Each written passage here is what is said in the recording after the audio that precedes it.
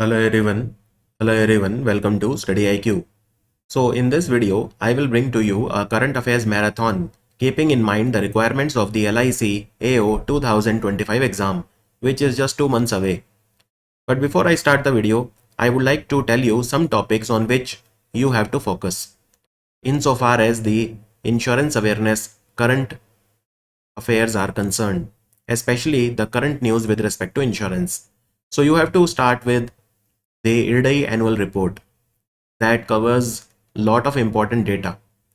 And then you also have to see the new companies which have got the license from IRDAI in the last 1 year, like Go Digit, which has got the life insurance business license, or a company like Narayana Health, which has got the license to act as a standalone health insurer. So these are the kind of news that you have to keep your focus on. Apart from the insurance current affairs, you also have to do the general current affairs of the last 6 months, while insurance current affairs you have to do of the last 1 year. Now the good news is that I have launched a course for LIC AO aspirants. This course is only for those very serious aspirants who for whom LIC AO is the ultimate dream. This is a very aspirational job, and the salary in the job is around 1.5 lakh rupees. And there are many perks also. There is also a great work-life balance when you compare it with the banking jobs.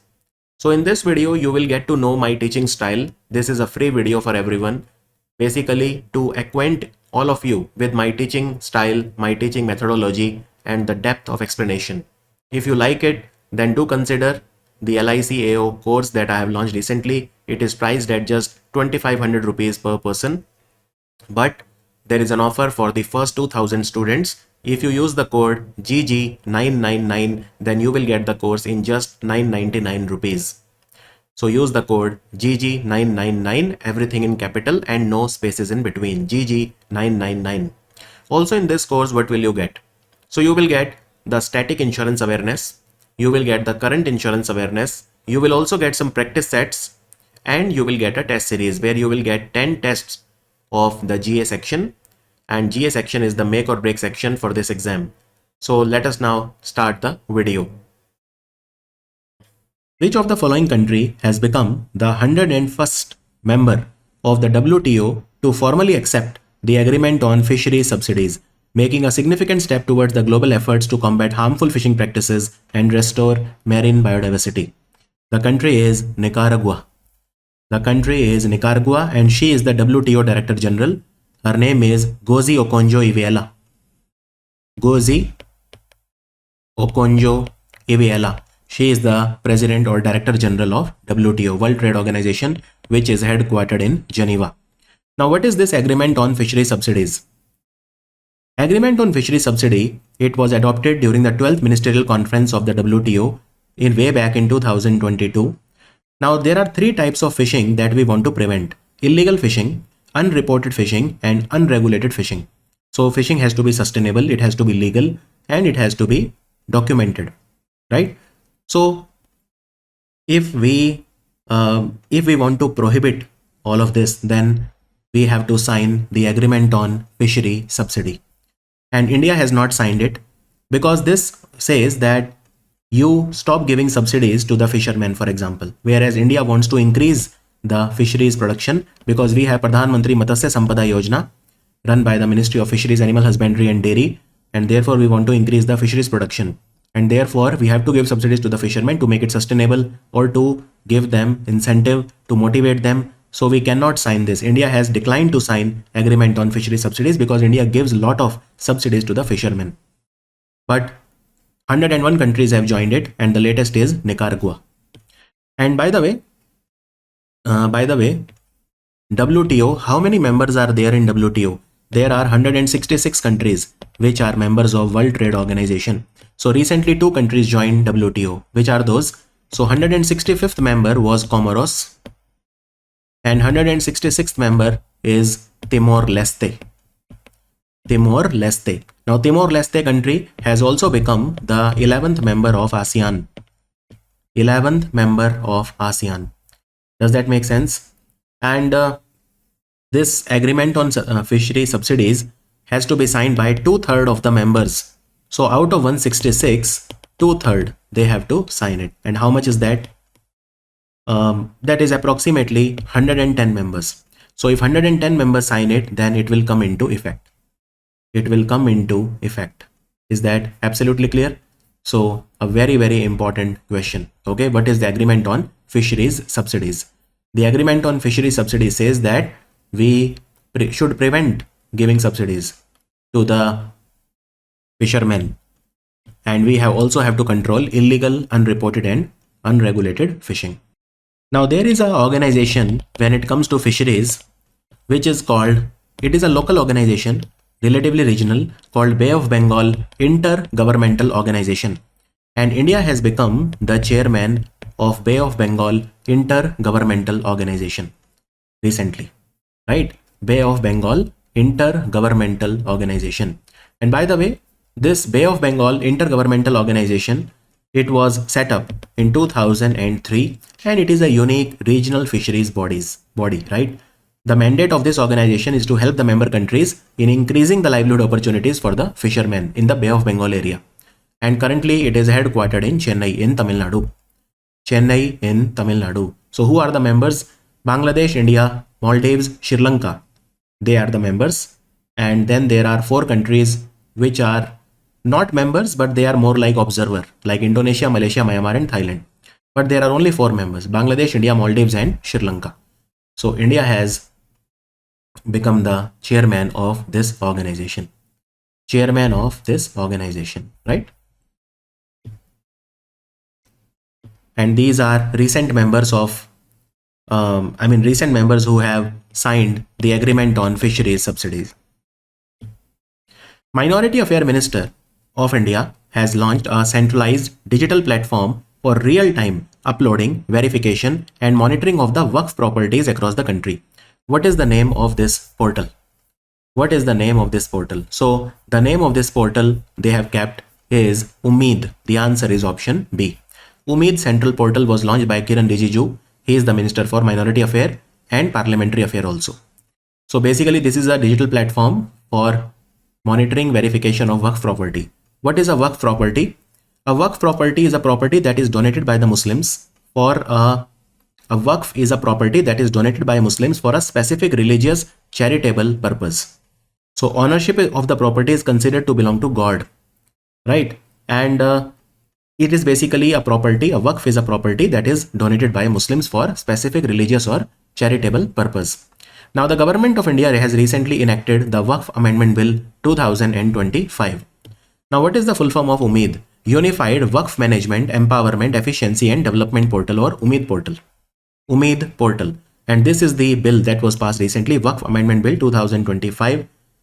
So this portal, Umeed Portal, is named after the Umeed Act of 1995. So this portal will manage all the Waqf properties. Waqf property. So what are the advantages of this portal? You can create a digital inventory with geotagging of all the Waqf property here. Online grievances redressal system, so complaints will be resolved. Transparent leasing and usage tracking. Integration with GIS mapping and other e-governance tool, and public access to verified records and reports. Who has topped the Candare Hurun India Women Leaders list in the Women's Professionals in India category? So the list has been topped by Shanti Ekambaram. Let me show you. You can see here that among the professionals, so here you can see women professionals, the list is topped by Shanti Ekambaram of the Kotak Mahindra Bank. First generation women wealth creator, the list is topped by Radha Bamboo of Zoho Corporation. Next generation woman Roshni Nadar Malhotra, daughter of Shiv Nadar and current chairman of HCL.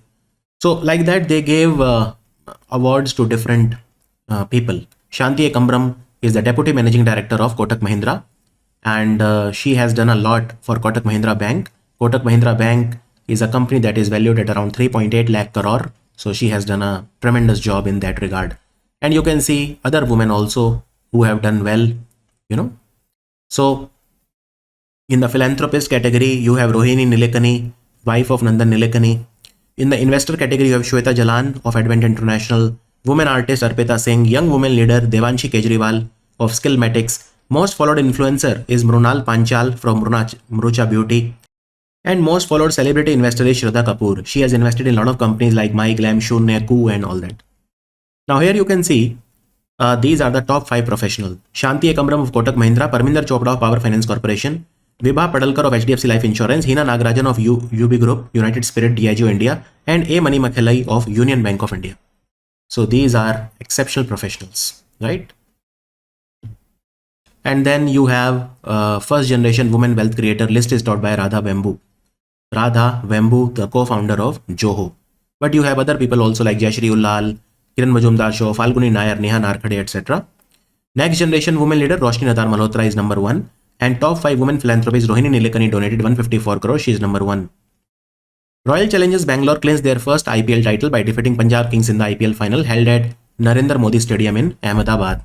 So who won the Orange Cap Award for scoring the highest runs in this IPL season? From IPL questions can come definitely. So Sai Sudarshan is the answer. Let me show you. So the winning team was RCB. They get 20 crore prize. Runners up was Punjab. They will get 12.5 crore. Third was Mumbai Indians, 7 crore. Fourth was Gujarat Titans, 6.5 crore. Orange cap was given to Sai Sudarshan. And purple cap winner was Prasiddh Krishna.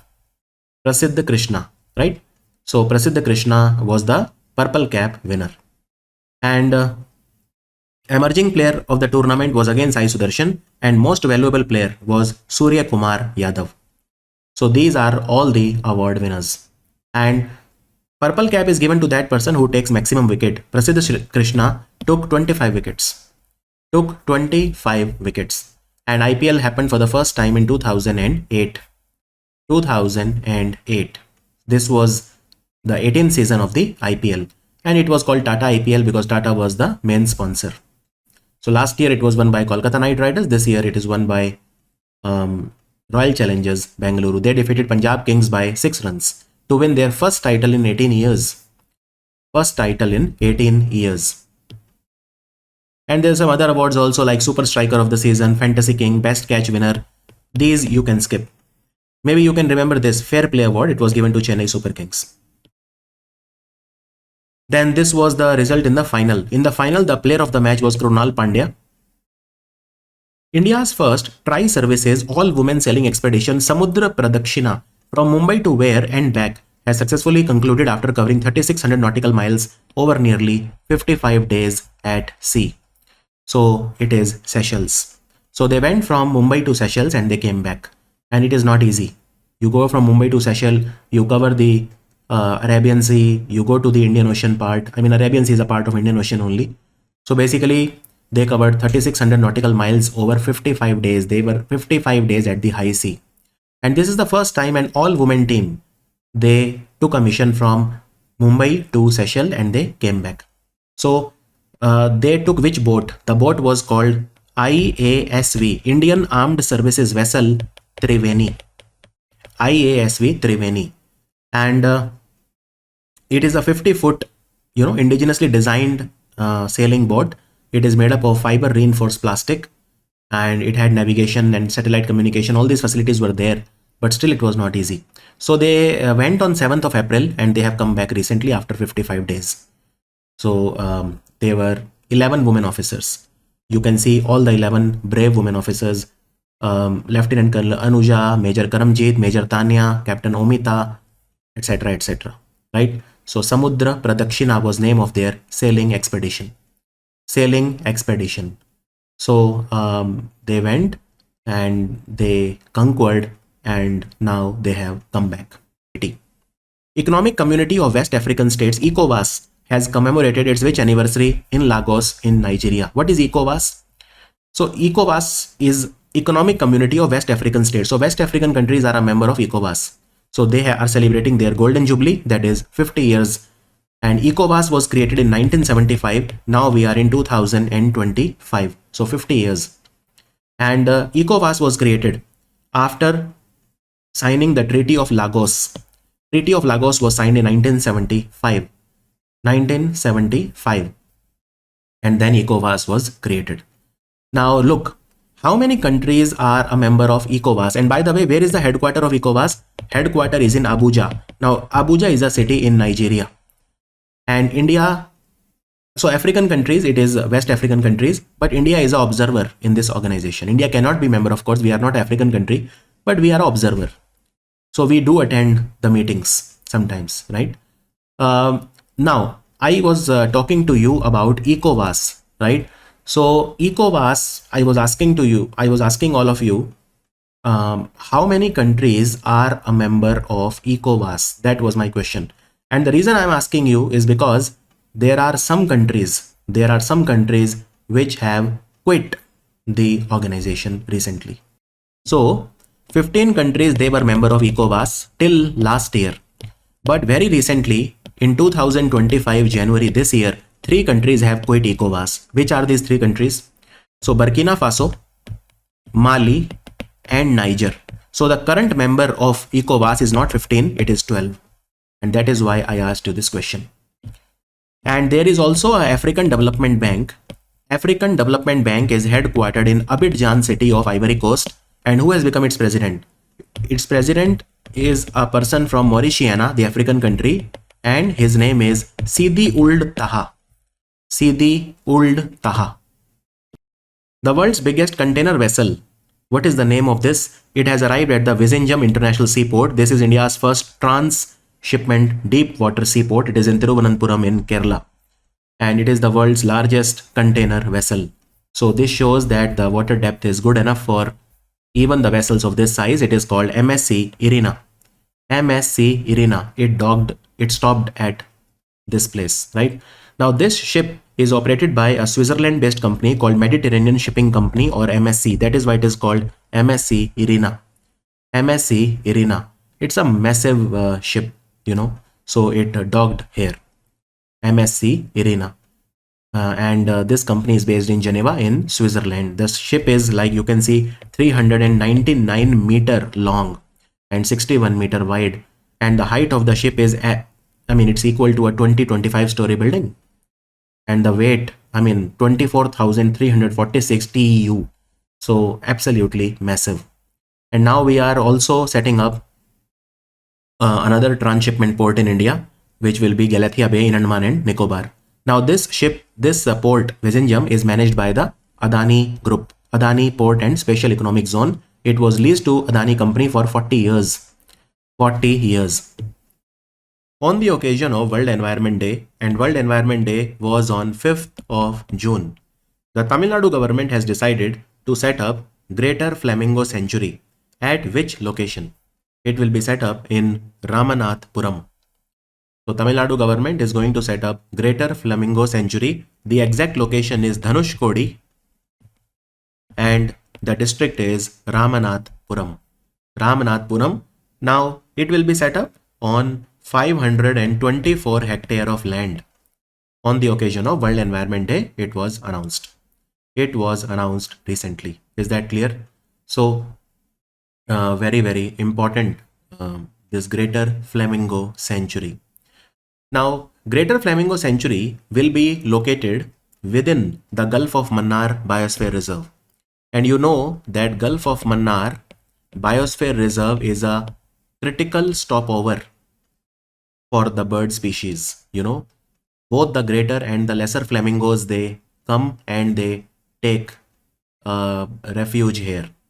And this area has a lot of biodiversity. It has a lot of marine life like fish, mollusk, sea turtle, crustacean, mangrove forest are here, sand dunes are here, marshes are here. All of these are here. So, and you know that Gulf of Mannar National Park has 21 small islands. Now, can you tell me which island is the government of Tamil Nadu going to reinstate or make it large once again, restore it? It is the island which is called Karya Challi. The exact, we write it like this, Karya Challi. Karya Challi Island will be restored. This project is called TN Shore, Tamil Nadu Sustainably Harnessing Ocean Resources Program, or TN Shore, and it is funded by the World Bank. And can you tell me which state of India has the maximum Ramsar sites? It is Tamil Nadu with 20 Ramsar sites. India has 91 Ramsar sites now. The 2 new ones are Khichan in Falodi in Rajasthan, and the other one is the Menar Bird Village, which is in Udaipur. Menar and kitchen. They both have been declared as Ramsar sites recently, right? Ramsar sites recently. Also, don't forget that Tamil Nadu is the leading producer in India for moringa. Moringa is a medicinal plant. We call it drumstick in local language, or you can call it moringa. Now in Tamil Nadu, there is a moringa export facilitation center which has been set up in Madurai recently.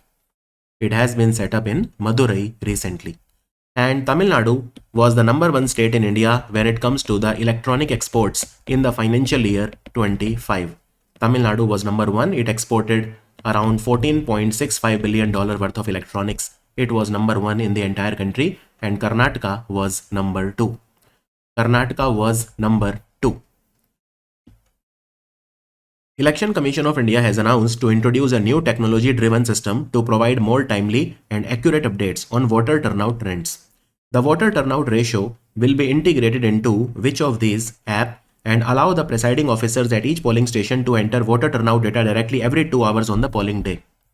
So this app is called ECI Net. ECI means Election Commission of India. ECI Net is the app where voter turnout ratio, you will get updated data every 2 hours. Every 2 hours, right? So this new system will give you voter turnout ratio, and the rules that are followed are called Conduction of Election Rules 1961. Conduct of Election Rules 1961, which are followed. Earlier there was this VTR app, but that did not give very good updates. Now on ECI Net, proper updates will be there. And Bihar elections are coming up, so it will be interesting how this entire system works. So information will be updated. And VTR app was started by the Election Commission in 2019, but now this new app ECI Net is a one-stop solution. It has been launched recently. Chief Election Commissioner of India is Mr. Gyanesh Kumar. So ECI Net is going to benefit nearly 100 crore voters in India, and it will have lot of data. The entire electoral machinery will be there. ECI Net is one master app. It will subsume lot of existing apps. So there are a lot of apps like Voter Helpline, Voter Turnout, C-Vigil, Suvidha, ESMS, Saksham, KYC app. So these all apps are now over. Only one app will remain, which is ECI Net. ECI Net. Is that clear? Government of India has launched Ayush Nivesh Sarthi portal to attract the global investments in traditional medicine. This portal has been developed by the Ministry of Ayush in collaboration with whom? So technical support has been given by Invest India. Ayush Nivesh Sarthi. It's an investor-centric digital platform. It is developed by the Ministry of Ayush in collaboration with Invest India. And Ayush is one of the fastest growing sector in India. So between 2014 and 2020, Ayush was growing at around 17% per annum. And now there is 100% FDI, which is permitted in the Ayush sector through the automatic route. So a lot of investment India is expecting in this route. We also celebrated the Yoga Day recently. The main event happened in Visakhapatnam. And what is this Invest India? So Invest India is our National Investment Promotion and Facilitation Agency. It was founded in 2009. It is a non-for-profit organization which works under DPIIT, Ministry of Commerce, and it is headquartered in New Delhi. Also, the Ministry of Ayush, they have recently launched a portal which is called Ayush Suraksha Portal. Ayush Suraksha Portal will protect the consumers against misleading advertisements, and it will ensure that only the safe and credible products they reach the people. Also, don't forget that Ayush Ministry has partnered with WHO, and they are setting up a global center for traditional medicine in Jamnagar in Gujarat. Global Center for Traditional Medicine, they are going to set up in Jamnagar in Gujarat. Also, Government of India has declared that every year 23rd of September will be celebrated as the Ayurveda Day. Earlier Ayurveda Day was the same day as Dhanteras, that is 2 days before Diwali, but now it is fixed. It will be 23rd September. Ayurveda Day we have been celebrating since 2016, and this will be the 10th Ayurveda Day that will be celebrated on 23rd September 2025. Why 23rd September is chosen? Because it is equinox. This day has equal length of the day and night. So that is why this day has been chosen recently. right? This day has been chosen. Let me also tell you, in UP, the first Ayush University has been set up in Gorakhpur district, and the name of this university is Mahayogi Guru Gorakhnath Ayush University. Guru Gorakhnath Ayush University. Union Education Minister has launched Ek Ped Maa Ke Naam campaign for the second time in New Delhi. The campaign aims to plant how many trees between 5th of June and 30th of September 2025. So 10 crore is the target. Ek Ped Maa Ke Naam, which means in the name of your mother, you plant a tree. And this was very successful last year also. So this is the second phase of the campaign.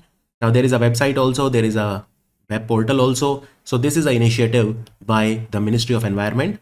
However, Ek Ped Maa Ke Naam campaign, there are something known as eco clubs that will be set up in the schools, and that comes under the Education Ministry. Eco clubs, we call them eco clubs for Mission Life. Life means lifestyle for the environment. So eco clubs for Mission Life, these are the clubs which have been set up in different schools in India. These clubs will sensitize the students towards environment and will try to inculcate environment friendly behavior in the students. Right? So Ek Ped Maa Ke Naam has started once again, and there is an app. So basically you can take a selfie, upload it on the website or the app, and you can register your contribution. Now, first time when this campaign was started was last year in 2024, and it was highly successful. And by the way, this Mission Life concept, it was launched by Pradhan Mantri Modi during COP26 that happened in Glasgow. That is where PM Modi gave this concept of life, right? Mission Life. And then finally he launched it next year in 2022 from Ekta Nagar in Kevadia in Gujarat. So first time he told about this concept, lifestyle for the environment, to become a pro-planet people. Pro-planet people. You become a PPP or pro-planet people if you adopt the Mission Life. Also, Ministry of Education, they recently gave performance grading index for the second time, and Chandigarh in India has the best schools overall. Punjab was second and Delhi was third. Recently, India was elected to the Economic and Social Council of the United Nations for which period? So from 2026 to 2028. Now, which were other countries that were elected? And the tenure will start from 1st January 2026. So other countries were also elected like Australia, Burundi, Chad, China, Finland, Mozambique, Norway, Peru, etc. etc. Now, Economic and Social Council is the principal body for coordinating different economic, social and environmental issues, make policies, policy dialogues, recommendations, etc. And it has 54 countries as its member. Now these members are elected by the General Assembly for 3 years. So ECOSOC was founded in 1945, and ECOSOC is one of the 6 main organs of the United Nations, and it is headquartered in New York. Here I would also like to tell you that India recently has also become the president of International Institute of Administrative Sciences, which is headquartered in capital of Belgium, that is Brussels, for 2025 to 2028 4-year term, for 4 years, right? And 31 countries are a member of IIAS. India has also become the chairman of Asian Productivity Organization, that is headquartered in Tokyo, for the 2025-26 financial year, and 21 countries are a member of this. Also in Belgium's capital Brussels, we have the headquarter of NATO. Now there are 32 countries which are member of NATO, and they will spend 5% of their GDP on NATO. Recently, Japan's Ministry of Finance has reported that which country has overtaken Japan as the world's largest creditor nation in 2024 for the first time in 34 years. The answer is Germany. Germany is investing its lot of money abroad. So Germany invested $3.98 trillion abroad till now, and Japan has invested around $3.7 trillion abroad. So Germany overtook, and China was at third position. With $3.3 trillion. Hong Kong was fourth and Norway was fifth. So you can see Germany was number 1.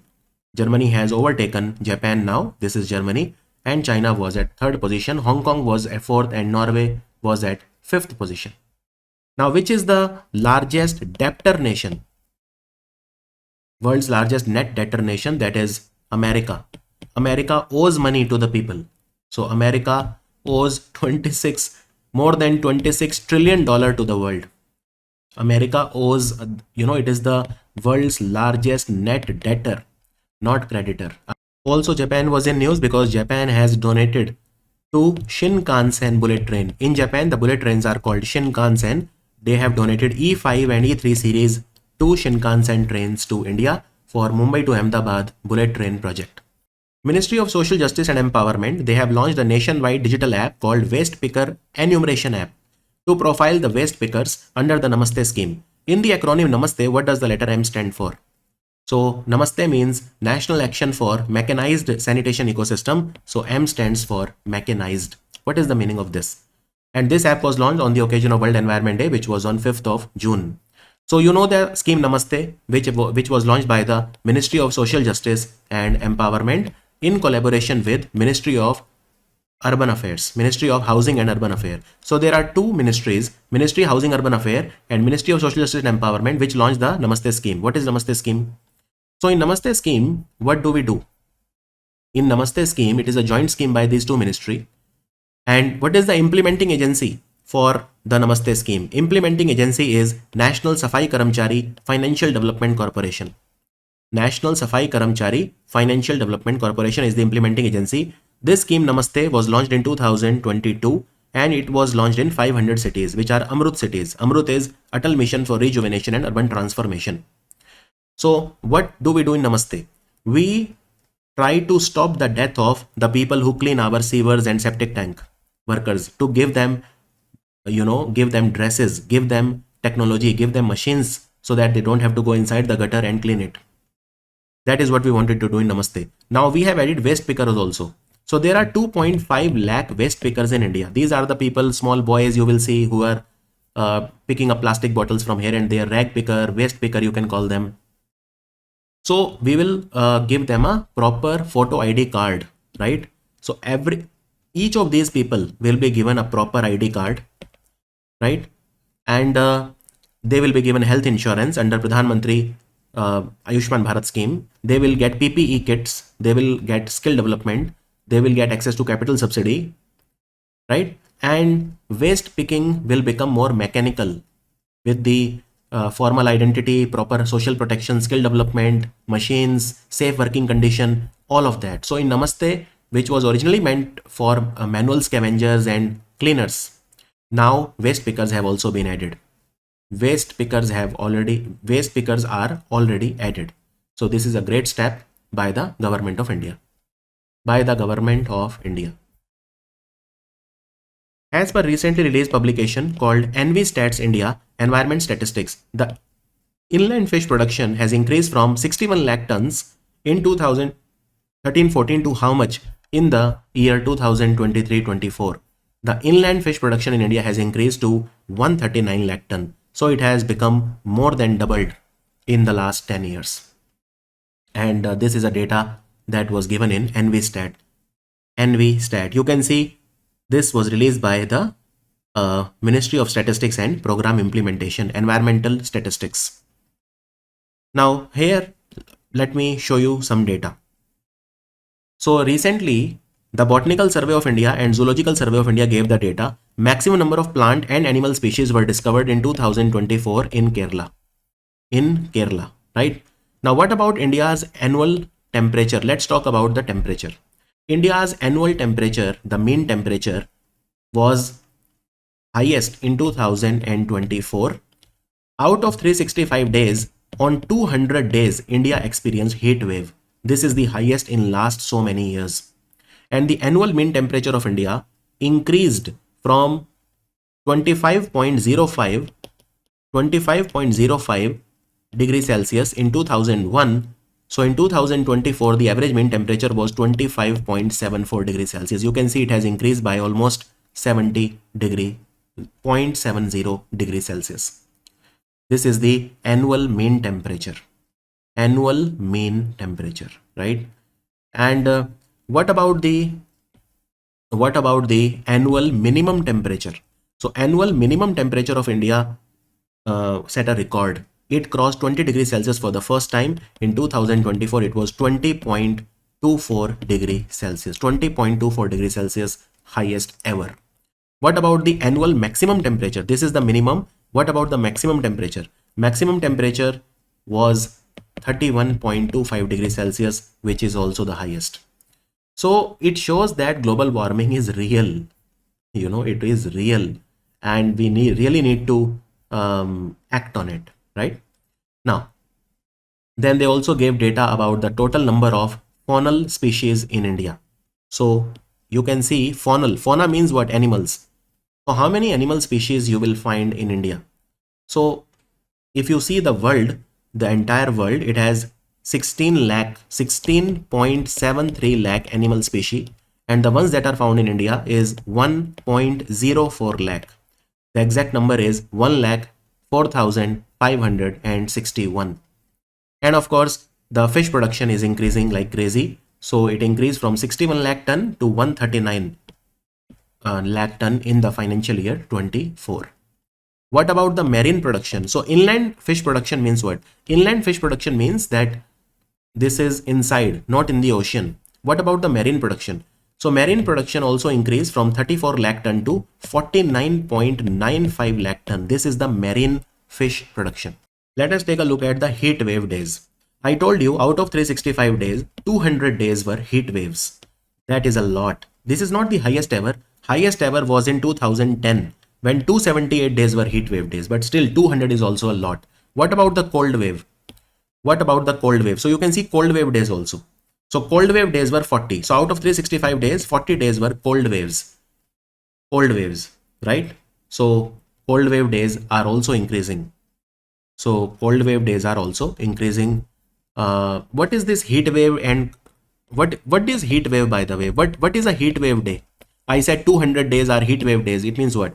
So if the temperature in the plains is more than 40 degrees C, or it is a deviation of 4.5 degrees C more than normal, then we call it a heat wave day. What about cold wave? If the temperature is below 4 degrees Celsius, or if it is less than 4.5 degrees C compared to normal, then we call it a cold wave day. Then we call it a cold wave day. So all of this data was released by the NV Stats. NV Stats. Who among the following has been appointed as the chairman of Economic Advisory Council to the Prime Minister of India? An extremely important question. Economic Advisory Council to the Prime Minister of India has members and chairman. And the chairman position has been given now to Mr. S. Mahendra Dev. S. Mahendra Dev. Now, Bibek Devroy was the chairman, but he passed away, unfortunately. So there was no full-time chairman since November, because in November, Bibek Devroy passed away. And additional charge was given to Suman Berry, who is the vice chairman of the Niti Aayog, but now we have a proper chairman. His name is M. Dev or S. Mahendra Dev. And who are the full-time members? So full-time members, Sanjeev Sanyal, Sanjay Kumar Mishra, Shamika Ravi. Then we have part-time members, Soumya Kanti Ghosh, KV Raju, Chetan Ghate, Pami Dua, Pulak Ghosh and Gaurav Vallabh. And who is S. Mahendra Dev? He is a renowned economist. He is a former director of Indira Gandhi Institute of Development Research, and he has been on a lot of committees of the government of India. He, especially on agriculture and rural economics, he is very learned fellow. And he has held important position. For example, he was the vice chairman of the board of trustees at the International Food Policy Research Institute. He was also a member of the National Statistical Commission. He was an independent director at Kotak Mahindra Bank and Kotak Mahindra Prime Limited. He has a PhD from Delhi School of Economics, and he has edited 19 books and published 200 research papers. Economic Advisory Council to the Prime Minister of India is an independent body which advises the Prime Minister on the economic issues. The role of EAC is only advisory in nature, and it is not binding on the Prime Minister of India. So there is a chairperson, and there are some part-time and full-time members. There is no proper number of the fixed exact number of the members. It depends on the wish of the Prime Minister. So full-time members will be Sanjeev Sanyal, Shamika Ravi and Sanjay Kumar Mishra. Which state has launched Rajiv Gandhi Van Samvardhan Yojana with the aim to enhance the green cover in the state? So you must have identified him. He is Himachal Pradesh Chief Minister Sukhwinder Singh Sukhu. So he has launched Rajiv Gandhi Van Samvardhan Yojana, and this scheme was launched from Hamirpur. He also launched one more scheme called Green Adoption Scheme. Green Adoption Scheme. The idea is to increase the green cover and promote community participation. Community participation. So what will be done? Tree plantation will be done. Plantation activities will be done on 2 hectares of land, forest land in Nadon, in Bhavdan, and it will be maintained for 5 years. So the scheme involves Mahila Mandals. The scheme involves Mahila Mandals, Yuvak Mandal, self-help groups to carry out tree plantation. And in the green adoption scheme, the Ambuja group, it will do the plantation on 25 hectare of land, and Adani group and Ultratech Cement group, they will do the plantation on 10 hectare. So in green adoption scheme, the large corporate houses will do the plantation, whereas in the Rajiv Gandhi Van Samvardhan Yojana, the Mahila Mandal, Yuvak Mandal and self-help groups, they will do the plantation. They will do the plantation. According to the recently released report called Trends in Artificial Intelligence, Reliance Industries is the only Indian company to feature in the list of top 30 publicly traded global technology companies. Which of the following company has secured the #1 position in the list? So number 1 is Microsoft. Number 1 is Microsoft. Now this report has been given by agency, a technology company called Bond, which is based in San Francisco in California in America. So you can see Microsoft is number 1. Nvidia is number 2. You can see all the top companies, in AI, they are American. Then you also have a Tencent company from China. Then again, some company from America. There is a German company called SAP. There is a Dutch company called ASML. And Reliance is also there in top 30.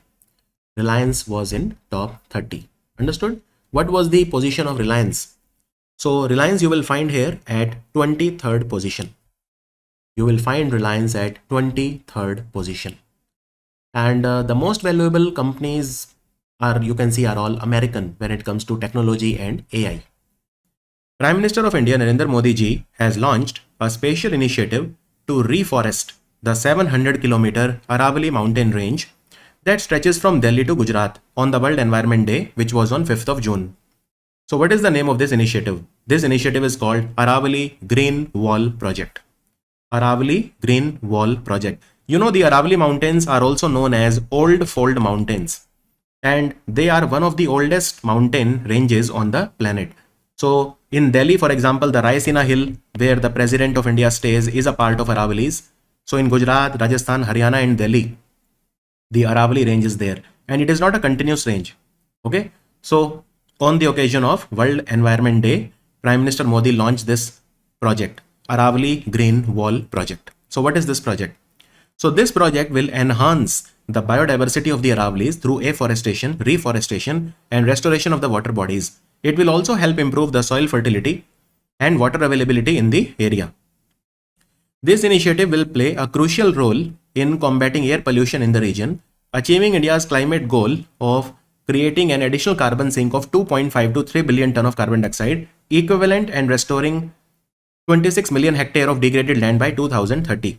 So India has a target which is to restore 26 million hectare of land by 2030. So this is a target of India. It is a very ambitious target. This target, in fact, we have also given in the United Nations Convention to Combat Desertification. 26 million hectare of land we want to restore by 2030. So what we will do in this project? So let's say these are the Aravalli Mountains. Now around the mountain, we will plant trees. We will do afforestation and reforestation. What is the difference between afforestation and reforestation? So in afforestation, we plant trees in fresh areas. In reforestation, we plant the trees in those areas where earlier trees were there and now that is a degraded land. So a 5-kilometer wide green buffer, this area where the Aravallis end, mountain end, we will create a 5-kilometer green buffer. So it will cover almost 6.5 million hectare across Gujarat, Rajasthan, Haryana and Delhi. And within this buffer zone, about 42% of the land is currently degraded. So in this land, which is 5 kilometer on all the sides, currently 42% of this land is degraded. Also, around 1000 nurseries will be developed in 29 districts which are located in the Aravalli range. Now, can you tell me in which state of India the land around the Aravallis is mostly degraded? So most of it is in Rajasthan. Of the total degraded area, and what is the reason of degradation? There is a lot of deforestation, illegal mining, livestock grazing, and human encroachment. These are the reasons for degradation of the land around the Aravalli mountain. And most of this degraded area is in Rajasthan, then Gujarat also, and a very less degraded area is present in Haryana and Delhi. And can you tell me what is the highest peak of the Aravalli mountain? The highest peak of the Aravalli mountain is called Guru Shikhar. And Guru Shikhar is located in Mount Abu in Rajasthan. It is located in Mount Abu in Rajasthan. Is that understood? Very, very important. And Aravalli range is around 670 kilometer. The total range is 670 kilometer. And let me tell you, there are 22 wildlife sanctuaries and there are 4 tiger reserves which are located in the Aravalli area. Even Ranthambore is a part of the Aravalli. Also, on the occasion of World Environment Day, Prime Minister launched Ek Ped Maa Ke Naam, which means plant a tree in the name of your mother version 2 campaign. And the aim is to plant 10 crore trees between 5th of June and 30th of September. Recently released UNESCO Global Education Monitoring Report Financial Year 25 highlights that the women, they remain underrepresented as principals across all school types in India. So very few schools in India, they have principal who are women. At the higher education level, only what percent of women they held vice chancellor or directorial roles in 189 national institutions in 2021. So there is a gender gap which you can find in the higher education in India. Only 5% of the women they held vice chancellor or director roles. Very, very sad, you know. And let me tell you, in India, in 1220, so 1220 universities, women made only 9% of the vice chancellor and 11% of the registrar or chief administrative officer. In a broader sample of 1220 at the higher education level, only 5% of the women they were vice chancellor or director in 189 national institutions in 2021. And then they took a broader sample of 1220 universities and only 9% women were VCs and only 11% were registrar or chief administrative officers. Also, boys continue to lag behind girls in reading proficiency worldwide, not just in India. On an average, only 87 boys attain the minimum proficiency level for every 100 girls. The gap is even wider in the middle income countries, with only 72 boys meet reading standard per 100 girls. So girls are far ahead when it comes to the education. Because you can see that for every 100 girl, only 87 boys globally, they are able to have minimum proficiency level in reading. In mathematics, gender parity has been held for the last 20 years. Now, recent data says that recently girls are doing well in mathematics, which earlier was not the case. Now, one of the challenge that India faces is in primary education. You know, we have a very good enrollment ratio of student, but there are challenges in ensuring learning outcomes and strengthening the school leadership. So this is what is said by UNESCO. And UNESCO is a very respected organization which is headquartered in Paris. Now, recently, America has quit UNESCO. Donald Trump has said that I am quitting UNESCO. Which of the following country has launched the plan to construct the world's first fusion-fission hybrid nuclear reactor, which is called Xinghuo? The answer is China. Look, the nuclear reactor, either it is based on nuclear fusion or nuclear fission, right? But not both. But this is the world's first nuclear plant that will be having both of these. The word Xinghuo in the Chinese language is called Mandarin, and the word Xinghuo means what? It means spark. And the capacity of the project will be 100 megawatt. 100 megawatt. So they will set it up where? On an island which is called Yahoo, YAOHU, Yahoo Science Island, which is located in Nanchang. Now, Nanchang is located in Jiangxi province in central China. So, very, very powerful plant which has both nuclear fission and nuclear fusion. Right? So, this is a great innovation from China. from China. Also, don't forget the world's tallest dam is being constructed at a height of 315 meter. World's tallest dam in Sichuan province of China. The name is called Shuangjiangku Hydropower Project. Hydropower project. This is the world's tallest hydropower project, right? And it is coming up on which river in China? Dadu River. The name of the river is called Dadu River. Dadu River. And very important, the world's largest dam, not tallest, even the largest dam is coming up in China on Brahmaputra River. So it is coming up on Yarlung Zangbo, which is basically the Tibetan name of Brahmaputra. Tibetan name of Brahmaputra. And this is the world's largest dam. World's largest dam. It is also coming up in China. Let me also tell you one small thing. So there is a Bagram airfield in Afghanistan, and China has occupied the Bagram airfield when America vacated it. This is the largest airfield, largest air base in Afghanistan. As per the recently released State of India's Environment in Figures report by the Center for Science and Environment, which is based in Delhi, which of the following state or union territory has emerged as the best in terms of public health and infrastructure, recording the highest proportion of medically certified deaths in the country? So the answer is Goa. Now look, Center for Science and Environment is basically, it's a non-government organization which is based in Delhi. You can say it is more like a think tank, Center for Science and Environment. So it is a think tank. In fact, you must be knowing of a magazine called Down to Earth, and Down to Earth magazine is published by, this Center for Science and Environment. In fact, at one point of time, I used to do review of Down to Earth magazine on YouTube, free of cost for everyone. So Down to Earth is a magazine which comes 2 times every month. 2 times every month. So what has this report said? Well, Andhra, Sikkim and Goa, they are topping the charts in individual categories. No state emerged as a consistent performer across all the domains, right? So let's see which state is the best. So Goa, I told you, is the best in public health and infrastructure. Andhra Pradesh was number 1 in environmental management, and Sikkim was number 1 in organic farming and sustainable agriculture practices. Sustainable agriculture practices, right? But look at some states which are doing very poorly. For example, UP, Maharashtra, Bihar and West Bengal. Almost 50% of the population which is ranked poor across all the categories, whether it comes to agriculture, whether it comes to environmental management, whether it comes to healthcare and infrastructure.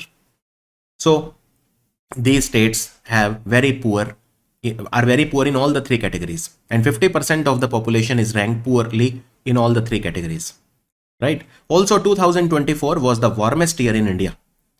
Warmest year in India. And extreme weather events, they happened on 88% of the days in India in 2024.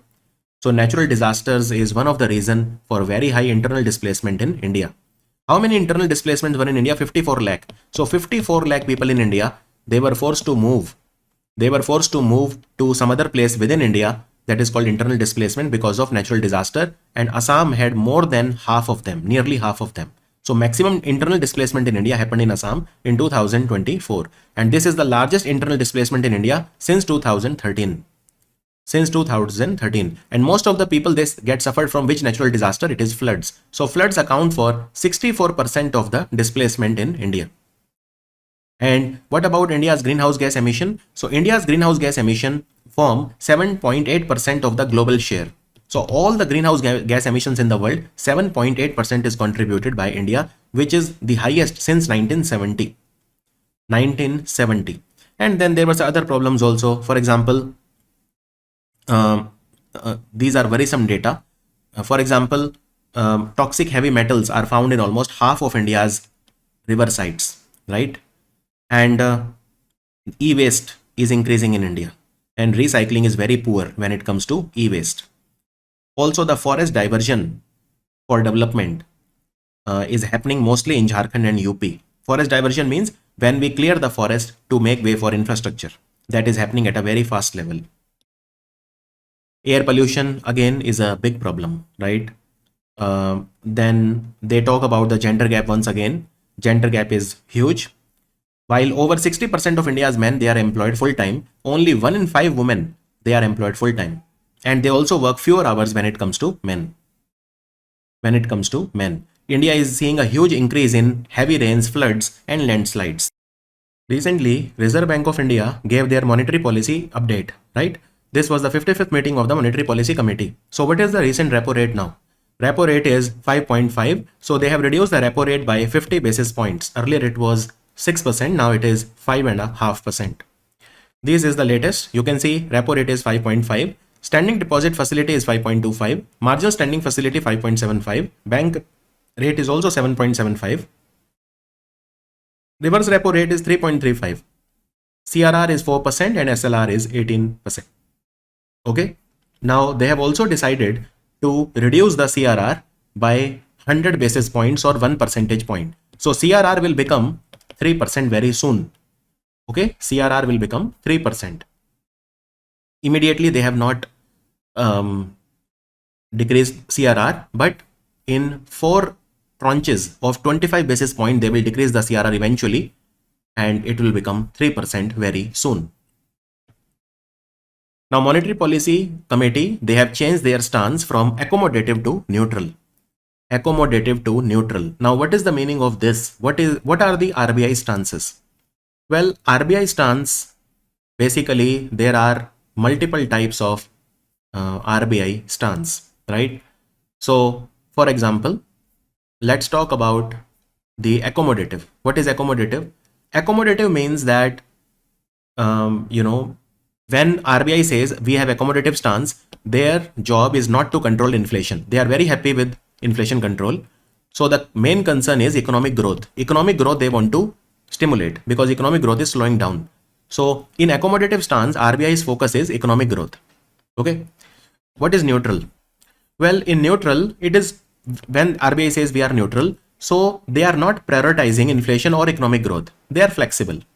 So it is not focused on either of the two things. Okay, that is controlling inflation or stimulating economic growth. They don't have any preference, right? So they take the data, whatever is available, and on that basis they decide whether they will cut the repo rate or whether they will keep the status quo or they will increase the repo rate. It will be based on data. They don't have any preference. So now they are neutral. Right? And as per this monetary policy of June, the growth estimate is 6.5%, which means that Reserve Bank of India is saying that India will grow at 6.5% in the financial year 2026. As per RBI, for financial year 26, which is the current financial year, the CPI inflation is expected to be 3.7%, which is very good, 3.7%. And as I said, the GDP growth rate projection is 6.5%. As per recently released report called World Wealth Report, India saw how much percent increase in high net worth individuals' wealth in 2024, witnessing 3.78 lakh people who are millionaires in India, and their total wealth is around $1.5 trillion.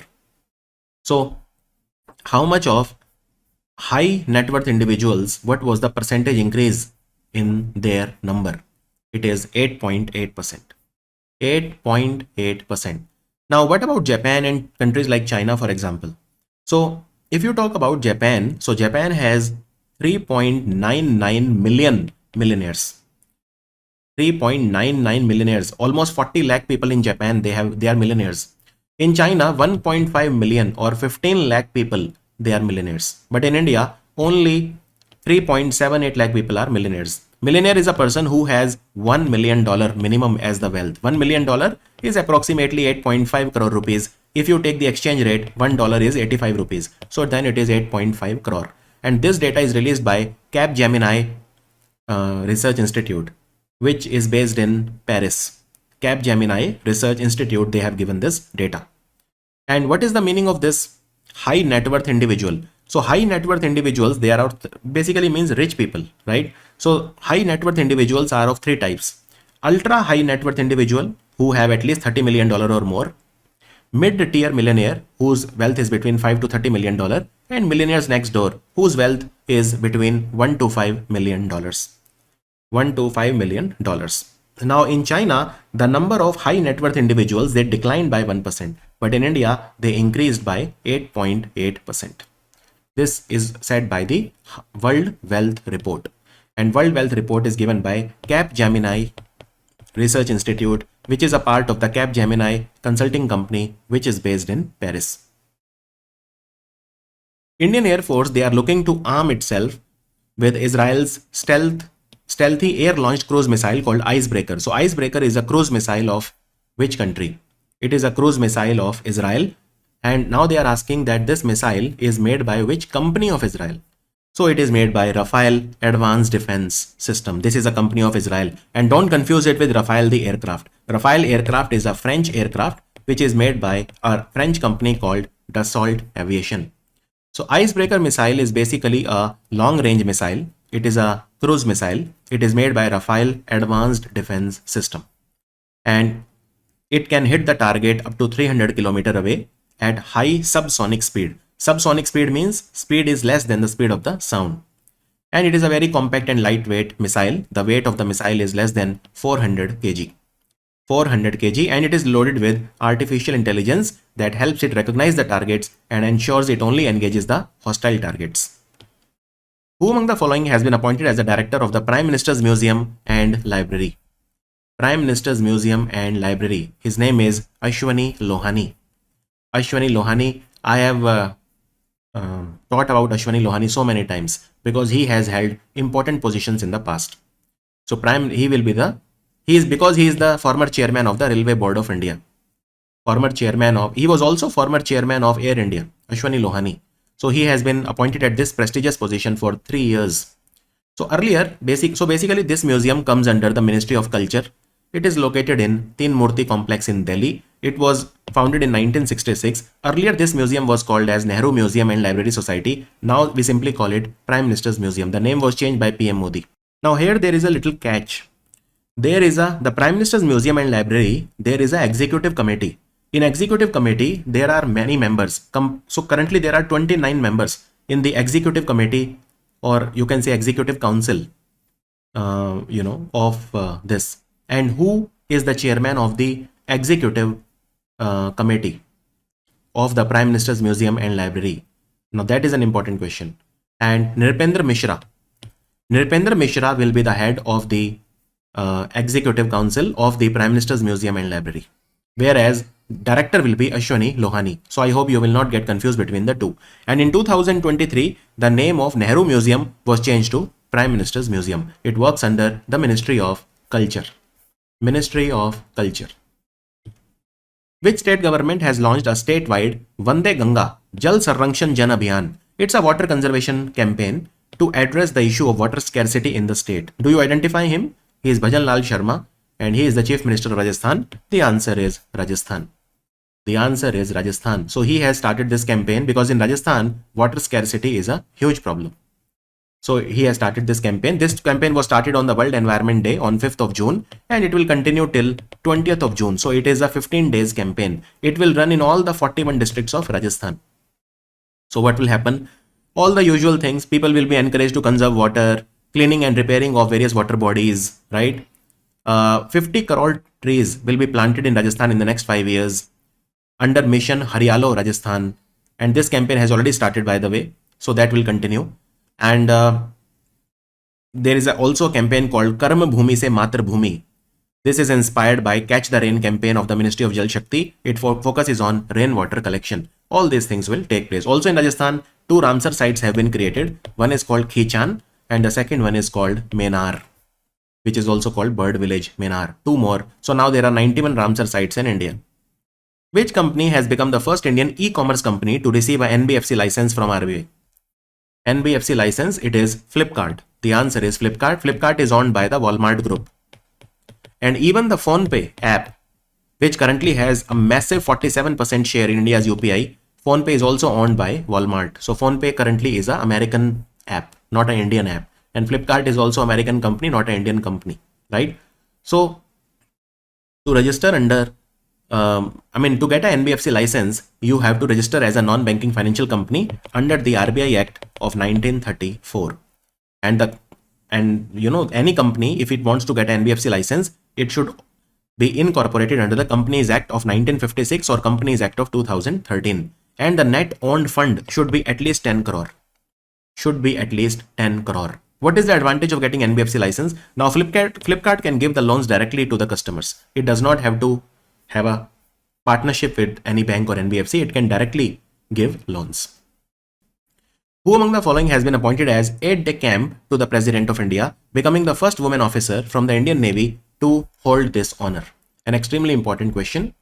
So who will be her? Yashashvi Solanki.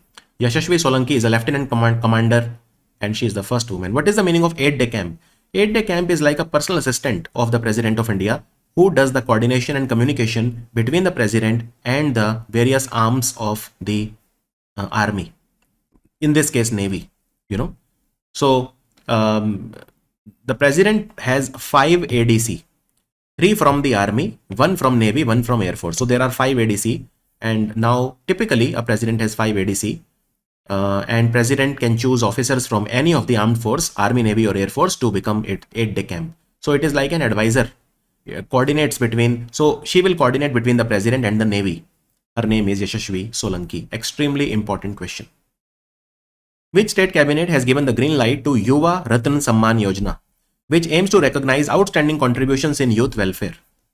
Which state has started this scheme? It is Chhattisgarh. He is Vishnu Dev Sai, the Chief Minister of Chhattisgarh. So under this scheme, 1 individual and 1 organization will be awarded annually. The organization will get 5 lakh rupees and a medal and a certificate, and individual will get 2.5 lakh rupees and a medal and a certificate. So this has been launched recently. Also, Chhattisgarh government has started Chhattisgarh homestay policy, which encourages the tourist to explore tribal and interior regions of South Chhattisgarh, especially Bastar, Dantewada, all these areas, because you can experience the unique lifestyle, tradition and craft of tribal communities. For example, the Chhattisgarhi Dokra art is very famous. I have Chhattisgarhi Dokra items in my home. So you can enjoy the homestays, you know. So this policy will give direct benefit to the local resident by offering them a business opportunity to increase their income. And it will promote tourism also. 5 countries, they have been elected to serve as non-permanent members of UN Security Council with 2-year terms beginning in January 2026, which is not one of them. So in United Nations Security Council, there are 5 permanent members like France, UK, USA, Russia, China. All of these are permanent members, 5. But 10 countries are non-permanent members who are elected for 2 years, right? So which of these is not one of them? Ethiopia is not one of them. Which are the 5 countries?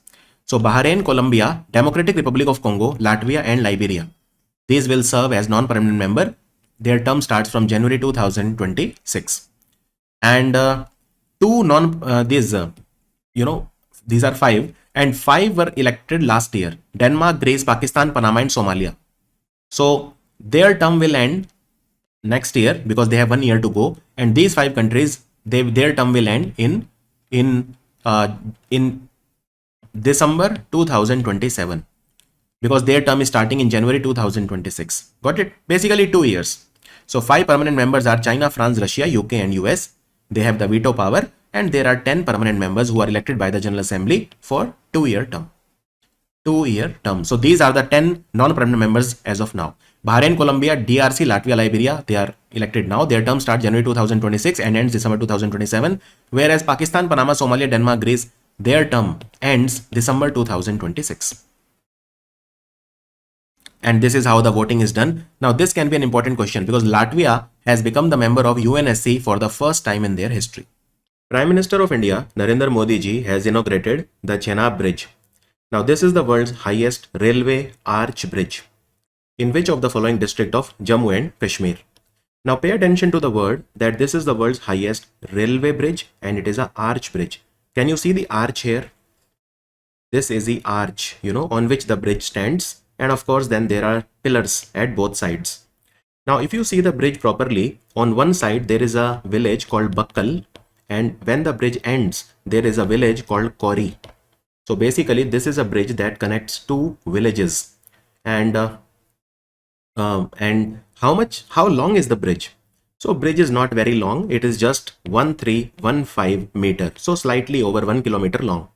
But the best part is the height.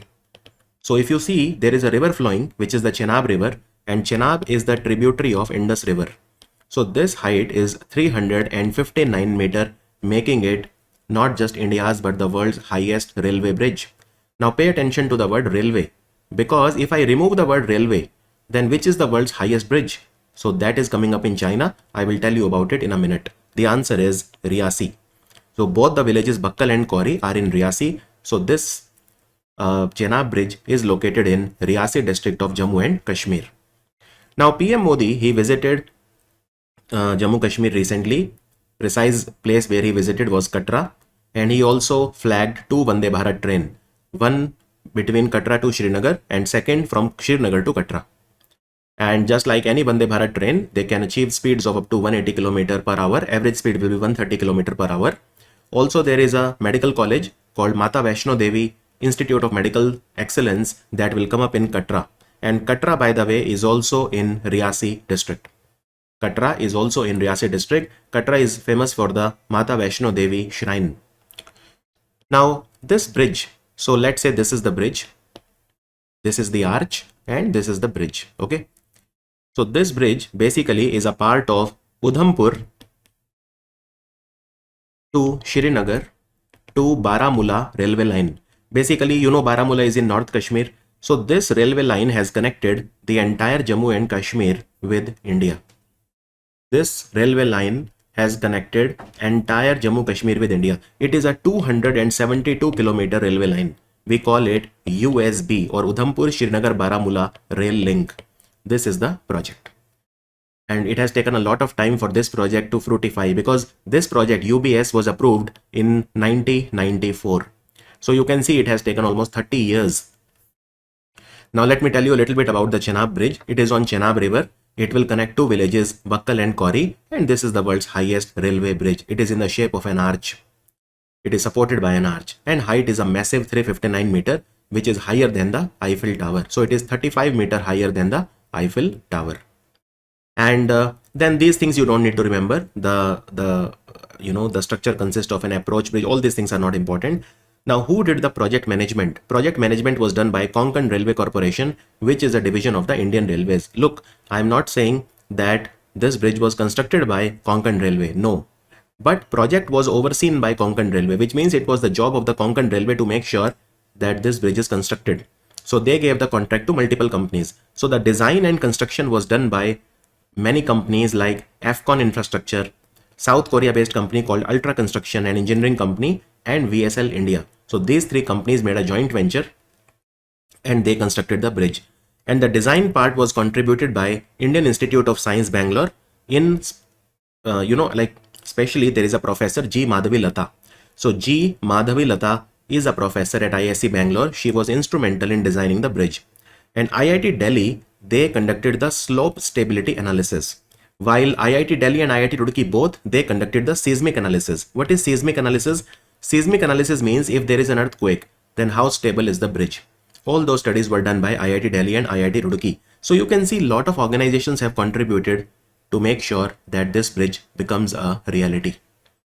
This bridge becomes a reality. Now let me talk to you about the world's highest bridge. If in exam they ask you the world's highest bridge, please don't mark blindly Chenab Bridge. First of all, Chenab Bridge is not the world's highest bridge.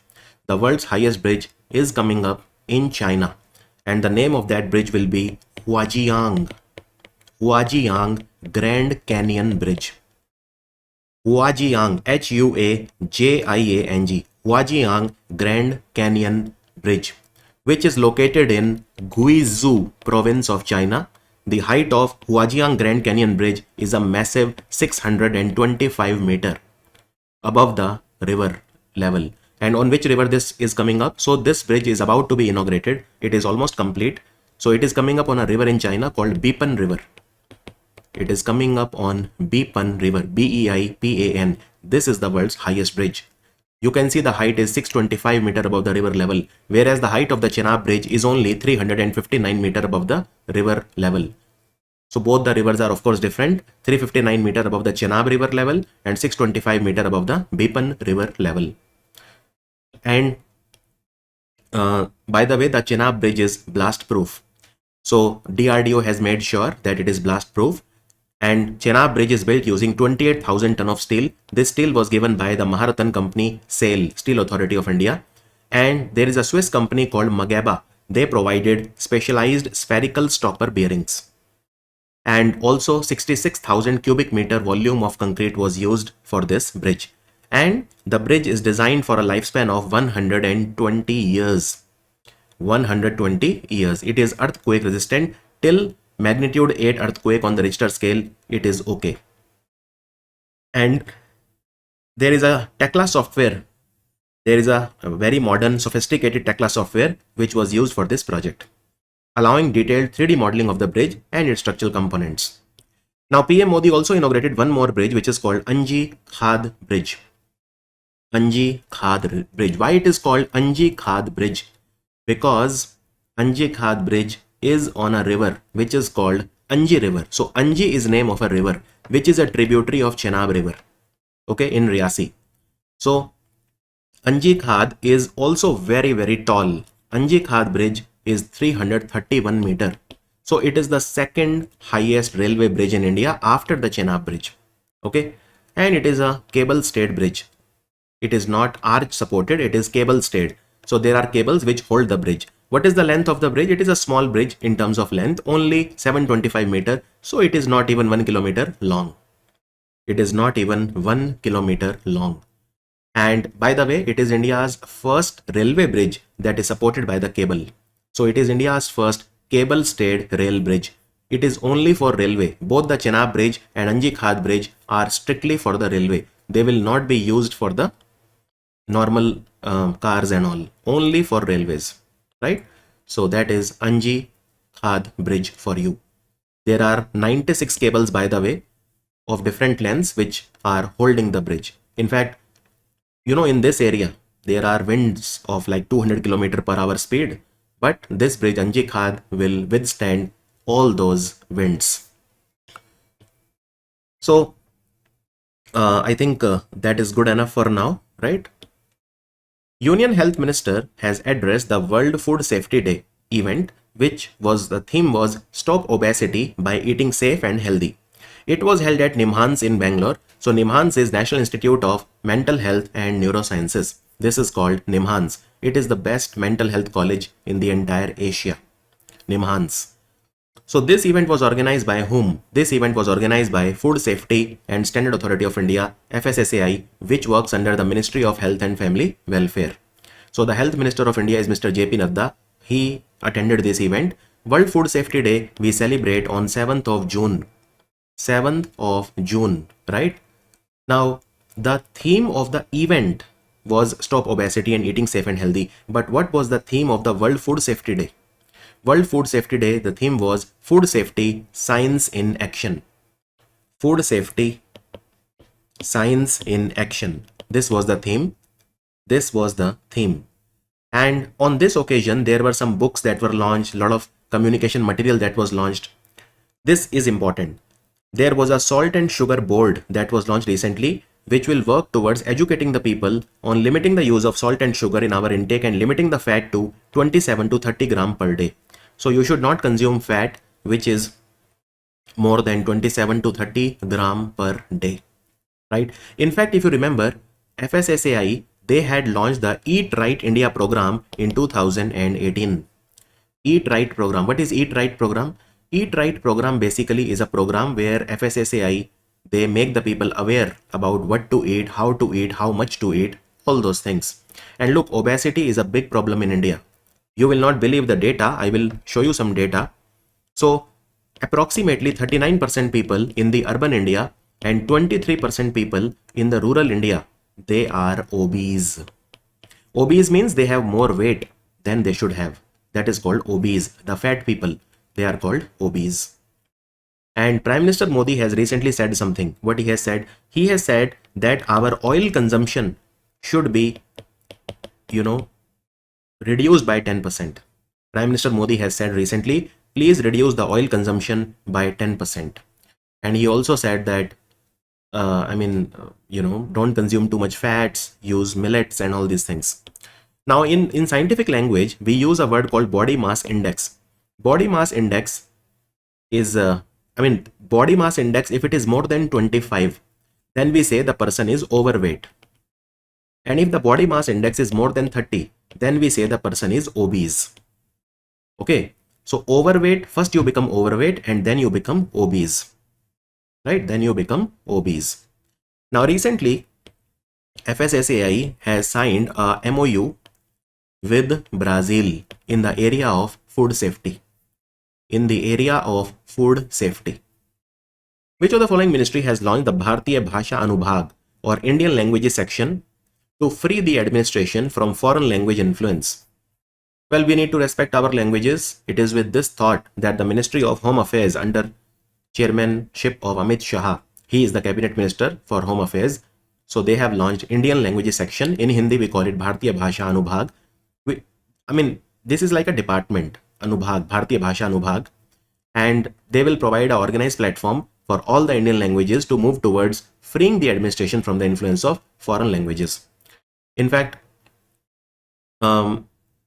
there is a Department of Official Language which comes under the Ministry of Home Affairs. So this Indian languages section or the Bharatiya Bhasha Anubhag will be a part of the Department of Official Language. Department of Official Language, right? And this Bharatiya Bhasha Anubhag will also support translation among Indian languages, and this translation will be done by CDAC, Center for Development of Advanced Computing, which is headquartered in Pune and which works under the Ministry of Electronics and IT. Ministry of Electronics and IT. Now, in the last financial year, in financial year 25, in the budget, it was said that to set up the Bharatiya Bhasha Anubhag, there is a budget of 56 crore that was approved by the government of India. That was approved by the government of India, right? Now, which is the most spoken language in the world? So, according to Ethnologue is one of the most prestigious languages think tank, which is based in America. So it said that currently English is the most spoken language in the world. There are 153 crore people in the world which speak English. And then Chinese language called Mandarin is second. There are 118 crore people, and third is now Hindi.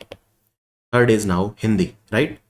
So third is now Hindi. In India, Hindi is number one, spoken by most people. Hindi is spoken by 60 crore people in the world. Third most. And in India, second most spoken language after Hindi is Bengali. Bengali is the 7th most spoken language in the world and second most spoken language in India. There is a report called Global Energy Investment Report, which is released by International Energy Agency, which is headquartered in Paris. So it said that India's investment in the renewable energy has seen a significant rise. In 2015, it was around $13 billion. How much was it in 2025 financial year? The investment in renewable energy has increased from just 13 billion now to $37 billion. You can see it has become 3 times.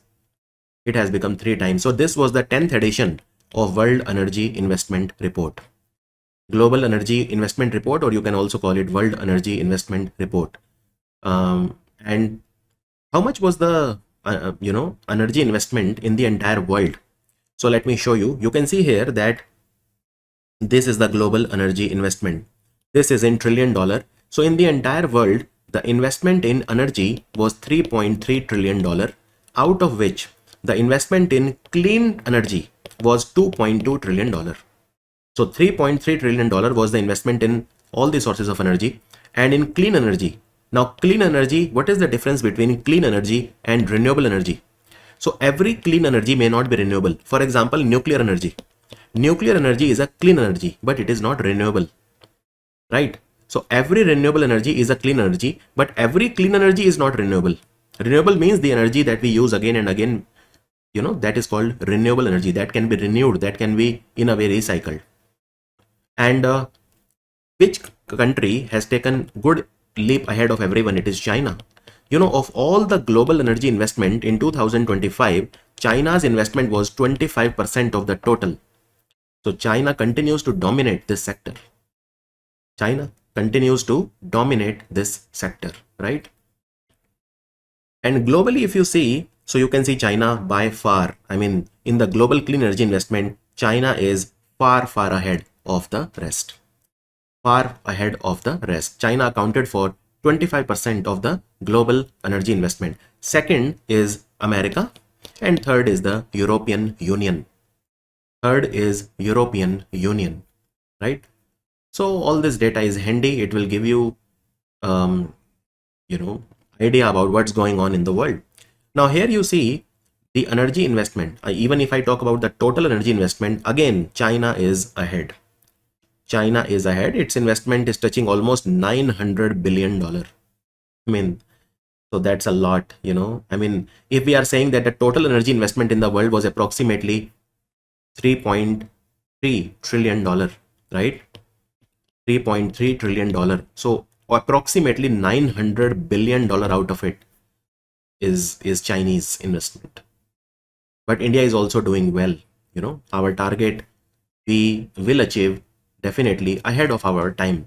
We want to achieve 500 gigawatt of renewable energy by 2030, and we will achieve it well before time. This is what PM Modi also said recently.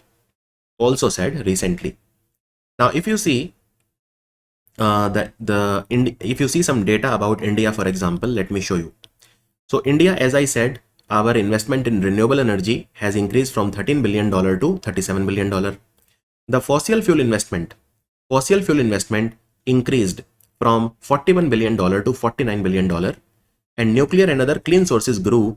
The investment in nuclear and other clean sources grew from $1 billion to $6 billion. So India is promoting investment in renewable energy and nuclear energy, both of which are clean energy. And India's investment, you can see in other, like solar photovoltaic is also increased. So yeah, that data is sufficient. Which of the following state or union territory has not been identified as a top performer in the adult literacy certification based on FLNAT data? What is FLNAT data? Foundational Literacy and Numeracy Assessment Test. So you should first of all know about what is this test, why is this test conducted, and who conducts this test. FLNAT. What is FLNAT? So FLNAT is basically a test which is taken by the Ministry of Education. So Ministry of Education, they are responsible for conducting this test, FLNAT, and it's a pan-India test. So it is a nationwide assessment. And what does it test? So it will test foundational reading, writing, and numeracy skills. So reading, writing, and numeracy. Numeracy means basic calculation skills. It is designed to certify non-literate adults who successfully complete state-led literacy programs. Basically, if you are an adult, and if you are non-literate, you are not literate, and you want to be considered as literate, then you have to pass this test, FLNAT. Now, between July 2024 and March 2025, in this period of approximately 9 months, how many adult? Now here adult means a person who is more than 15 years of age. If you are aged 15 or more, then you are an adult for this particular test, FLNAT. So in this 9-month period, how many people gave this test? 1.77 crore. And how many qualified? Well, around 34 lakh people, they were certified, which is an average of around 19.4%. 19.4% people, they were able to clear this test. So these are now certified literate, right? And this test is conducted under which program? So the program is called NILP Ullas. NILP is what? New India Literacy Program, or Nav Bharat Saksharta Karyakram in Hindi. It is a centrally sponsored scheme of the Ministry of Education. It was launched in 2022-23 and it will run till financial year 27. The allocation for this scheme was approximately 1037.9 crore. 700 crore will be contributed by the central government and the remaining 337.9 crore by the state governments. So our target is that those people who are aged 15 or more, they should have foundational literacy, numeracy, critical life skills, and they should be able to read, write, they should be able to do all these things, right? And so now they are asking which state was not a top performer. Not a top performer. Well, Tamil Nadu had 100% success rate in this exam. So every person who sat from Tamil Nadu cleared the test. 100% success rate was from Tamil Nadu. Delhi, 99.3% people cleared this exam from Delhi. And then Tripura, 98.1%. Right? So among the top performer was these three. Himachal performed well, but it wasn't among the top performers.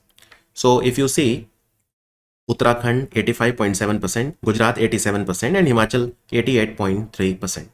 But Tamil Nadu 100%. From Tamil Nadu, approximately 5 lakh people they sat for FLNAT and all of them cleared. Delhi, approximately 8,000 people sat and 99.3% cleared. And Tripura, 13,000 people cleared out of approximately 14,000, 98.1% people they cleared. So the best performer was Tamil Nadu, Delhi and Tripura. They were the top performers in FLNAT test, which is organized as a part of Nav Bharat Saksharta Karyakram or New India Literacy Program under Ullas, Understanding of Lifelong Learning for All in the Society. A very, very important question. Very important question, right? Now, can you tell me which has become the first state in India to be certified 100% literate under Ullas? It is Mizoram. It is Mizoram. Mizoram is the first state in India to be certified 100% literate under Ullas scheme. And Goa is the second state in India to be declared fully functional literate under the Ullas program. Under the Ullas program, right? So Mizoram is the first and Goa is the second. Reserve Bank of India, they have collaborated with Jio Hotstar to launch a 5-part documentary series called RBI Unlocked Beyond the Rupee, which aims to shed light on the inner workings of India's banking regulator. This documentary series has been produced by which company? Basically, there is a documentary which will show you how the RBI works, and there is a company called Chalkboard Entertainment which has produced this series. It is available on Disney Hotstar. You can watch it, right? Now, this company, Chalkboard Entertainment, was founded in 2019 and it produces a lot of films and OTT series. You know, RBI has recently completed 90 years and a common Indian would want to know how the RBI functions. So, this documentary provides an insight into the working of the RBI. It is available on Jio Hotstar and you can go and enjoy it and you can get to know about inner working of the RBI. Chief Minister of Rajasthan, Bhajanlal Sharma ji, has flagged off the first air-conditioned Rajasthan Vahini Bharat Gaurav tourist train under the senior citizen pilgrimage scheme. Now, under the scheme, how many senior citizens they can travel to 13 different pilgrimage sites via AC trains? So, basically, this is a scheme which has been launched recently, and 50,000 senior citizens, you know, they can travel free of cost to 13 different pilgrimages. And recently this train was the first one. It carried around 800 passengers, you know.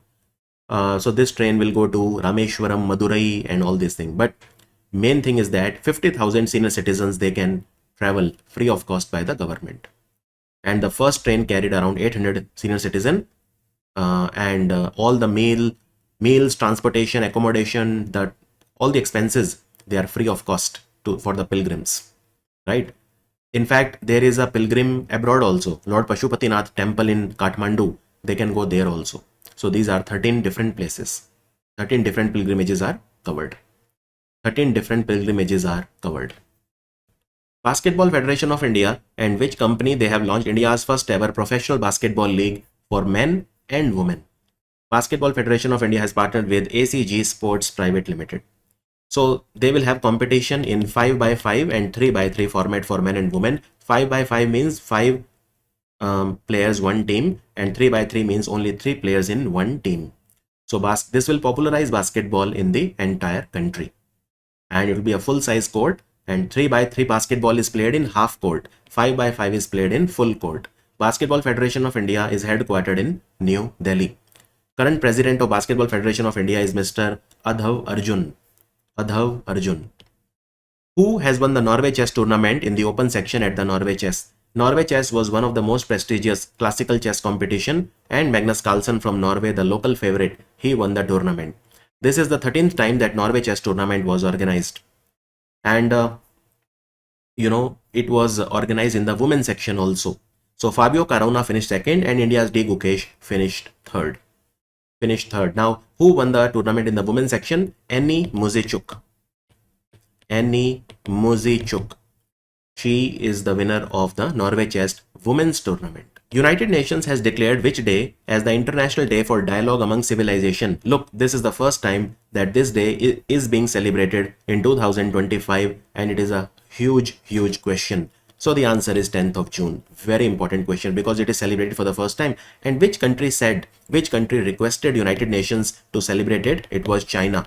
So China requested United Nations to celebrate this day. And this is being celebrated for the first time. Pradhan Mantri Surakshit Matritva Abhiyan. It was designed to provide assured, comprehensive and quality antenatal care services free of cost to all the pregnant women on the 9th of every month, particularly during the second and third trimester. Recently, this scheme has completed how many years? Now, when a woman gets pregnant, she is pregnant for 9 months. This you know very well. These 9 months we can divide into 3. So this is called the second trimester. Trimester means 3 months. And this is called the third trimester. This is called the first trimester. So in the second and the third trimester, things are a bit more complicated. So women are given free medical care. Okay. This is the Pradhan Mantri Surakshit Matritva Abhiyan. Surakshit Matritva means safe motherhood campaign. Abhiyan means campaign. Surakshit means safe. Matritva means motherhood. Pradhan Mantri is Prime Minister. So Prime Minister Safe Motherhood Campaign, and it runs on 9th of every month. It has completed 9 years recently. 9 years recently, and let me tell you, 6.19 crore pregnant women, they have been examined under Pradhan Mantri Surakshit Matritva Abhiyan. So 6.19 crore women, they have been benefited by the scheme. So let me give you some more data. Let me see the top 5 states in terms of volunteer registered till May 2025. So in that, Maharashtra is number 1. That is in terms of number of volunteers who are registered. What about in terms of the number of people who have received the treatment, right? In terms of number of pregnant women who have received care, in that UP is number 1, Madhya Pradesh is number 2. So most of the highest population of women who have benefited is from UP, and that is understandable because UP is the most populous state of India. 22 crore is the population of UP. So when was this scheme launched? This scheme was launched in 2016, and it is a scheme of the Ministry of Health and Family Welfare. So what are the main features of this scheme?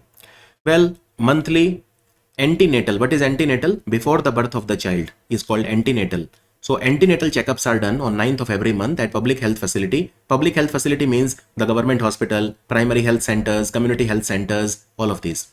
And services are provided by the specialist doctors in obstetrics, gynecology, radiology, physician, etc. And minimum package for every woman. Essential investigations are done. All of that is free of cost. Medicines are given like iron, calcium, etc. Special focus is there on the high risk pregnancies and dropouts and all of that. Distribution of mother and child protection cards, and high risk pregnancy is identified. So if there is a green sticker, no risk, and if there is a red sticker, which means high risk. So the idea was to reduce the maternal mortality rate in India, make sure that institutional deliveries are there, and tell the mother well in advance what could be the risk of the child. So for example, the maternal mortality ratio in India has improved significantly. If you talk about the period from 2014 to 2016, the maternal mortality ratio was approximately 130, which means out of every 1 lakh birth, 130 mothers used to die for every 1 lakh birth. Okay. Now the maternal mortality ratio from 2021 to 23 in this time period was 80. So it has reduced by 50 points. The maternal mortality ratio, you can see it has reduced from 130 to 80. So that is a very good progress that India has made. Of course, still a lot more needs to be done. Now, what is the target of Sustainable Development Goals. Sustainable Development Goal we have to achieve. Every country of United Nations member has to achieve by 2030. It is to reduce the maternal mortality ratio by less than 70 per every 1 lakh live birth. So India is already on 80, and I'm very sure that we will achieve the target of less than 70. Less than 70 because India has also committed to the Sustainable Development Goals. Now recently, since I'm talking of the Ministry of Health, let me tell you, Ministry of Health recently gave the National Florence Nightingale Awards. Florence Nightingale Awards are named after Florence Nightingale, who was a nurse. She is known as the founder of modern nursing. So her birthday on 12th of May we celebrate as International Nurses Day. And 15 nurses in India, they were given Florence Nightingale Award. Now this award was started in 1973 by the Ministry of Health and Family Welfare, and every nurse gets a certificate, cash prize of 1 lakh rupees and a medal. So 15 nurses were given award this year, and it is named after Florence Nightingale. Florence Nightingale. Keel laying ceremony of Yard 1283, the fourth next generation OPV, was held. This vessel is being built by which company? Yard 1283. So keel laying ceremony means when the construction of a ship is complete, then we do a keel laying ceremony. So keel laying ceremony is done to show everyone that now the ship construction is complete and it is ready for commissioning. So the answer is Goa Shipyard Limited. Let me tell you that the contract for 11 next generation offshore petrol vessels was given.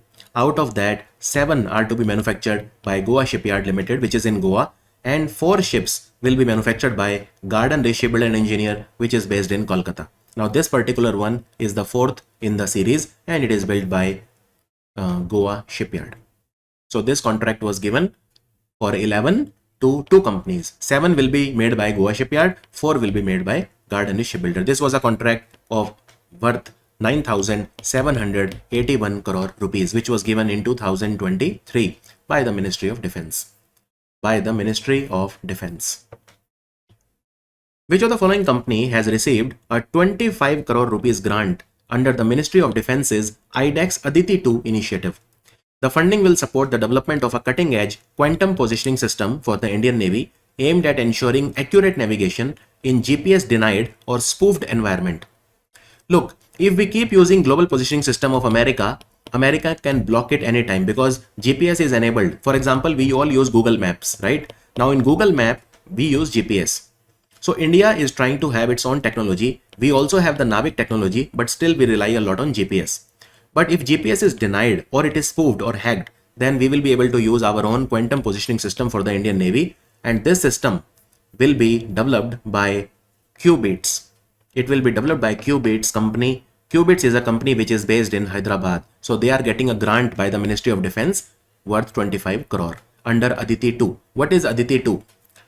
So look, the Ministry of Defense, they said that let's work with the private companies. If they are doing research and innovation, the research and development or innovation, let's support them. How to support? So they started a scheme called IDEX, Innovation for Defense Excellence, under which the private companies, they were to be given grant up to 1.5 crore.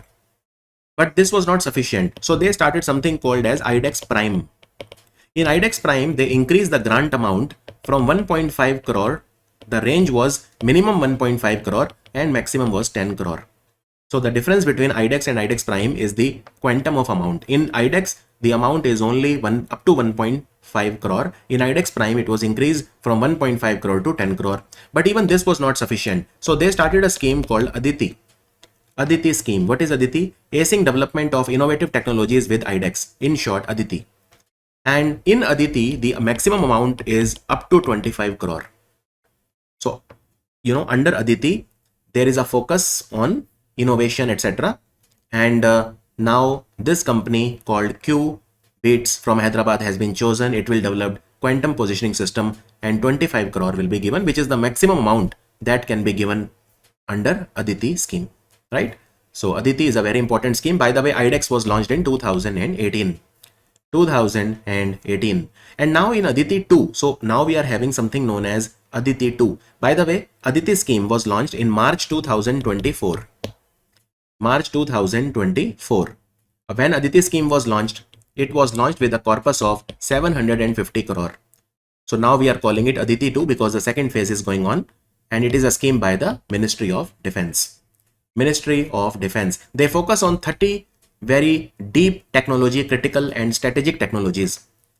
So in Aditi 1, the Aditi first edition of Aditi, there were a lot of challenges. There were approximately 17 challenges that were launched, and now Aditi 2 is going on. So in Aditi 2, we are focusing again on many challenges which we have given. So there are 19 challenges in Aditi 2. So Ministry of Defense gives you a challenge and you have to crack the technology. And then if you do, or if you show good promise, then they give you funding. So under Aditi 2 also, the maximum funding will be 25 crore.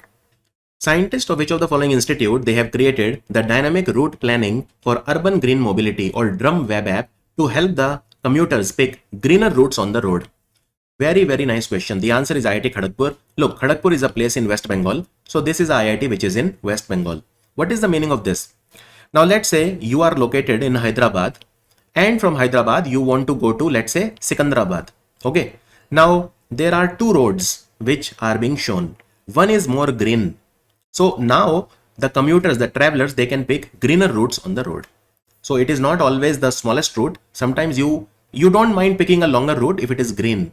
I mean, you're surrounded by trees and better air quality and all of that. So it's like Google Maps only, but it has a added feature of picking the routes based on the air quality. So what they will do, they will give you 5 route options: shortest, fastest, least exposure to air pollution, least energy consumption route, and a combination of all the 4, which is called the suggested route. So you can choose the route, and the routes are determined using a technology called graph hopper. Graph hopper technology is being used, right? So this is the app called Drum Web, and it is an app by IIT Kharagpur. Very, very nice question. Also, this app will take the data from Central Pollution Control Board, which works under the Ministry of Environment, Forest and Climate Change. Also, let me tell you here that Central Pollution Control Board, they have introduced a new category of industries called blue category. Blue category. So blue category industries are what? Which industry? Blue category industries are those industries which are based on essential environmental services for managing the pollution caused by human activities, anthropogenic activities. So these are those industries. These are those industries, right? Which are into essential environmental services. Which are into essential environmental services. There is a new category called blue category. And what is the advantage of a company of getting a blue certificate or blue category industry? So blue category industry will get extra 2 years validity, as per the pollution index, extra 2 years validity for consent to operate. That is consent to pollute by CPCB, Central Pollution Control Board, as per the pollution index. As per the pollution index. Also, if there is any industry that produces minimum hazardous waste, that will also be classified as a blue industry. So in blue industry, you will have industries like composting, compressed biogas plant, sewage treatment plant, material recovery plant. All of those will be categorized as blue. And earlier, what was the protocol? So there are 4 types of industries: red, where the pollution index is more than or equal to 80; orange, if it is between 55 and 80; green, if it is between 25 and 55; and white, if it is less than 25. So the best industry are the white because they are the least polluting. Now there is a new category called blue. So red, orange, green and white are there, but there is a new category now called blue. And what will be in blue?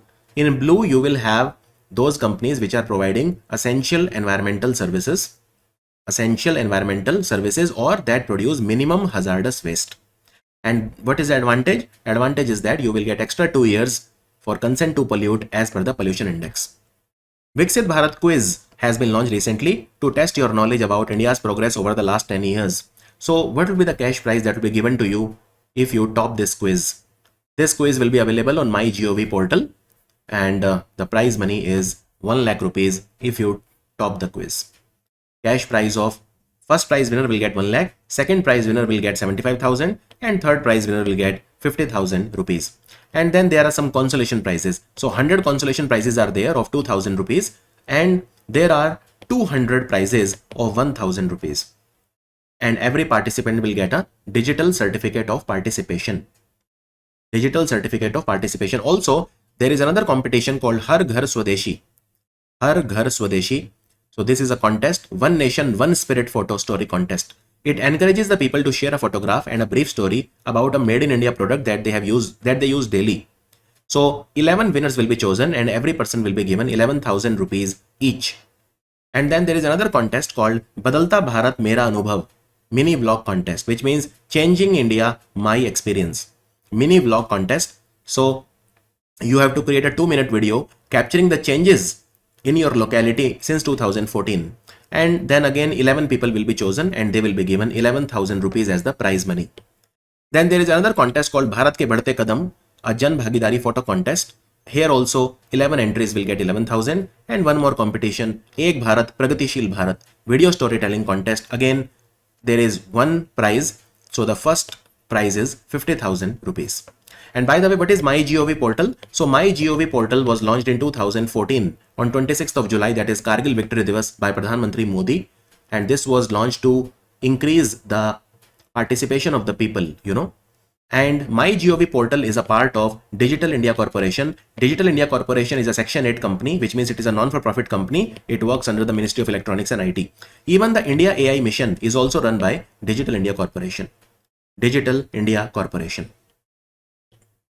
Panchmadi Wildlife Sanctuary has been renamed after a 19th century tribal icon, Raja Babut Singh. So this sanctuary is located where? Panchmadi. Panchmadi, is a very important place. It is a biosphere reserve, Panchmadi Biosphere Reserve. It is in Madhya Pradesh.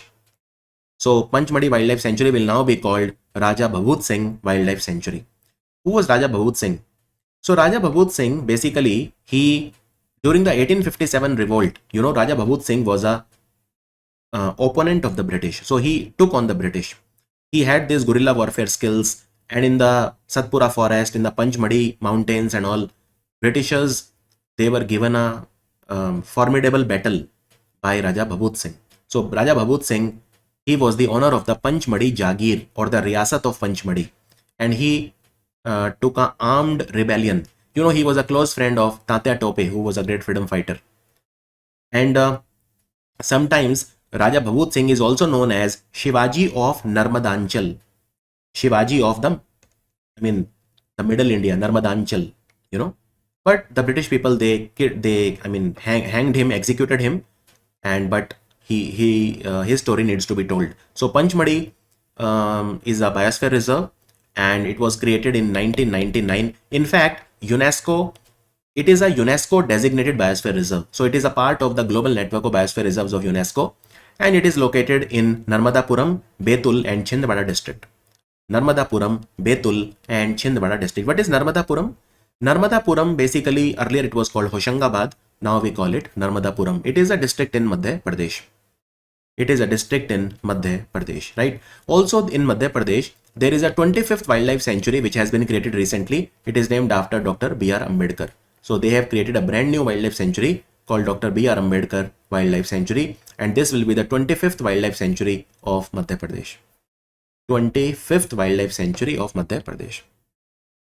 Government of Uttarakhand, State Institute for Empowering and Transforming Uttarakhand, Setu Commission, and which of these company, they have signed a 10-year agreement. They will collaborate on various social development initiatives like water management, nutrition, telemedicine, rural livelihood and green energy. The answer is Tata Trust. So Tata Trust basically they will partner with Setu Commission of the government of Uttarakhand.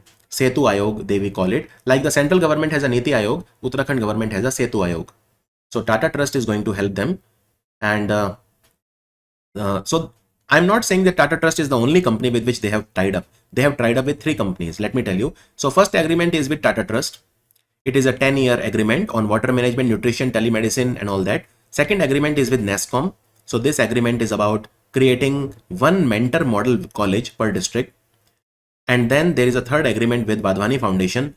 This is a 3-year MOU. This is about AI driven personality development and self-employment skill courses. So with 3 companies, they are working together.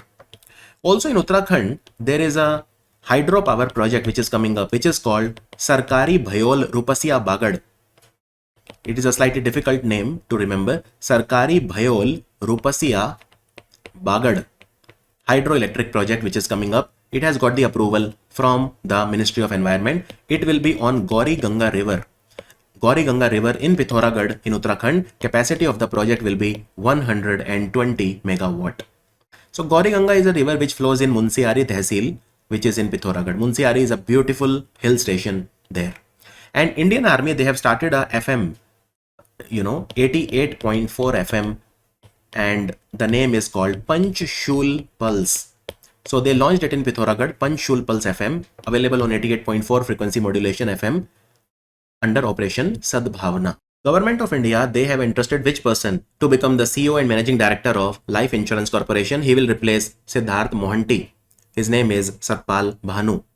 Satpal Bhanu. He has been given the financial and administrative powers. He is the Managing Director of LIC's financial and administrative power. He will now be the MD and CEO of LIC for 3 months.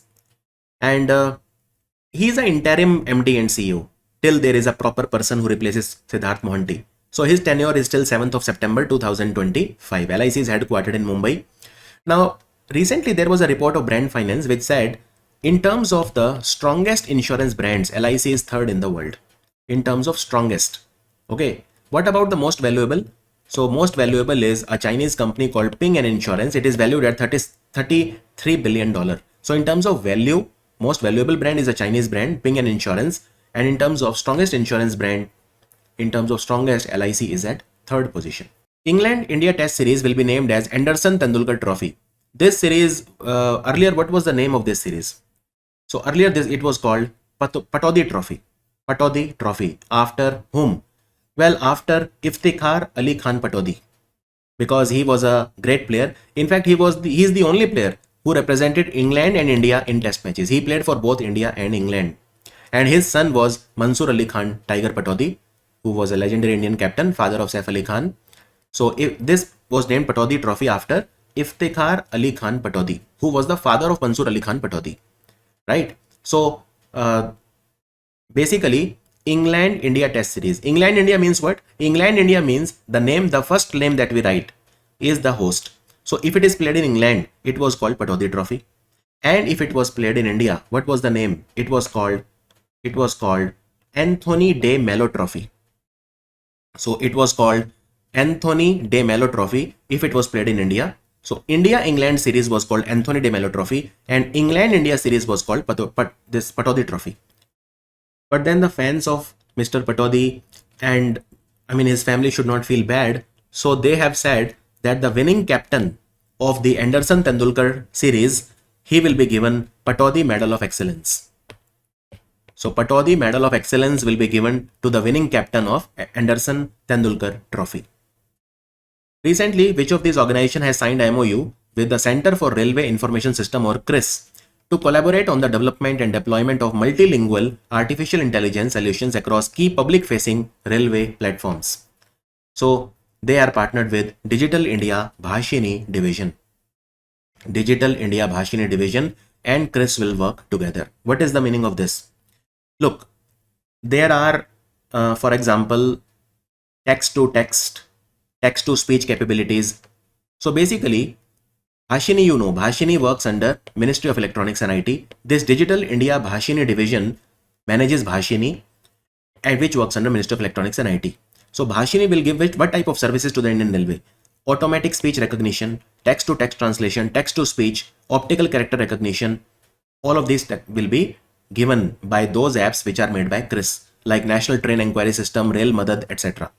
So all of these critical railway services which are present on Rail Madad or NTES, they will be translated into all the 22 Indian languages which are in the 8th schedule of the Constitution. 8th schedule. Also, there is a RP Grams, Railway Passenger Grievances Redressal and Management System, RP Grams, and this was developed by the Northern Railway Division of Ministry of Railways, and it has many new features. Even on Rail Madad you can register your complaint. Now all of those you will be able to do in 22 Indian languages.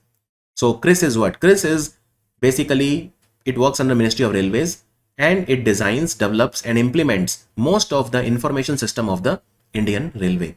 And Bhashini, so Bhashini basically, it is a short form for Bhasha Interface for India, in short Bhashini. It was launched in 2022 and it works under the Ministry of Electronics and IT. It it is implemented by Digital India Bhashini Division, which is a non-for-profit company under Ministry of Electronics and IT, who was honored with United Nations Sasakawa Award 2025 for disaster risk reduction in the individual category. This is an extremely important question. So he is none other than Mr. Mrityunjay Mahapatra. And he was on Study IQ also recently. We invited him for an interview. Legendary person. So he is also the Director General of India Meteorological Department. He is also known as the Cyclone Man of India. The Cyclone Man of India. You know, for disaster risk reduction, we use something called Sendai framework. Sendai framework was launched in 2015, and this framework is followed all over the world till 2030. For these 15 years, Sendai is a place in Japan. So this is where it was signed. That is why it is called Sendai framework. Before this, we used to have a framework called Hyogo framework. Hyogo framework was from 2005 to 2015, and now these 15 years we will have the Sendai framework. So Dr. Mrityunjay Mohapatra is called Cyclone Man of India. He is the Director General of India Meteorological Department, which is headquartered in Delhi, and IMD works under the Ministry of Earth Sciences. He was given the Sasakawa Award for disaster risk reduction in individual category. And then there were some other winners. There was organizations from Britain, from Indonesia, etc. But all those are not important from exam point of view. In fact, there is an organization called Global Network of Civil Society Organizations for Disaster Reduction, which is based in Britain. It was winner of the Sasakawa Award in organization category. In the individual category, we also had a professor, Harkunti P. Rahayu from Indonesia. He was also given Sasakawa Award in the individual category. So Sasakawa Award was started in 1986 with the support of Nippon Foundation, which is a Japanese company based in Tokyo. Maharashtra Forest Department, the Center for Youth Development and Activities, Pune, and which of the following company, they have launched a project to address socio-ecological challenges in the Tamhini Wildlife Sanctuary. Tamhini Wildlife Sanctuary, where is it? The answer is Maharashtra, and Microsoft company will help the government of Maharashtra.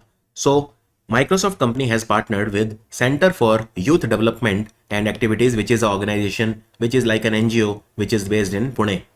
And they will try to do what? So they will try to boost the conservation efforts in Tamhini Wildlife Sanctuary and also generate sustainable development. Boost conservation and promote sustainable development in the Western Ghats, in which are a part of Tamhini Wildlife Sanctuary. Tamhini Wildlife Sanctuary is located in Western Ghats in Maharashtra. They will also put solar power lighting, which will reduce the carbon impact. They will also try to stop the plastic pollution. They will have basic amenities like toilets and water sanitation facilities, all of that. Now, Tamhini Wildlife Sanctuary is located near Pune in the Western Ghats. So it's a small wildlife sanctuary, only 50 square kilometer, but it is very important because a lot of important biodiversity is present here. Western Ghats are also known as Sayadri. They are known as Sayadri.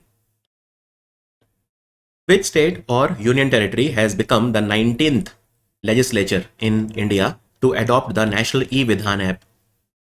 National E-Vidhan app. So 19th state or union territory in India which has launched it is Puducherry. The answer is Puducherry. So they have started using it from 9th of June 2025. So Puducherry has become the 19th legislature. Let me tell you what is National E-Vidhan app. National E-Vidhan app, basically, this is an app. It's a digital platform that makes all the India's legislature paperless and streamline legislative processes. So the aim of the project is to ensure that the legislative business of the House is conducted in a paperless manner. So all the appointments, all the bills which are introduced, all the information about the Legislative Assembly is put here. So it is an initiative by the Ministry of Parliamentary Affairs. And what do they want to do? They want to digitize and streamline the Legislative Assembly performance of all the states and union territories of India. Now, the National E-Vidhan application is hosted by a cloud service called Meghraj National Cloud Service. Meghraj National Cloud Service. Now, which was the first state in India that adopted any VA app? It was Nagaland. Nagaland started using this app in 2022. 2022. Very important. Which of the following football club has won their first ever UEFA Champions League? UEFA Champions League was won by the French football club based in Paris called Paris Saint-Germain. Paris Saint-Germain, they defeated the Italian club Inter Milan, which is based in the Milan city of Italy. They defeated Inter Milan in the final. So what was the answer? Paris Saint-Germain. Desiree Doué was man of the match or official player of the match in the final. And the coach of the Paris Saint-Germain team was Luis Enrique. Right? So with this, PSG became only the second French club to win the Champions League after Olympique de Marseille, which won the Champions League in 1993. Also, don't confuse this tournament, Champions League, with something known as Europa League. So there is something called UEFA Europa League, which was won by a club from England called Tottenham Hotspur. And Tottenham Hotspur, they defeated Manchester United in the final. As per the recent information, the World Bank has upheld its forecast for India's GDP growth rate at 1% for financial year 26 in its latest report, which is called Global Economic Prospects. So World Bank's most important report is called Global Economic Prospects, whereas International Monetary Fund, their most important report is called, what is it called? World Economic Outlook. I hope you will not get confused between the two. So in the financial year 26, which is the current financial year, India will grow at 6.3%. Let me show you. So here you can see in financial year 26, India will grow at 6.3%. In financial year 27, we will grow at 6.5%. And in the financial year 28, we will grow at 6.7%. So India will remain the fastest growing major economy in the world despite so many challenges. And what are the challenges? Well, trade tensions globally, international wars. Recently, there was a war that has started between Thailand and Cambodia. The war in Israel, the war in so many countries, Yemen, Houthis, Iran, Israel. We are living in a very uncertain world. Now, what is the projection by the World Bank for the entire world? That is the global growth projection. Well, they are saying that in 2025-26, it is 2.3%. In 2026-27, it is 2.4%. And in 2027-28, it is 2.6%.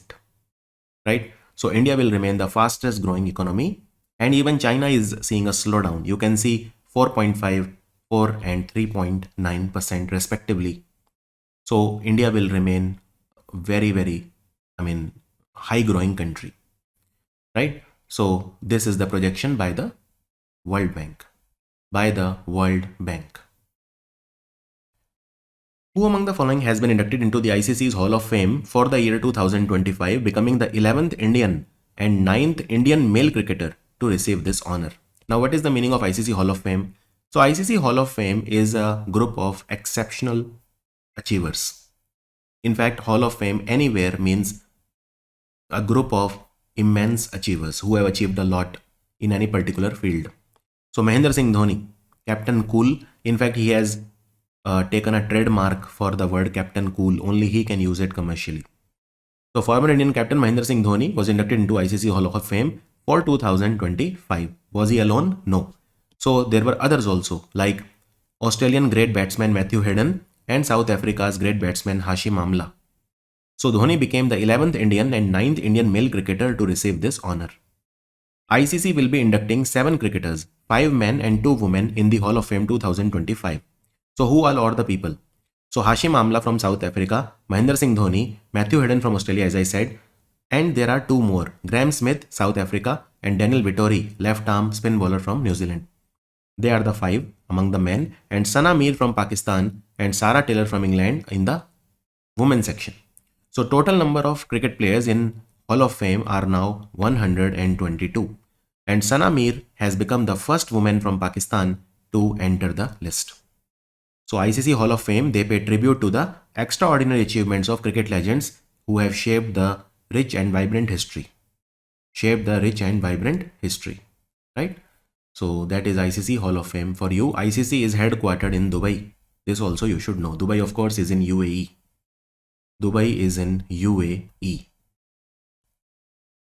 There is a recently released report which is called Greening Digital Companies 2025.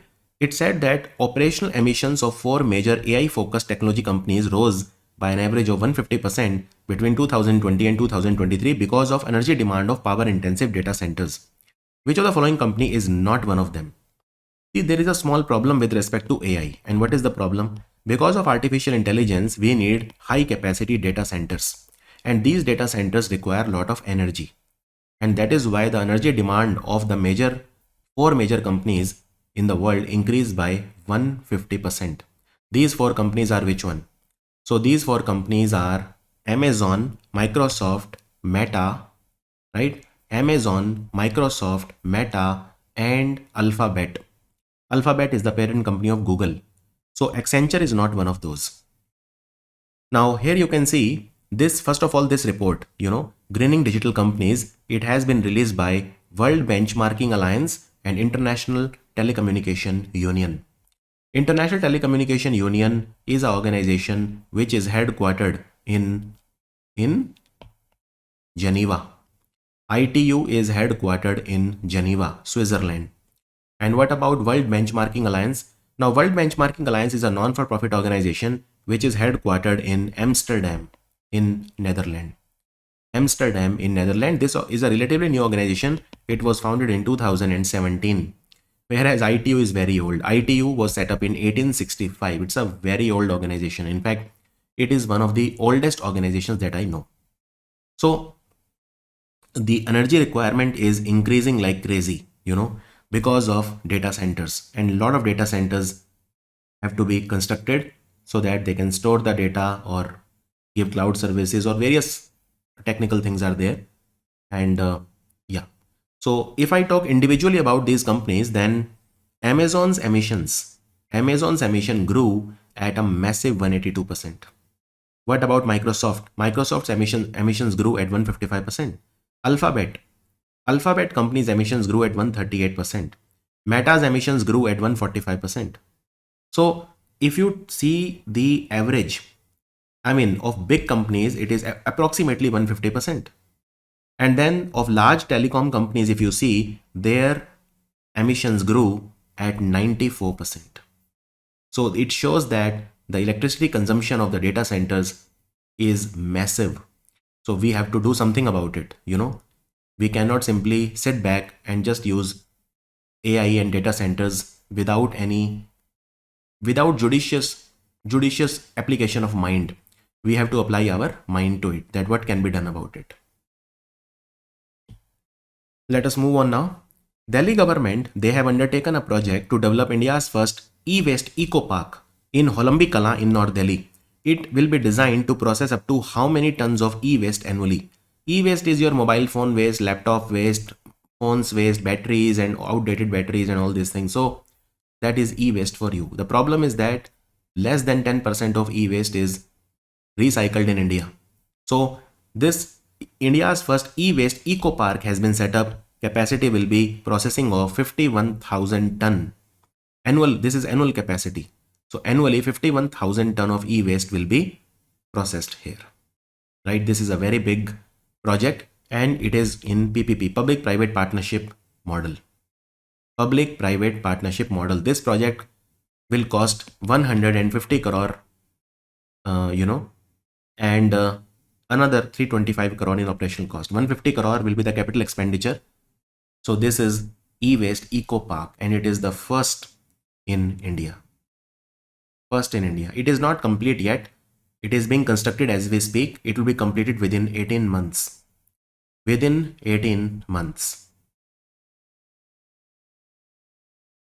National Highways Authority of India, NHAI, which works under the Ministry of Road Transport and Highways, it has released its first ever asset monetization strategy for the road sector to unlock the value of operational national highway assets and increase the public-private partnership in India's infrastructure development. Which of the following is not one of the three pillars of asset monetization strategy? So asset monetization basically means that if you have assets lying spare, you can use them in a way which generates revenue. So NHAI has a lot of assets and it will be looking forward to monetizing them. So promotion of electric vehicles is not one of those pillars. Let me show you which are the three pillars. So these are the three core pillars. Value maximization of government road assets, transparency of processes and dissemination of investor relevant information, market development through deepening the investor base as well as promoting stakeholder engagement. And The strategy of asset monetization presents a structured framework that provides a robust blueprint to mobilize the capital. So they want to mobilize the capital through toll, operate, transfer, infrastructure investment trust, and securitization models. Securitization model. To give you one example, in July 2019, NHAI launched the first ever bundle of roads to be monetized under toll operate transfer mode. And since then, NHAI has raised over 1.4 lakh crore, by monetizing around 6,100 kilometers of national highways. So, I mean, they can generate money. Okay, they can generate money, and we call it asset monetization strategy. Asset monetization strategy. And now they have three pillars on which their entire strategy will be built. So this idea of asset monetization was suggested by Vijay Kelkar committee. Vijay Kelkar committee in 2012 for the first time. NHAI works under the Ministry of Road Transport and Highways. Now recently, India's first bio-bitumen based road was made where? India's first bio-bitumen based road is a national highway stretch NH44 in Mansar. Mansar is a place in Nagpur in Maharashtra. And this technology, bio-bitumen technology, it has been championed by Praj Industries of Pune in collaboration with Central Road Research Institute, which works under CSIR, which is located in New Delhi. And recently, Nitin Gadkari, the Minister of Road Transport and Highways, he launched something known as Switch EIV12, which is India's first low-floor electric city bus. And this bus has been made by a company called Switch Mobility. BSE, Bombay Stock Exchange, has announced the launch of which app that offers a safe and informative environment for new and aspiring investors to better understand how to navigate equity and mutual fund markets. If you want to invest in equity, that is share market, or if you want to invest in mutual funds and all, you will be given lot of trusted information on this app. It is called BSE Nivesh Mitra. BSE Nivesh Mitra is the name of the app. It has been launched by the Bombay Stock Exchange. It is available to the public. You don't need to open a trading account or anything like that. You can simply consume the information available on this app. And the Bombay Stock Exchange was in news recently because they have partnered with a private company based in Hyderabad called Control S Data Centers Limited. So this company, Control S Data Center Limited, will power the critical digital infrastructure. So basically on Bombay Stock Exchange, daily 700 crore transactions take place, and all of them will be handled by the data center company called Control S Data Center Limited, which is a company based in Hyderabad. Now, another very important thing, in the Bombay Stock Exchange Sensex, recently the Tata Group owned Trent Limited company, it has replaced Nestle. So Trent is in, Nestle is out. Also, Bharat Electronics Limited is in, and IndusInd Bank is out in the Bombay Stock Exchange Sensex. Right? So the two companies which are in are Trent and Bharat Electronics Limited. Which are out are IndusInd Bank and Nestle. This is, I'm talking about Sensex. As per recent information, which of the following country is said to become the 21st member of the Euro Currency Union? It is a key European Union project aimed at deepening the ties between member country. So in Euro, when we say EU, European Union, so in European Union, there are 27 countries now. Earlier there were 28, but Britain exited, which was called Brexit. So now there are 27 countries in European Union. But do all of the countries, they have euro as their currency? The answer is no. So only 20 countries out of 27, they had euro as their currency. We call it Eurozone countries. So now 21st country is Bulgaria. It is Bulgaria, right? So Bulgaria, the currency earlier that they used was called lev, and now they have shifted to euro. So this is the 21st member of the Euro Currency Union. Now there are still some countries which are members of European Union, but they still don't use euro, right? And this euro currency union is also known as Eurozone. And euro is a shared currency which came into being in 1999 when European Union established European Central Bank. European Central Bank is headquartered where? It is headquartered in Frankfurt, which is in Germany. Frankfurt, which is in Germany. So Bulgaria has now switched to euro. So which are the countries that are part of Eurozone? So these are the 20 countries which have euro as their currency. New Zealand will launch a new parent boost visa, allowing the migrants to sponsor their parents for multi-entry visits of up to how many years, provided they meet specific health, income and insurance requirements. So New Zealand has started parent boost visa, which will allow the migrants to sponsor their parents for multi-entry visit for up to 5 years. Up to 5 years. This visa will be rolled out in September 2025. So this visa will allow the parents of the New Zealand citizens and residents multi-entry access for up to 5 years. Up to 5 years. And after 5 years, they can renew it only once, which means that they can hold the visa for 10 years. But in one go, it is only for 5 years. Then they have to renew the visa. And then there are some criteria, like for example, you should have a health insurance, you should have, at least how much of, health assessment will be done. You should, all these requirements are there. So there are health, income and insurance requirements. United Nations Oceans Conference was held in Nice in France. So here India launched a digital ocean data portal aimed at promoting transparent and science-based ocean governance. What is the name of this portal? A very important question. One of the most important. So it is called Sahav portal. Sahav. Now it was organized in Nice and it was organized by France and Costa Rica together. So it was co-hosted by France and Costa Rica together. So what was the theme of the conference? Theme was accelerating action and mobilizing all actors to conserve and sustainably use the ocean. So Nice in France was the host from 9 to 13th of June. This is only the third time United Nations Oceans Conference is taking place. Now one of the objectives of this conference was to bring into force the High Seas Treaty, also known as Biodiversity Beyond National Jurisdiction Agreement, which was adopted in 2023. So the countries should come together and cooperate in protecting the biodiversity in the high seas.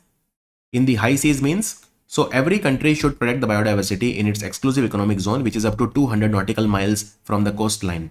But even beyond that, it should try to protect the biodiversity. So that is called the High Seas Treaty or Biodiversity Beyond National Jurisdiction Agreement. And this is a international treaty under the United Nations Convention on the Law of the Sea, which is based in Jamaica. And this is for sustainable use of marine biological diversity and trying to protect it. Now, once 60 countries they ratify it, it will become a law. And currently 50 members have already ratified it. So India has launched basically something called as Sahav. What is Sahav? Sahav is a geographical information system based decision support system. Decision support system. It is a digital ocean data portal. And India has also signed the High Seas Treaty. It is a legally binding treaty, by the way, right? So India also backed the BBNJ, Biodiversity Beyond National Jurisdiction Agreement. And Sahav portal will support Sustainable Development Goal number 14, which is called Life Below Water. Life Below Water. So 60 countries, if they ratify, then it will become a legally binding treaty, the High Seas Treaty. According to Cushman and Wakefield latest Global Data Center Market Comparison Report, Mumbai has secured which spot among 97 global cities in terms of under construction data center capacity, overtaking major hubs like London and Dublin. Now you know that this is the time of artificial intelligence, and therefore there are data centers being made which are very power hungry. They consume a lot of power. So in terms of data center capacity, Mumbai is now 6th in the world. Of course, it is still under construction data capacity because We have just started in AI. India has just started in AI. So number one position in the world is Virginia, which is a city in America. So it is number one. Its data center capacity has crossed 1800 megawatt. Then second is Atlanta in America. Then we have Columbus City, Dallas, and Phoenix. All these five cities are in America. And if you talk about Mumbai, then India's 42% of the under construction data center capacity is coming up in Mumbai. So Mumbai is at which position? Mumbai is now at 6th position. It is now at 6th position among 97 global cities. So this is very, very important in terms of under construction. Now, what about the established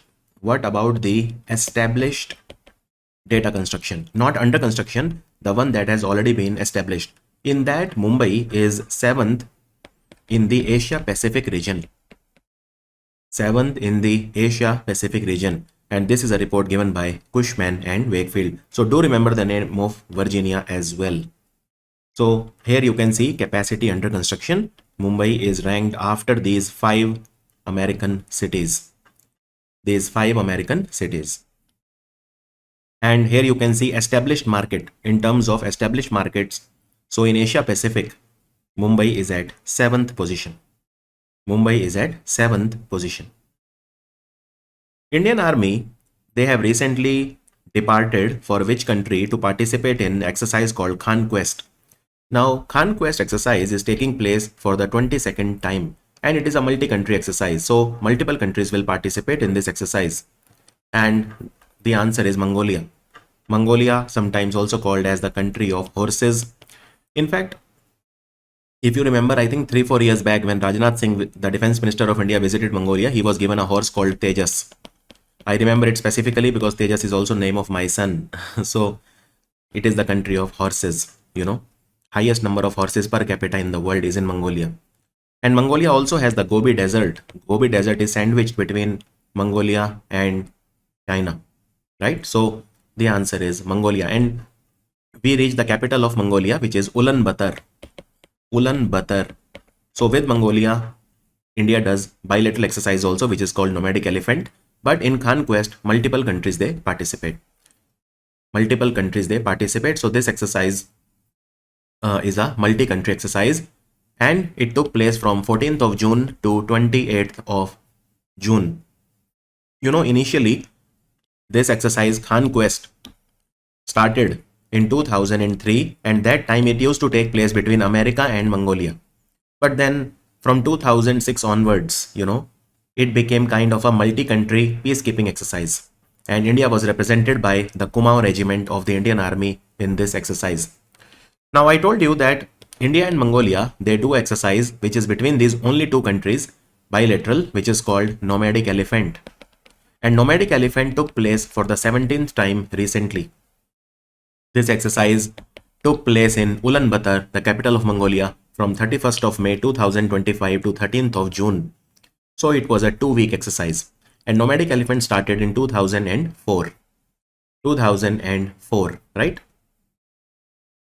India's first underwater museum, an artificial coral reef, will be developed around the decommissioned warship called what? Near the Nivati rocks at the Vengurla in Sindhudurga district of Maharashtra. So in Maharashtra, we have this district called Sindhudurga, which is a coastal district of Maharashtra. Sindhudurg, right? So in Sindhudurg, we have a place called Vengurla, Nivati rocks. That is where there is a ship called INS Guldar. Now, INS Guldar basically, it's a ship, and we purchased this ship from Poland. So it was manufactured in the Dynia shipyard. This is the Polish language, GDYNIA. We call it Dynia.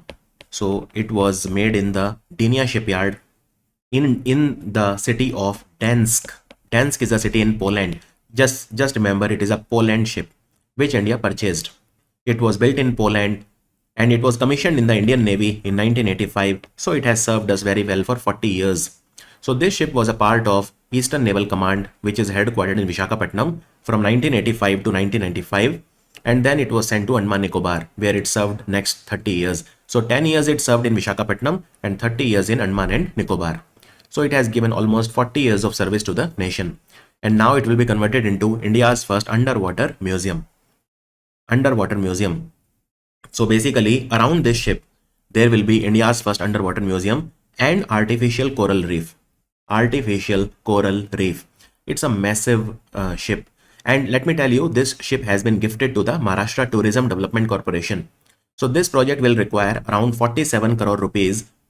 And all of this will be given by the Tourism Ministry to the Maharashtra Tourism Department. And so this project is supported by the central government through the Tourism Ministry of India. And what they will do, they will promote tourism, they will have scuba diving, they will have submarine tours, they will have marine conservation activities. All of this they will have. All of this they will have, right?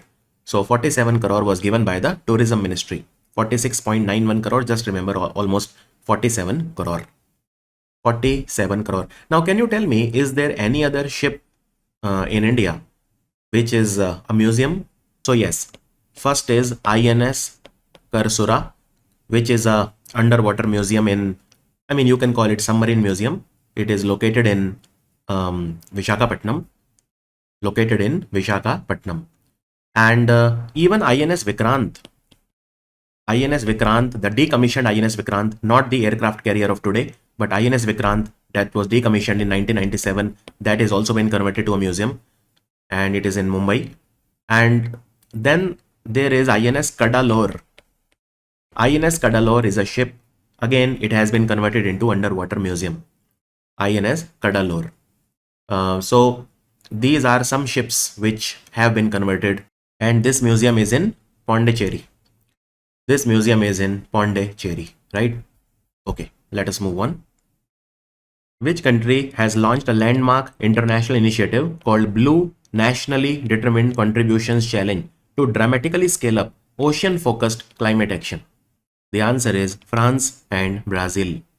France and Brazil, they have launched an international initiative which is called Blue NDC Challenge. So it urges the countries to incorporate ocean-focused climate goals into their nationally determined contributions.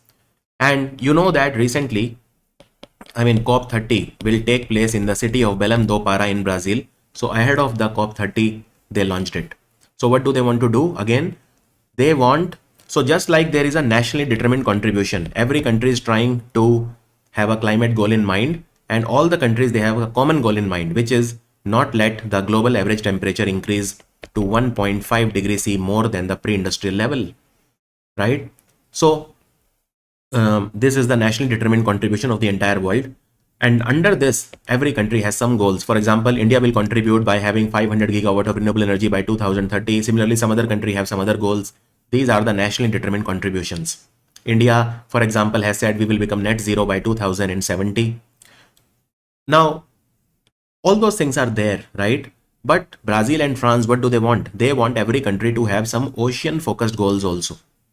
So this, what I talked to you about, which is the Blue NDC Challenge, some countries have joined it, like Australia, Fiji, Kenya, Mexico, Palau, Seychelles, and Brazil and France. So currently 8 countries have joined this initiative. And what will they do? They will commit to include the ocean in their updated climate plan under the Paris Agreement.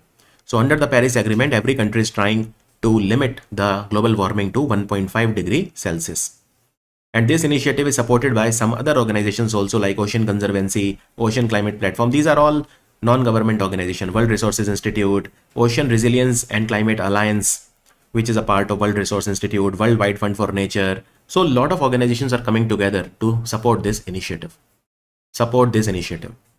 And recently, we had the 3rd United Nations Oceans Conference, which was organized in the city of Nice. It was organized by 2 countries, France and Costa Rica. Nice is a city in France. And what happened there? Well, there again, they talked about Sustainable Development Goal number 14, which talks about life below water. Life below water. And what did India launch there?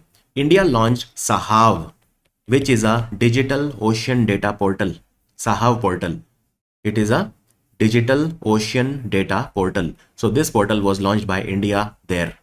Also, there is a High Seas Treaty, also known as BBNJ or biodiversity beyond national jurisdiction. So if I talk about India, I am making a map of India, you know. So from the coastal line of India, the distance up to 200 nautical mile is our exclusive economic zone. But the area beyond that is called high seas. So this is also known as high seas treaty. Till 200 nautical mile, the part of ocean comes under our jurisdiction. This is called biodiversity beyond national jurisdiction. So we have to, all the countries have to come together and protect the biodiversity beyond their national jurisdiction. This is called high seas treaty. And if 60 countries sign it, it will be legally binding. India has also decided to sign this treaty. Okay, India has also decided to sign this treaty. As per recently released State of the World Population Report, the real fertility crisis. In 2025, India's population is estimated to reach 146 crore, making it the most populous country in the world. So this report is released by which organization? It is released by United Nations Population Fund, which is headquartered in New York, UNFPA. UNFPA. This is called State of the World Population Report. State of the World Population Report. Now look, India's population will touch 170 crore by 2060, and then it will start to decline. I mean, in 2060s somewhere, we will be around 170 crore, but then it will start declining. Then there are other reasons also why people are producing less babies now. For example, 4 out of 10 people said financial limitation. I mean, raising a child has become very costly, right? Job insecurity, housing constraint, I mean, lack of reliable childcare. They are making, people start families very tough. And the fertility, if you talk about, so the replacement fertility rate is 2.1. If a couple on an average is producing more than 2.1 babies, then the country's population is increasing. If they are producing less than 2.1, then the population will decrease. Now, if you talk about India, then fertility rate has fallen below 2.1, that is the replacement level, in 31 states and union territory. But fertility rate in India remains very high. In Bihar, for example, it is 3, Meghalaya 2.9, UP 2.7. So these are the hotbeds of population. These are the states responsible for increase in population. But if you see overall India, our total fertility rate is now 1.9 birth per woman, which is below the replacement level of 2.1. Now, what is the meaning of this? Now, let's say there is a man and there is a woman. Now, if they produce 2 children, then what will happen? Then the population will remain the same. Why? Because once these man and woman die, then these 2 children will replace them. But this is not exactly 2, it is 2.1, because there are a lot of children who do not reach the age of adult. They die early. So this is slightly higher than 2, it is 2.1, which is calculated. This is called replacement level fertility rate. Now, if they are producing less than 2.1, so India's is now 1.9, which shows that in India, our population has already started to decline. I mean, it will still increase for a while because it will take some time to reflect, but we are already below the replacement level fertility. And in India, if you see, the highest fertility rate is in Bihar, which is 3, which is very high compared to the replacement level fertility rate, which is 2.1. 2.1, right? And what is India's percentage of youth population? India's youth population is still significant. 24% of India's population is in the age bracket of 0 to 14, 17% in 10 to 19, and 26% in 10 to 24. So you can say that, I mean, India's 68% of population is of working age, 15 to 64. So we are still a young country. The elderly population, that is 65 and older, is around 7%. 7%. What is the life expectancy in India? 71 years for men and 74 years for women. Which of the following country has started world's first large-scale application of non-binary AI chips, integrating its proprietary hybrid computing technology into critical sectors, including aviation and industrial system? Non-binary chips, the answer is China. The answer is China, non-binary AI chips. So, there is a university in Beijing which is called Bihang University. Bihang University in Beijing is responsible for this innovation. And this breakthrough has come with the proposal of a new numerical system, which is called hybrid stochastic number. Hybrid stochastic number. So basically in computer we use 0 and 1. This is called binary. But now there are more possibilities. This first time we are using a non-binary system which is called hybrid stochastic number, which will combine traditional binary number with stochastic or probability based numbers. So this is a technology, and we'll not go into too much detail in this, but just remember it is China. Also in China, the world's first hybrid nuclear fusion and nuclear fission reaction nuclear plant has been set up, which is called Xinghuo. The capacity will be 100 megawatt. So this is the first time in the world that there is a nuclear plant which has both nuclear fusion and nuclear fission. Nuclear fission. Who has won the 2024 Matrabhumi Literary Award? It's a literature award given to exceptional writers by the Matrabhumi group, which is a Malayali group. Matrabhumi, you know, is one of the most famous Malayali newspaper. So it has been given to Sarah Joseph. Malayali writer Sarah Joseph was given 2024 Matrabhumi Literary Award. It carries cash prize of 3 lakh rupees, and there is a sculpture of M.V. Diwan which is also given. And these awards were started in 2001 by the Matrabhumi group. And this award is given to a Malayali writer who has contributed exceptionally to Malayali literature. Malayali literature. Which state's forest department has launched an innovative afforestation effort called Vithut program in response to increasing human-wildlife conflict and associated mortality? Vithut program has been launched to plant more trees to increase the forest cover in Kerala. The answer is Kerala. And in Vithut program, what will happen? So the word Vithut means seed shower. Seed shower. So seed shower will be done in those areas of Kerala where we want to do ecological restoration. This will rehabilitate Kerala's natural ecology and it will decrease human-wildlife conflict. Vithut program will be run by the Kerala Forest Research Institute. So in Vithut, they will have community engagement, meticulous planning, strategic application of technology, and they will do the afforestation. They will plant trees on those places which are affected by landslides, wildfires, the reservoir catchment areas, tribal communities, all of these. And Kerala Forest Research Institute is located in Thrissur in Kerala. Thrissur in Kerala. Also in Kerala, one more program has been started called Jyoti program. This is for giving education to the children of the migrant workers. Those children who are, between the age group of 3 to 6. So they will be given the education in the Anganwadi, and those who are above the age of 6 or above the age of 6, they will be integrated into the Sarkari school or public schools in Kerala. UP government has announced plans to set up a research center for the Kala Namak rice in partnership with the International Rice Research Institute to boost the production and export of this rice. Now, Kala Namak rice was given the GI tag recently by the government of India, and International Rice Research Institute is located in Philippines. It is located in Philippines. International Rice Research Institute. So the answer is Siddharth Nagar. The research center for Kala Namak rice will be set up in Siddharth Nagar. And this is a very premium rice. It is sold at around 300 rupees per kg in the domestic market. And it was given the GI tag in 2013, which was then renewed around 2023 because GI tag is given for 10 years.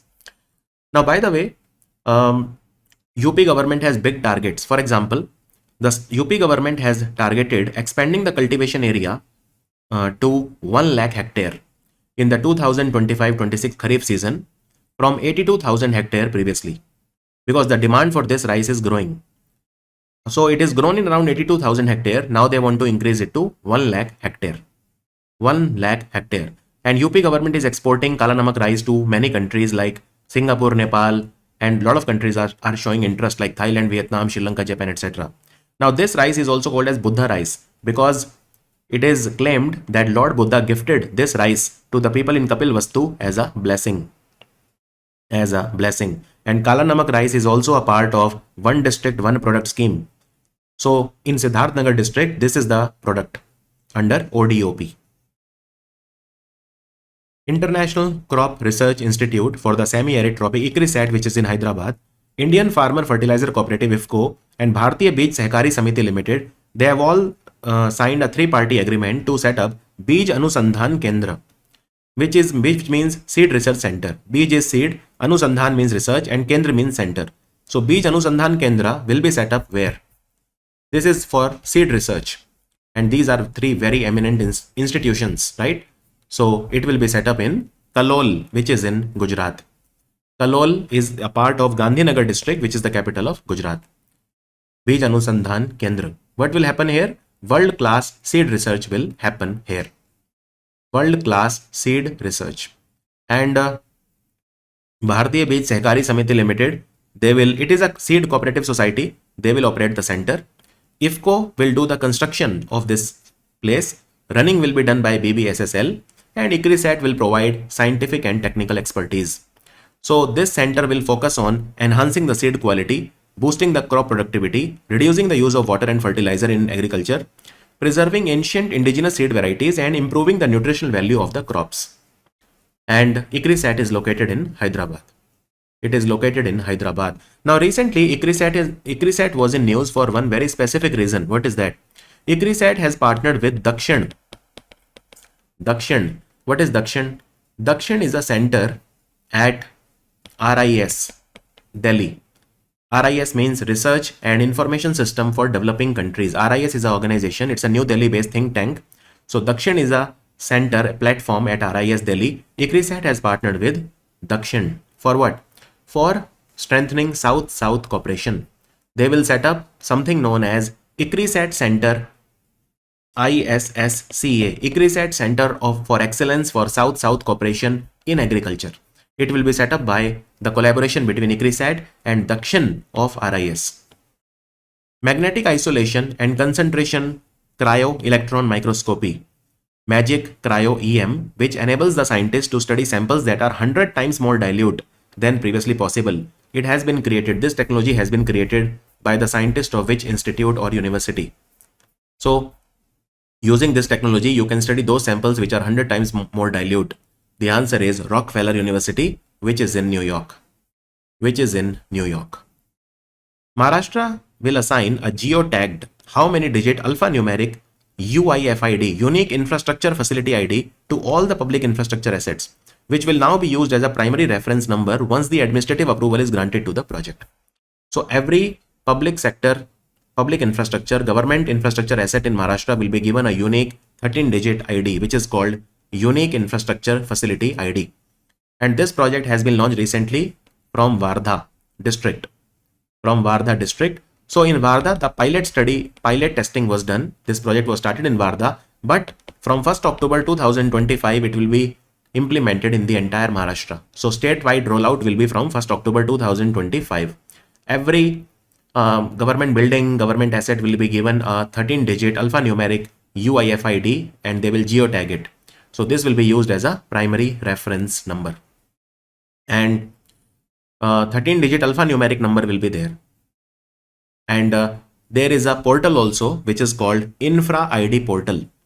For the same has been activated. So for this UIFID, there is a Infra ID portal. Infra ID means what? Infrastructure ID. Every infrastructure will have a ID. And there was a committee that was set up which decided that for every government asset, there will be a 13-digit alphanumeric unique ID. That committee had 4 members. So these are the members: Asim Gupta, Vikas Rastogi, Vijay Wagmare, and Chandrakant Palkundwar. Ministry of Agriculture and Farmers Welfare, they have approved 3 new high-yielding crop varieties. And all of these varieties are developed by Dr. Panjabrao Deshmukh Krishi Vidyapeeth, which is located in Akola in Maharashtra. Now, which of the following is not one of the approved varieties? So golden maize is not one of those approved varieties. So what do we have? So we have wheat, which is ACAO 5100. We have yellow sorghum hybrid kharif CSV 65. Now sorghum in Hindi we call it jowar. Okay, we call it jowar, and it's a type of a millet. And then we have chickpea super jaki. Chickpea in Hindi we call it chana. I don't know what they call in your language, but in Hindi we call it chana. So chickpea super jaki AKG 1402. So these are the new varieties which have been created. Let me tell you a little bit about them. Now this wheat variety, look, they all have certain qualities obviously because they are improved varieties, but just take a look at what they have. So for example, the wheat variety is a high yielding variety. High yielding means that it will give more productivity. Rust resistant, rust is a disease of the wheat and other crops also. Drought tolerant and suitable for bread and chapati. And it is recommended for sowing in the soil of Maharashtra, Karnataka, Telangana, Andhra and Tamil Nadu, basically south of the Vindhyas. Then we have the yellow sorghum variety, which is rich in zinc and iron and all these things. And then chickpea, super jaki, again it is high yielding variety and it can be easily grown in Maharashtra. And also what they have done is they have expanded area for some of the existing varieties. Now these existing varieties were there earlier, but now they are growing it in new places, right? And these are Amba soybean, Purva soybean, and they tag 73 groundnut. Tag 73 groundnut. Now look, this institute that I mentioned is a very prestigious institute, Punjab Rao Deshmukh Krishi Vidyapeeth, and it has many campuses, but the main campus is in Akola, and it was set up in 1969. There is a report called Generative Artificial Intelligence and Jobs, a refined global index of occupational exposure. This revealed that 1 in 4 jobs globally is at the risk of being transformed by generative AI. Which of the following organization has released this report? Now, when I say job is being transformed, it's a loose word for it is being replaced. They did not want to use the word replaced. So the jobs are at a risk of being transformed, right? So this is International Labour Organization, as you can see here. Now this is an organization that is based in Geneva, and they partnered with another organization which is called NASK. NASK, National Research Institute, is an organization that is based in Poland's capital Warsaw. So both of them, they came together to release this report. So 25% of the jobs, 1 in 4 means 25%. So they are at the risk of being transformed by the generative AI, right? And this report also said that 3.3% of the jobs worldwide, they fall under the highest risk category because of generative artificial intelligence, and it will have a greater impact on women compared to men. 4.7% of the women's jobs worldwide are at highest risk compared to 2.4% of men, overall 3.3%. So women are at more risk when it comes to losing jobs because of artificial intelligence. And they have given some data, but I don't think all of this data and chart, they are important from exam point of view, so maybe you can skip it. According to the recently released report called the Allianz Global Insurance Report, the Indian market is poised to become the second largest in Asia, surpassing Japan, as India's life insurance sector is set to grow at a compound annual growth rate of how much over the next 10 years. India's life insurance entire sector will grow at around 10.5% annually for the next 10 years. And this is a report given by the German insurance company Allianz. Allianz is a company that is headquartered in Munich city of Germany. Munich is the same city which is the headquarter for International Shooting Sports Federation, and Munich city also organizes the Munich Security Conference every year. So Indian market will become the second largest in Asia after China. We will overtake even Japan, very soon. Now this report said that most of the growth in the insurance is coming in the life insurance sector. If you see India also, then life insurance has 75% of the overall insurance market, right? And life insurance sector is seeing a tremendous growth. Life insurance sector experienced great growth. In 2024, the growth was 10.6% in the life insurance segment. In 2023, it was 7.7%.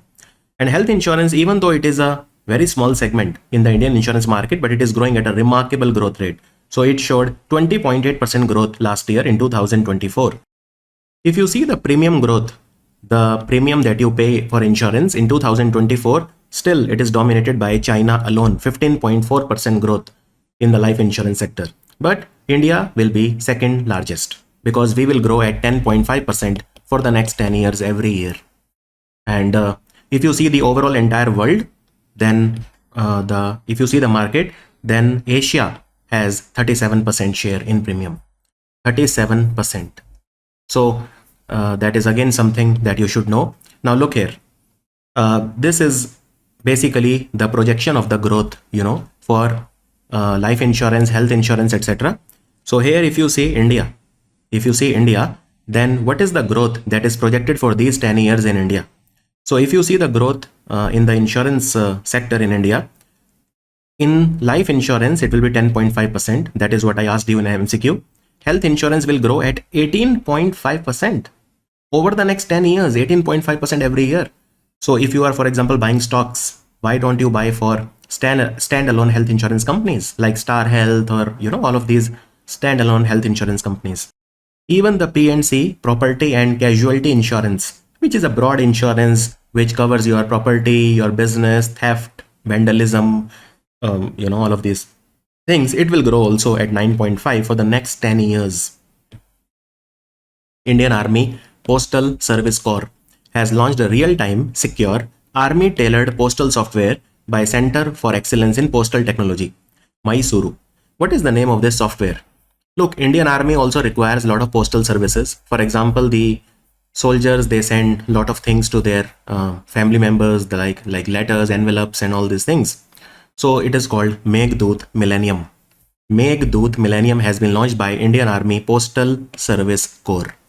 So Meghdoot Millennium is a secure, army-tailored, specially customized for the army. It is a postal software and it has been developed by CEPT Mysuru. CEPT Mysuru, right? Meghdoot Millennium. Now earlier we used to have Meghdoot Suite. Now we have Meghdoot Millennium, which is much better, more secure. Now what is Army Postal Service? Army Postal Service is a government-operated military mail system in India. The communication that happens between different formations, units, troops, cantonments, even Indian military people, who are posted in the war zone, they may send letters to their home. All of this is undertaken by Army Postal Service. And Army Postal Service was formed in 1856 and it is headquartered in New Delhi. Army Postal Service works under which ministry? It is, of course, the Department of Post, Ministry of Communication. Ministry of Communication. Which company has announced a strategic partnership with Italian artificial intelligence company called MyAeon Inc. to develop Aeon Sentia? It's a next generation AI platform aimed at managing and optimizing the complex urban systems in Abu Dhabi. So the answer is Bold Technologies. The answer is option A, Bold Technologies. Abu Dhabi is the capital of UAE and the world's first AI cognitive city they are setting up. So this is the world's first AI cognitive city. They want to transform urban living through cutting-edge artificial intelligence technology. So what is the meaning of AI cognitive city? Well, Aeon Sentia will have AI system that will anticipate the needs of the resident. It will manage infrastructure automatically and it will optimize energy consumption in real time. So that is the meaning of AI cognitive city. This is a big project and it is coming up in Abu Dhabi. It's a very costly project. It will cost around $2.5 billion. $2.5 billion. Here I would also like to tell you that there is a dance which is called Al-Ayala. Al-Ayala is a dance which is performed in UAE and Oman. Now you remember recently when Donald Trump visited UAE, this dance was performed, Al-Ayala, in which the women, they flip their hair from left to right and men, they beat drums behind them. It is a very popular dance in UAE and Oman. Which of the following company has become one of the first foreign satellite operators to receive approval from InSpace to provide direct satellite coverage to domestic media organizations? Domestic media organization, the answer is Intelsat. Now look, Intelsat is a company, it is an American company. So it has become a foreign satellite company to get approval from the Indian government to provide satellite coverage to domestic media organization. It has got the approval from InSpace. And this Intelsat company, it operates 4 satellites, IS-17, IS-20, IS-36 and IS-39. So these are the 4 satellites of Intelsat that will provide the C-band coverage throughout India. So these satellites will help in delivery of content, distribution of content by the media organizations in India. These are the 4 satellites which are owned by Intelsat. So Intelsat is a company that is based in Virginia in United States of America. It's a very old company. It was set up in 1964. 1964.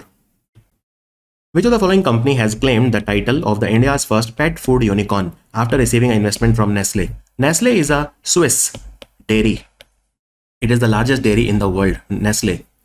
So it is named after the inventor of this company, the person who started this company. His name was Nestle. It manufactures chocolates and I mean millions of things.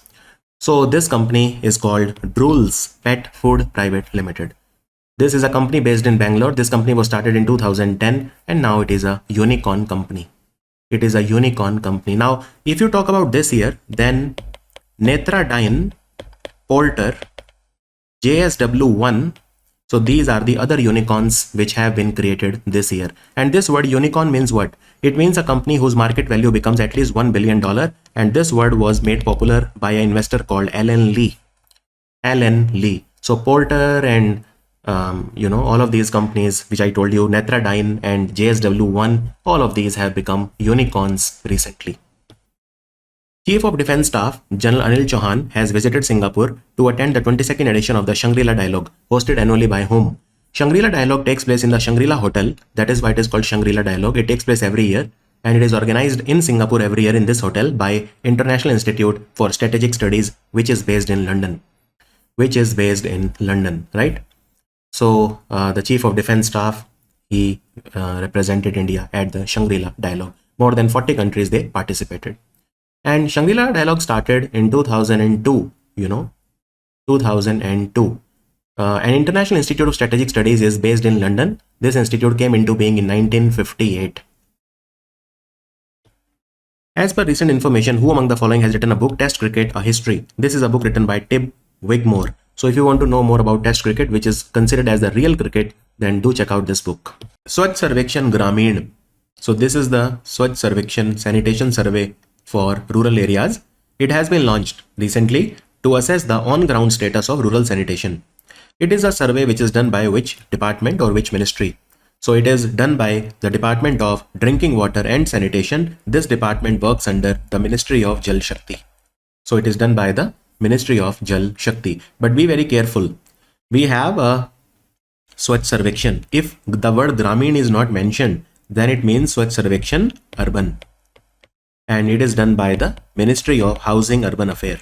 So if in the exam they ask you Swachh Sarvekshan is conducted by which ministry, you will say Ministry of Housing Urban Affairs, because if nothing is mentioned, it means urban. For mentioning Gramin, they have to mention this word Gramin or rural separate. So the rural one is done by the Jal Shakti Ministry, Department of Drinking Water and Sanitation. In fact, I was a bit surprised when I saw this question because the results of the Swachh Sarvekshan Gramin for 2024 have also not been released so far, and they have already launched this Sarvekshan for 2025. Now, in this survey, what they do is they do the village assessment, like how clean is a village and all those things they see.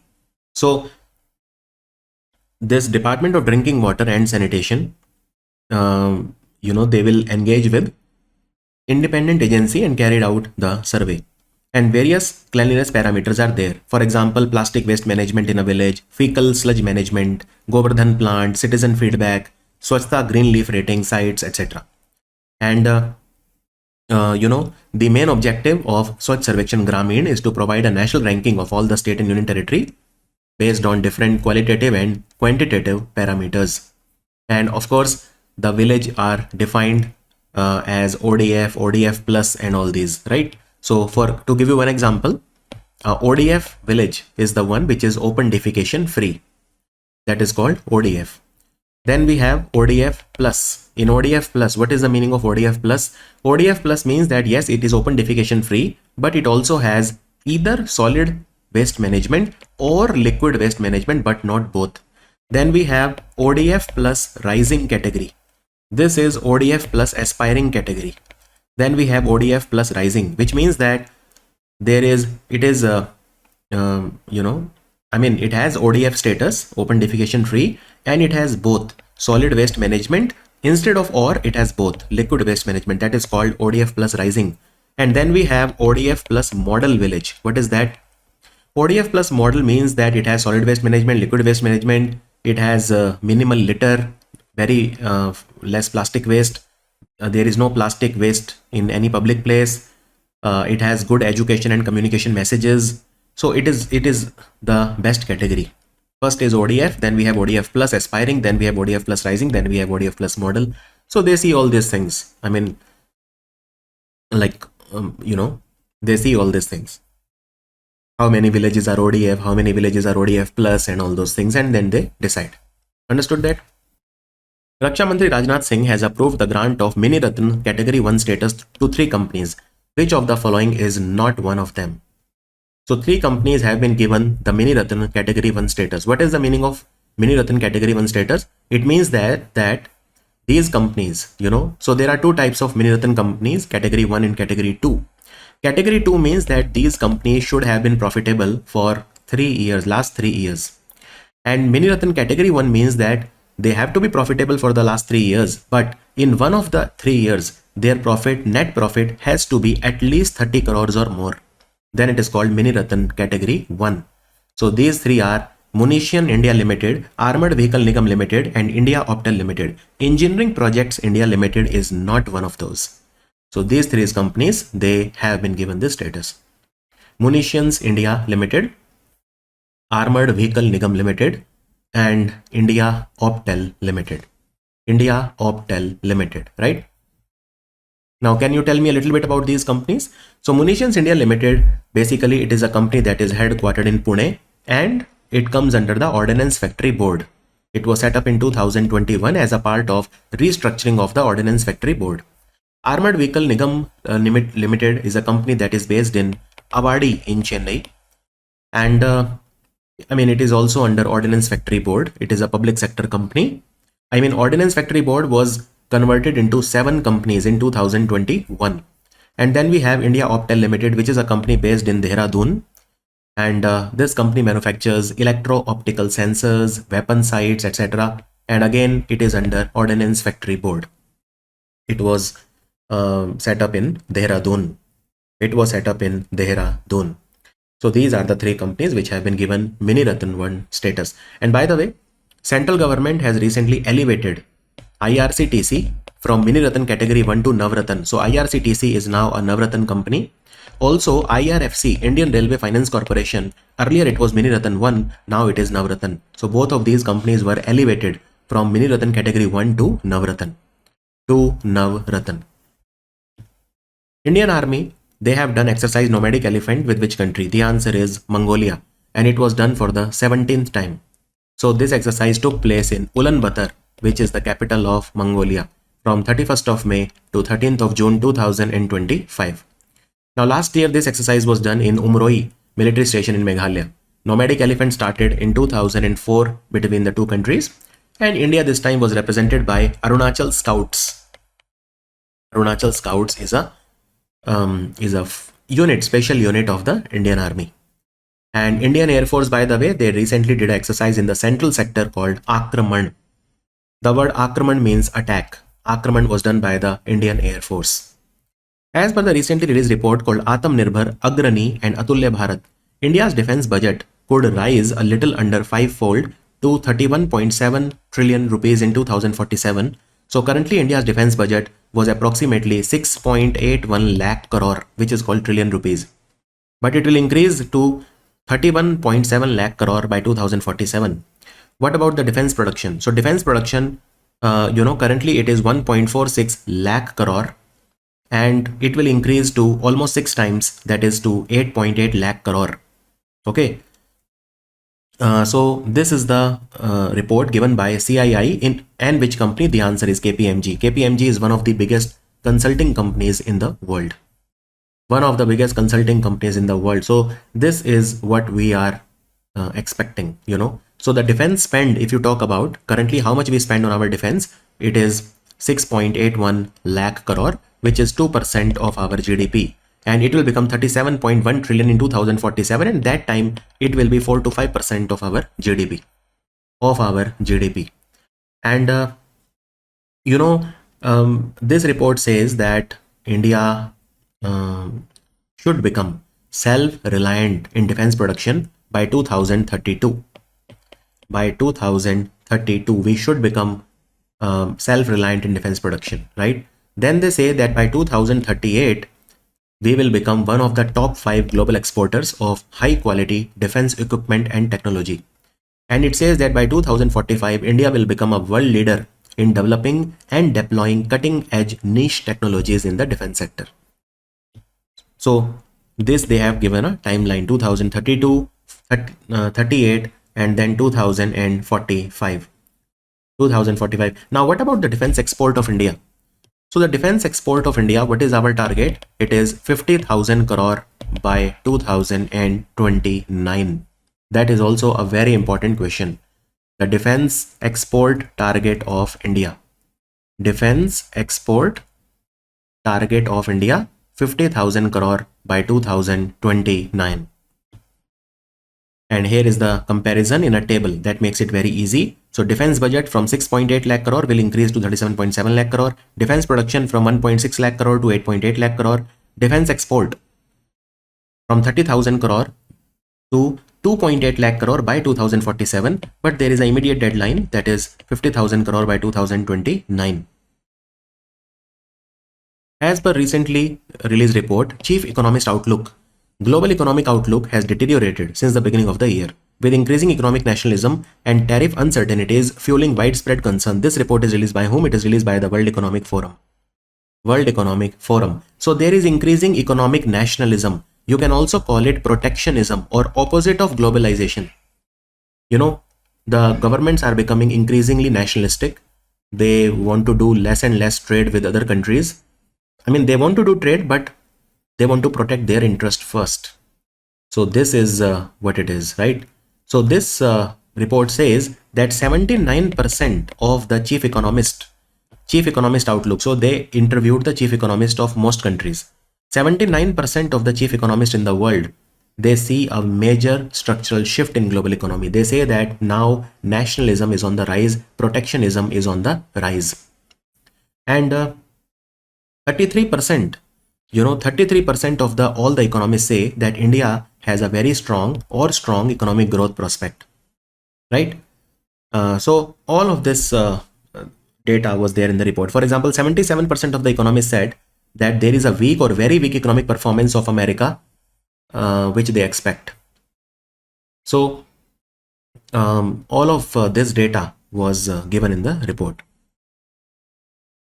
India's first artificial intelligence focused special economic zone is set to come up in Nava Raipur, which is the Chhattisgarh's new capital. Nava Raipur, also known as Atal Nagar, named after Bihari Vajpayee as Atal Nagar. This project will be developed by which company? Atal or Nava Raipur. This will have India's first artificial intelligence focused special economic zone. So it will be constructed in Nava Raipur by RAC Bank Data Center Private Limited, which is a very large company based in Indore, right? RAC Bank Data Center is a carbon neutral data center, and it will have more than 1,000 crore of investment in Nava Raipur in Chhattisgarh. So this will be spread over an area of 6 acres, and it will be like a digital nerve center for Chhattisgarh. Lot of companies will open their offices here, like Google, OpenAI, Microsoft, Meta. I mean, that is what they expect. That is what they are expecting. As per the recently released Airport Council International Asia Pacific and Middle East Air Connectivity Ranking, among the top 10 hub airports with connectivity leadership in 2024, Delhi Airport is at the 10th position.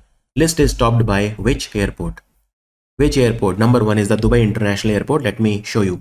Now look, ACI is headquartered, Airport Council International is headquartered in Montreal, but they do have a Asia Pacific and Middle East Center, which is in Hong Kong.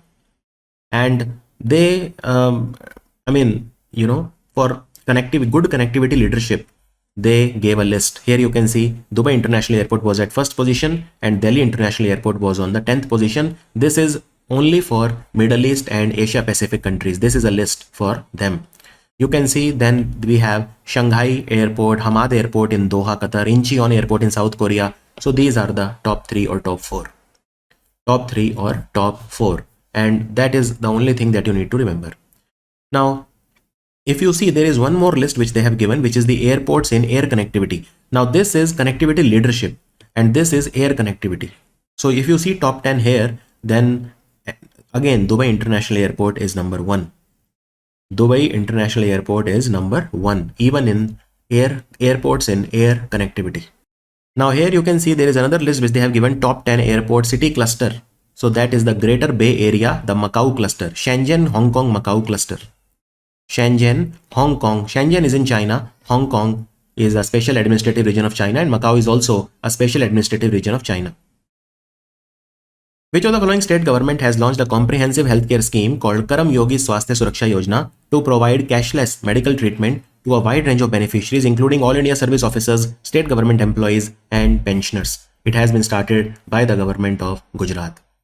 By the government of Gujarat, he is Bhupender Patel, the Chief Minister of Gujarat. Also, the former Chief Minister of Gujarat, Vijay Rupani, passed away in that unfortunate Air India crash that happened in Ahmedabad recently. So basically in Gujarat, there is a scheme which is running called Mukhya Mantri Amrutam Yojana. Mukhya Mantri Amrutam Yojana. Mukhya Mantri Amrutam Yojana, you can call MA in short. So this is for BPL families, BPL families can get quality medical and surgical care, and this scheme is running. Now for the government employees, whether they are for the central government or state government, especially for the state government and the state pensioners, there will be a card which will be known as Ayushman Bharat Pradhan Mantri Jan Arogya Yojana MA card. So under the new scheme, which is Gujarat Karam Yogi Swasthya Suraksha Yojana, there is a AB Pradhan Mantri Jan Arogya Yojana, Ayushman Bharat Pradhan Mantri Jan Arogya Yojana MA card that will be given to the state government Karam Yogis. Karam Yogis are nothing but employees, and they will get cashless treatment of up to 10 lakh rupees per family per year. And a lot of government hospitals and private hospitals are affiliated with this scheme. MA scheme, right? Mukhya Mantri Amrutam scheme. So similar to that, we have now Mukhya Mantri Karam Yogi, Gujarat Karam Yogi Swasthya Suraksha Yojana, which is very similar to the MA scheme, Mukhya Mantri Amrutam scheme. But Mukhya Mantri Amrutam scheme is for the BPL family, whereas Gujarat Karam Yogi Swasthya Suraksha Yojana is for the government employees. For the government employees, there are approximately 4.2 lakh government officers and government employees of Gujarat state, and around 2.2 lakh pensioners. So 6.4 lakh people will be benefited. 6.4 lakh Karam Yogis or employees will get health services under this scheme. So let me repeat in 10 seconds. In Gujarat, there is already a scheme called Mukhya Mantri Amrutam or MA scheme. Now they have started a new scheme which is called Gujarat Karam Yogi Swasthya Suraksha Yojana, in which you will get a PM Ayushman Bharat Jan Arogya Pradhan Mantri Jan Arogya Yojana MA card. This will be given to the state government pensioners, 6.4 lakh pensioners plus servicemen total, and they will get health insurance up to 10 lakh per family per year. Which of the following state government has launched an initiative called Ankur, Atal Network for Knowledge, Urbanization and Reforms, which is envisioned as a strategic platform to drive urban innovation, foster collaborative partnerships, and build smart, sustainable, and citizen-centric cities? So what is the answer? Ankur has been started by the government of Odisha.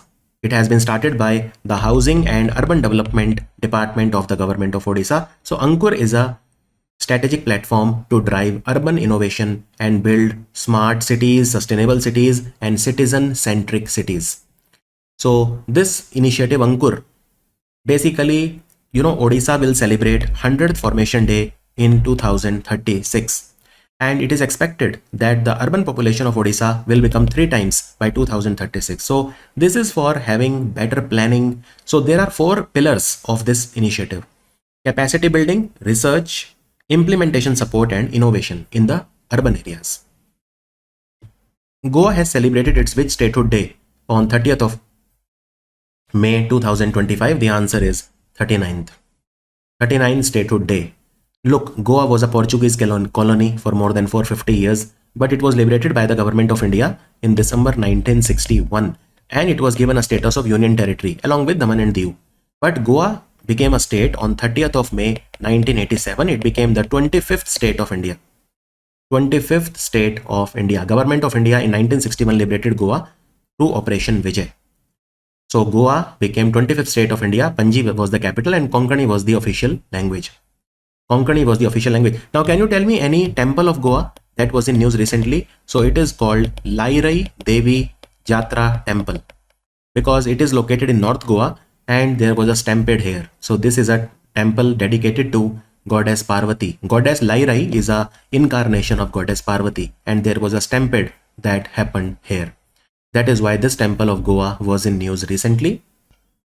Which city has officially been named as the host city for 2026 Asian Weightlifting Championship? Asian Weightlifting Championship will be hosted by Ahmedabad in 2026. It was announced recently by the Asian Weightlifting Federation. Now look, earlier they were saying that Gandhinagar will be the venue, but it is changed to Ahmedabad. So now it is proper Ahmedabad. It was decided recently. And Asian Weightlifting Championship, India hosted in 1982 also.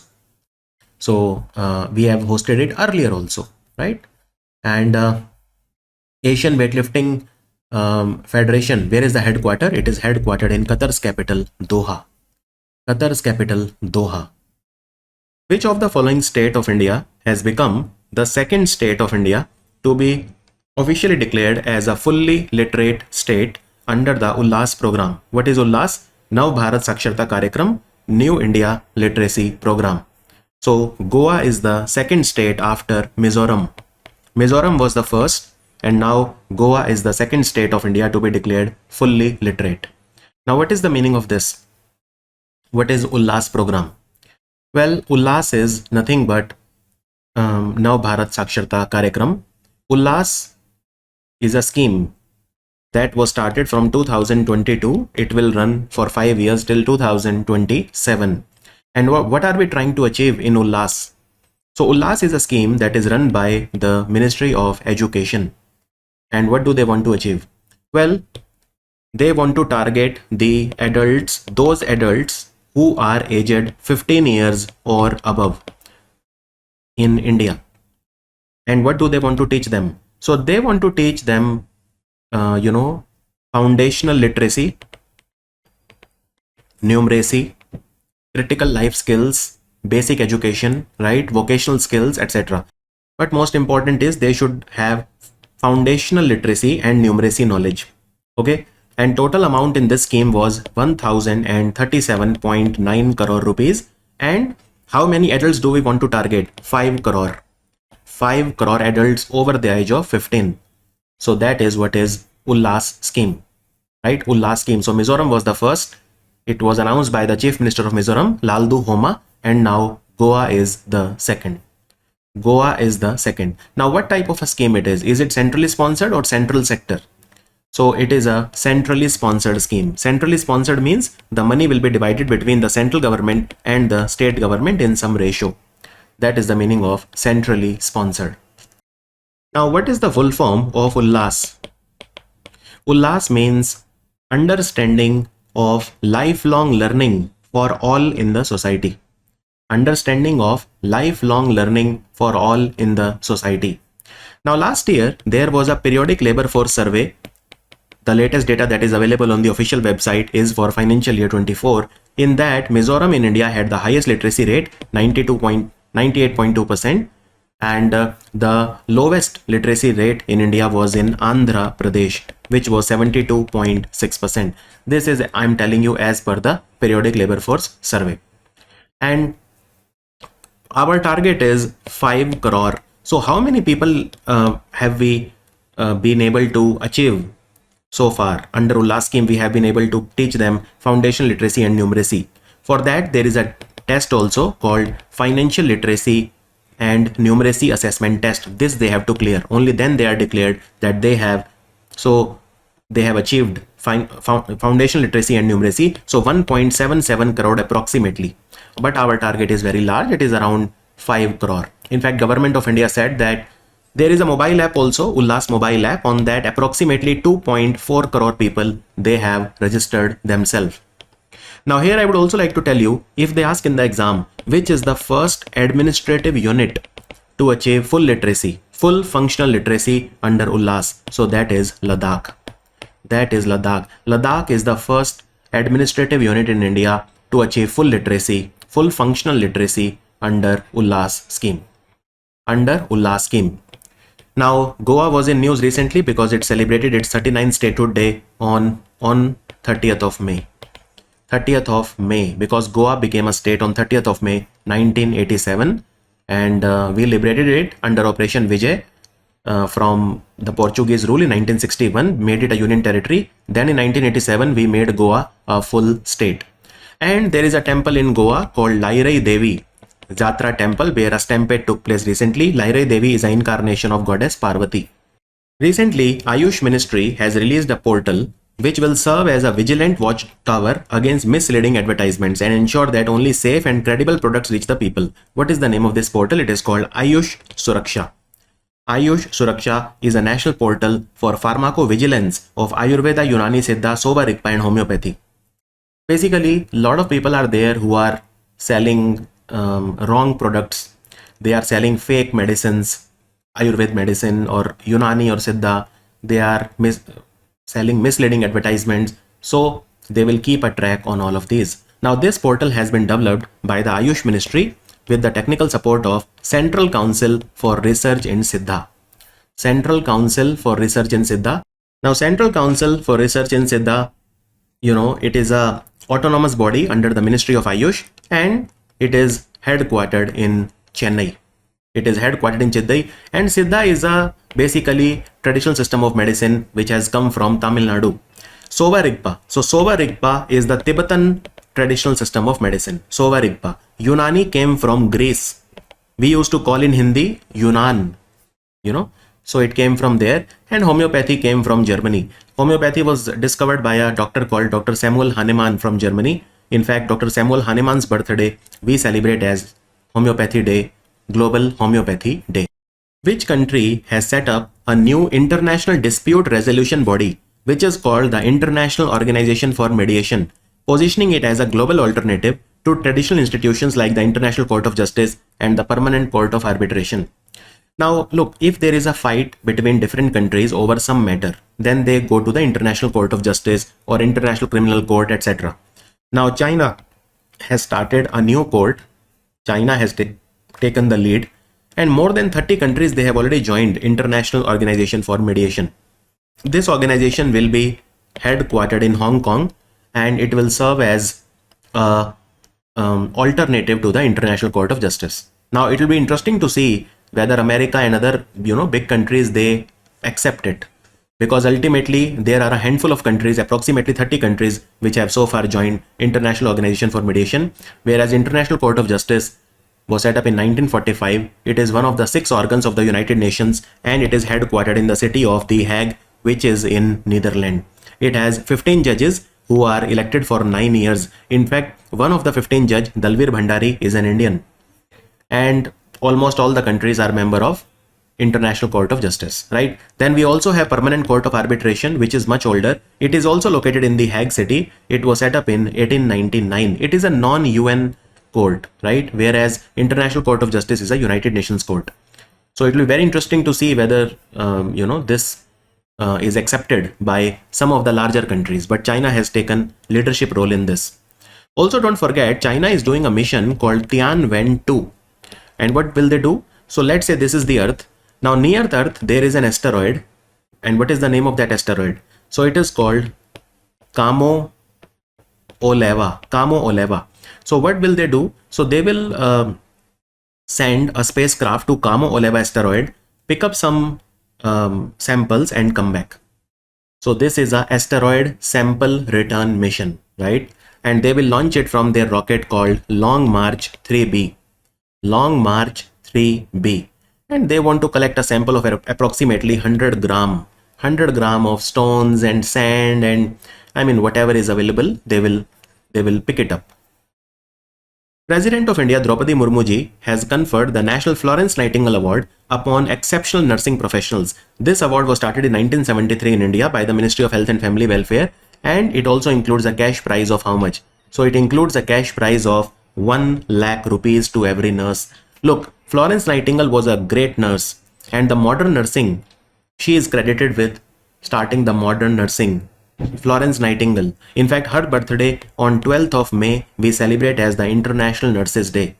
So, National Florence Nightingale Award was started in 1973, and this year, 15 nurses in different categories, they have got the award. So, some are auxiliary nurse and midwife, some are only nurses, etc. So, in different category, there are 15 nurses who have been given Florence Nightingale Award. It has a certificate of merit, a cash prize of 1 lakh rupees, and this award was started in 1973 by the Ministry of Health and Family Welfare. Also, the Ministry of Ayush, they have recently said that in India, 23rd of September will be now celebrated as the National Ayurveda Day. The date is now fixed. Earlier, Ayurveda Day was the same as the Dhanteras or Dhanvantri Jayanti, which was confusing because every year there was a different date. Now they have fixed the date for every year. This will be 23rd of September. Third, advanced estimates of the production of major agriculture crops for the agriculture year 25, they have been released by the Ministry of Agriculture. As per the estimates, India has achieved a record food grain production. What is our food grain production? This is according to the third advanced estimates. So our food grain production is 3539 lakh metric ton. This much food we produced, right? And what about in the financial year 24? How much was our food grain production? It was 3322.98 lakh metric ton. So if you do the math, this is an increase of 6.5% and it is an all-time record, right? So let me show you. If you see the total rice production, it is 1490 lakh metric ton, which is an all-time record. If you see the production of wheat, it is also all-time record. Shri Anna, you can call it millets, okay? Its production also increased. So for rice and wheat, we have created a record, right?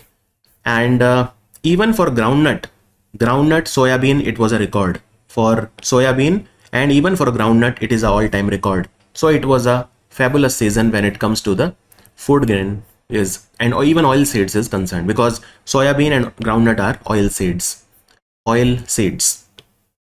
Which company has introduced its artificial intelligence first restructuring strategy called AI Mitroshka? It is a multi-layered AI ecosystem, aims to revolutionize interactions among users, developers, and enterprises by deeply embedding AI across its platform. Do you know about these Russian dolls? They are called Mitroshka dolls. So they are stacked one inside the other. So once you open one doll, you will find this smaller doll.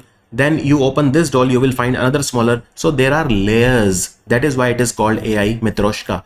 And AI Mitroshka is a strategy which has been adopted by none other than Google. So what is this strategy? So in this strategy, there will be multiple layers of AI. So for example, Google's large language model like Gemini and all these, they will be there. Then Google's Ironwood, which is a tensor processing unit, will also be one of the layer. Then one of the layer will be made up of Imagen 4, VO3 and Lyria 2. Now look, all of these Lyria 2, VO3 and Imagen 4, all of these are the technologies of Google. And these technologies are based on what? So these technologies are based on Vertex AI. Right? Vertex AI. It is based on that. And every of these, whether it is an image, whether it is a video or whatever, they will have synth ID detector also. So you can tell whether a particular image is made by Google AI or it is natural or original work. So synth ID detector will also be there in these, right? Then good user integration will also be there. So basically, look, all the things that Google have will be stacked in different layers to give a holistic experience like a Mitroshka doll. So vertical AI is the agent builder of Google. That will be there. All of these technologies, Imagen VO and will be there. Tensor processing unit, Ironwood will be there. Gemini will be there, etc., etc. Who has won 2025 Princess of Asturias Prize for Sports? She is a 23 Grand Slam winner. She is none other than American Serena Williams, the legendary tennis player, probably the best tennis player of all time when it comes to the female tennis is concerned. Now this award was given for the first time in 1987, and this is given for promotion of sports and a sense of solidarity and commitment to sports. You know, it is given to, now look, this is an award which is given by Spain, okay? And it is not given only for sports. It can be given for arts and literature also. So this award is given by Spain. And she has won 23 Grand Slams. Now who has won this award this year? Well, this award has a monetary prize of 50,000 euros for every category. And as I said, art, literature and sports mainly, it is given for these. Princess of Asturias Award. Now, apart from arts, sports and literature, it can also be given for communication and humanities. It can also be given for social sciences, technical and scientific research, etc. This award started in 1981. It is given by the Princess of Asturias Foundation. and there is a cash award of 50,000 euros for every category. And these are the winners for this year. But most important is only this one, which is Serena Williams. Serena Williams. Technology Development Board has sanctioned financial support to which of the following company for developing India's first indigenous mechanical thrombectomy device manufacturing facility? What is the meaning of this? Do you know about the blood clot? You can call it a thrombus. If let's say this is your heart artery, okay, in that there is a clot, then what will happen? Then the blood will not flow and you will suffer from a heart attack, right?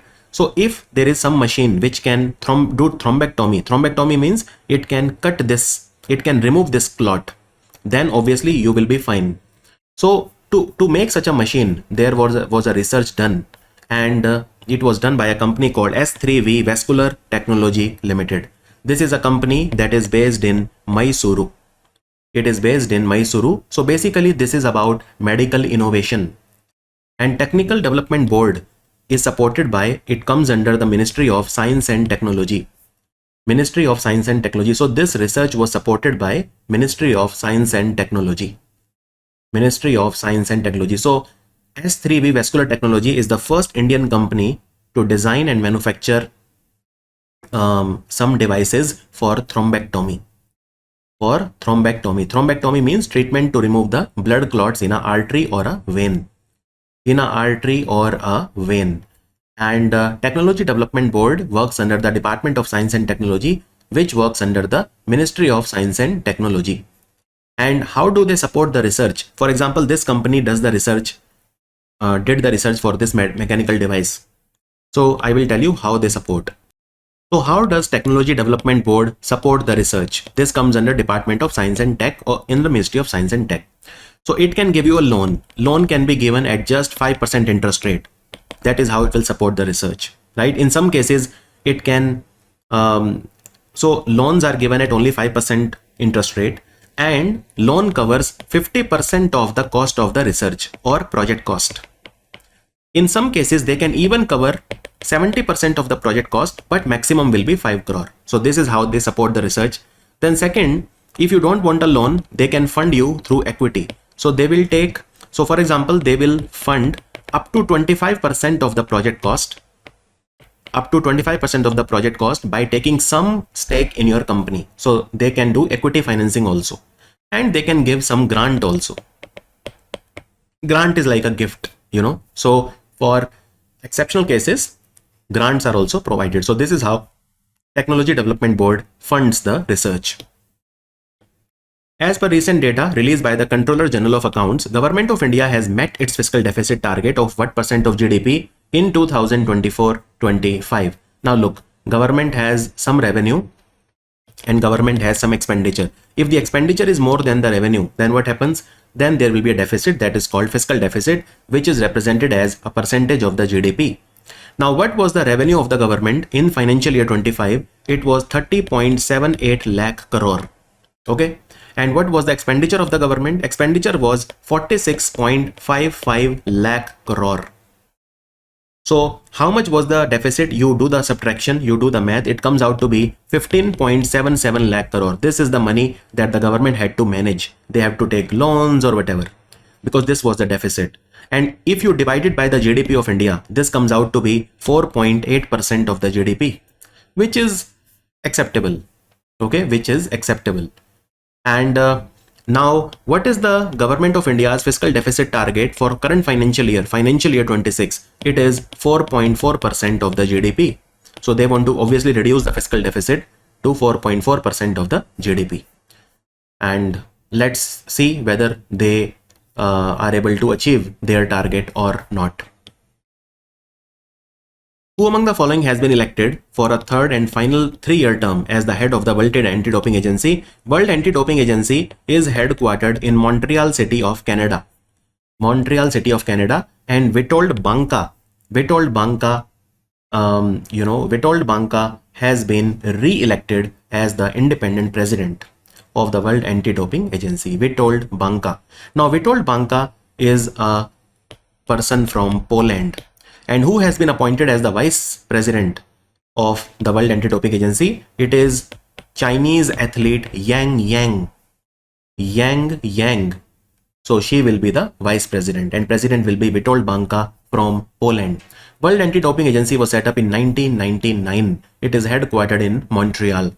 Also don't forget that Ahmedabad city of India will host the Asian Weightlifting Championship in 2026. Central government has officially designated an eco-sensitive zone around the Tral Wildlife Sanctuary, which is a critical biodiversity hotspot. Where is it? So this is located in Jammu and Kashmir. This is a beautiful wildlife sanctuary in Jammu and Kashmir. Now, and it is a critical biodiversity hotspot. So let's say this is the Tral Wildlife Sanctuary. So they have designated 3.36 kilometer area on all the sides as a eco-sensitive zone.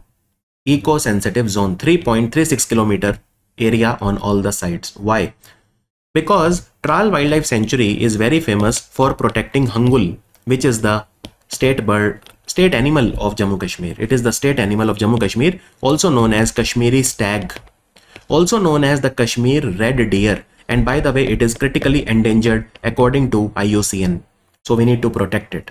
And Tral Wildlife Sanctuary is where? It is in the Tral town of Pulwama. So it is in Pulwama district of Jammu and Kashmir.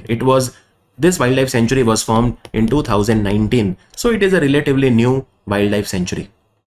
It is a relatively new wildlife sanctuary. And another importance of this wildlife sanctuary is that there is a Dachigam National Park. There is a Dachigam National Park and there is a wildlife sanctuary in Jammu Kashmir called Overa Aru. Overa Aru Wildlife Sanctuary. It acts as a connecting link between the two. It acts as a buffer. So Tral Wildlife Sanctuary acts as a joiner between Dachigam National Park and Overa Aru Wildlife Sanctuary. And by declaring eco-sensitive zone, they will regulate the activities in this area. They will not allow any construction and all these things. So they will regulate the activity to protect the hangul. Who among the following has won the 2025 Scripps National Spelling Bee? It is a spelling competition, very different, very tough spellings are asked. And every year it is won by Indian Americans. This year was no different. Faizan Zaki is a 13-year-old Indian American. He won the tournament after he spelled a word called claircissemo correctly. This was the word that he spelled correctly, and he will take $50,000. Now the first spelling bee competition was held in 1925, right, in Washington DC. And this year, more than 200 students, they participated. So the Scripps National Spelling Bee is one of the toughest spelling competitions in the world. As per the recent information, central government has launched the UPS scheme from 1st April 2025, targeting the central government employees who were part of the national pension system. So from NPS, now we have UPS. Now UPS ensures an assured pension payout for subscribers who retired on or before 31st of March 2025, provided they have a minimum of how much of qualifying service. To be eligible for pension, you need to do at least 10 years of service. At least 10 years of service, right?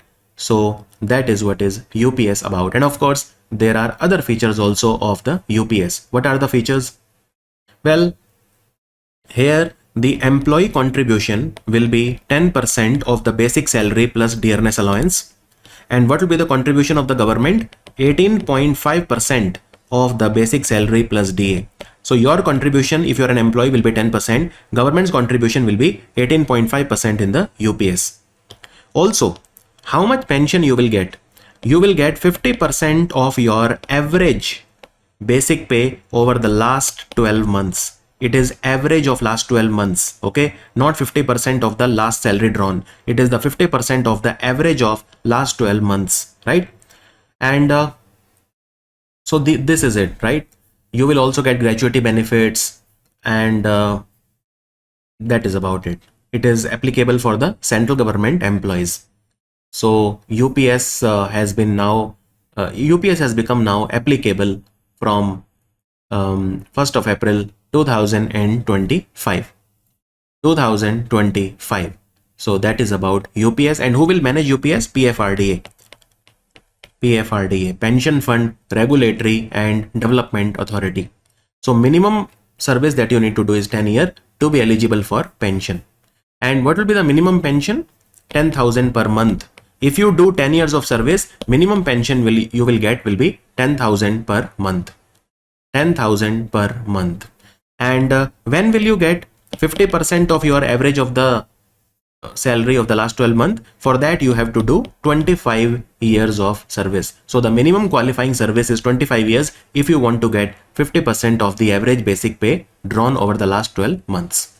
So that is UPS.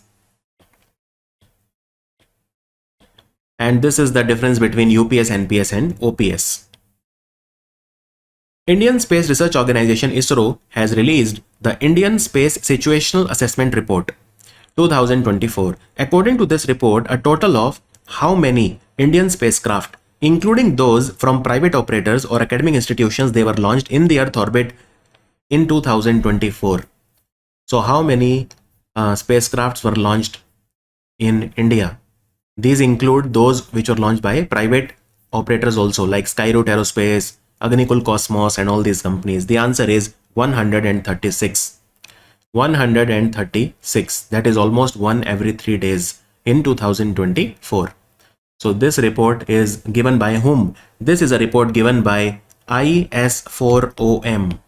That is ISRO System for Safe and Sustainable Space Operations Management.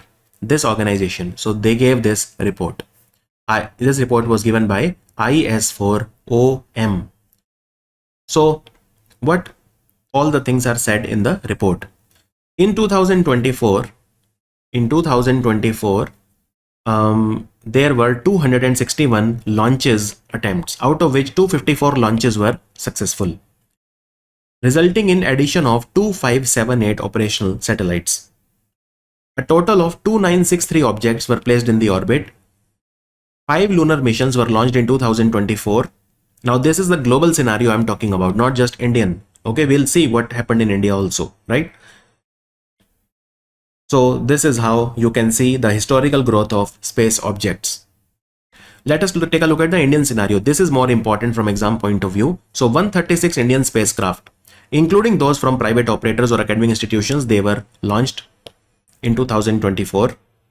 So as of 31st December 2024, what is the number of operational satellites owned by the government of India? In the low Earth orbit, it is 22, and in the geosynchronous orbit, it is 31. In addition, we have two mission, Chandrayaan 2 orbiter and Aditya L1, which are present. And there were 5 launches from Sriharikota, PSLV-C58 ExpoSat, PSLV-C59 or Proba 3 mission, PSLV-C60 SpaceX mission, GSLV-F14 INSAT 3DS, and SSLV-D3 Earth Observation Satellite 08. So these were the 5 launches, major launches that were done. And ISRO launched GSAT-20, not from their own rocket, but from Falcon 9 rocket of SpaceX. It was launched from Cape Canaveral. And ISRO's TSAT-1A was also launched by SpaceX rocket Falcon 9. And therefore total of 8 Indian satellites, 1 foreign satellite and 6 rocket bodies, including POEM 3 and POEM 4 module, they were placed in their intended orbit. So this is a report, and this is a detail of all the missions that were done. You can see PSLV-C8 ExpoSat, GSLV-F14 INSAT 3DS, TSAT-1A that was launched by Falcon 9, SSLV-D3 Earth Observation Satellite 08, PSLV-C59 Proba 3, PSLV-C60 SpaceX, and GSAT-20 was again launched by Falcon 9. Who among the following has received the Director General's Award for Global Health during a high-level meeting at the 78th session of World Health Assembly? So World Health Assembly is the annual summit of the WHO. It took place in the headquarters, that is Geneva, from 19th to 27th of May, and Director General Award was given to Eva Marie Kolsak. So let me give you a complete roundup of World Health Assembly 78. So India was represented by Punya Salila Srivastav. She is the secretary in the Ministry of Health at the WHA 78, that is 78th Assembly of WHO or World Health Assembly 78. And Arindam Bagchi is India's permanent representative to UN in Geneva. So he also gave a speech from India's behalf. Then India was declared trachoma free. Now look, trachoma is a disease of the eyes, and this is a disease of the eyes caused by a bacteria called Chlamydia trachomatis. Chlamydia trachomatis bacteria. So India is now trachoma free. And then India became the third country in the Southeast Asia, WHO Southeast Asian region after Nepal and Myanmar to achieve this milestone of becoming trachoma free.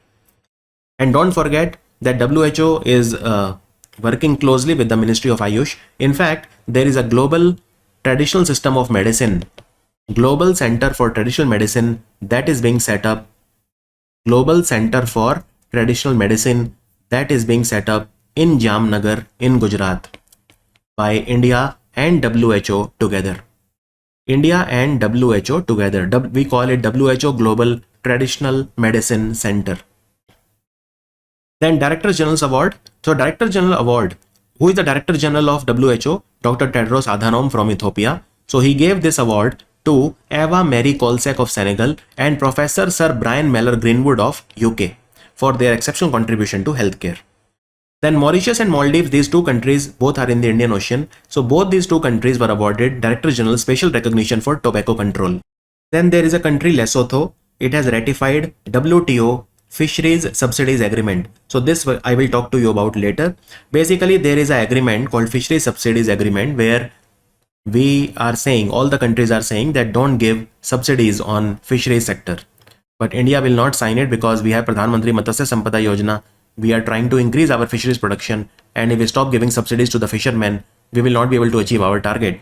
So Lesotho is a country which has joined the Fisheries Subsidies Agreement of WTO. Also, Argentina has withdrawn from WHO. Argentina is saying that it is withdrawing from WHO, right? Then Madagascar is a country which has been declared polio free. Polio free. So all of these things happened recently in the WHO Assembly meeting, which happened in Geneva.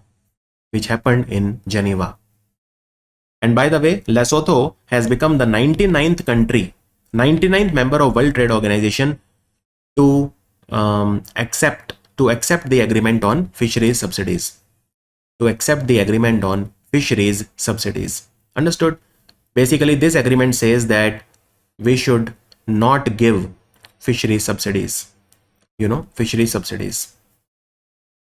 National Statistical Office, which works under the Ministry of Statistics and Program Implementation, has released the provisional estimate of annual GDP for financial year 25 and quarterly estimate of GDP growth rate of India for the fourth quarter. So what was the real GDP growth rate of India according to National Statistical Office, Ministry of Statistics? The GDP growth rate of India was 6.5%. 6.5% in the financial year 25, which has already ended. 6.5%, which is very healthy. And what was the GDP growth rate of India in the fourth quarter of the financial year 25? So in the fourth quarter, it was 7.4%. 7.4%. Now the construction sector, it is estimated to record a growth rate of 9.4% in the financial year 25. 8.9% growth is seen in public administration, defense and other services sector, and 7.2% in the financial, real estate and professional services sector. So huge growth was seen in the construction sector. 9.4% in the entire year. If you see the financial year 25, in our GVA, nominal gross value added, which sector has the highest share? So if you see, then financial, real estate and professional services 23% share. Then second highest is agriculture, livestock, forestry and fishing 18%. And then we have trade, hotel, transport, communication and services, which is 17%. Manufacturing 14%, and even the public administration, defense and other services also almost 14%. So these are the highest composition sectors for our nominal GVA. Now if I ask you, in the real GVA growth, which sector showed the maximum growth in the financial year 25 in percentage? Maximum growth. So maximum growth was shown by the construction sector, 9.4%. 9.4%. And second highest growth was shown 8.9% by public administration, defense and other services sector. Manufacturing sector growth was only 4.5%. That's it. Financial, real estate and professional services sector, the growth was only 7.2%. Trade, hotels, transport, communication and services related to broadcasting sector, 6.1% growth. Mining and quarrying, 2.7% growth. Agriculture, livestock, only 4.6% growth. So maximum growth was by construction sector 9.4. Real GPA growth, maximum growth rate was in the construction sector. Dhruva is being designed by the Department of Post to create a secure digital environment through which users can share accurate address information by leveraging a geo-coded framework. What does the letter R represent in Dhruva? What does the letter R represent in Dhruva? So what is the full form of Dhruva? So let me show you the full form. Here it is written, Digital Hub for Reference and Unique Virtual Address. The answer is therefore reference or option B. The answer is therefore option B. So what is the meaning of this? Now you know that recently DigiPin has been launched by the Postal Department, that is Digital Postal Index Number. So DigiPin serves as a strong pillar of geospatial governance because it is not just your address alone, it is geo-tagged address, right? So department, the Postal Department is building on DigiPin, and they have launched a policy document called Dhruva, that is Digital Hub for Reference and Unique Virtual Address. So Dhruva is being designed to create a secure digital environment through which users can share accurate address information by using geospatial technology. It will have two layers. One is of course DigiPin layer, and second is the digital address layer. Digital address layer. So here you can see. And who has designed DigiPin? Can you tell me? DigiPin has been designed by IIT Hyderabad, Department of Post, and National Remote Sensing Center of ISRO, which is again located in Hyderabad.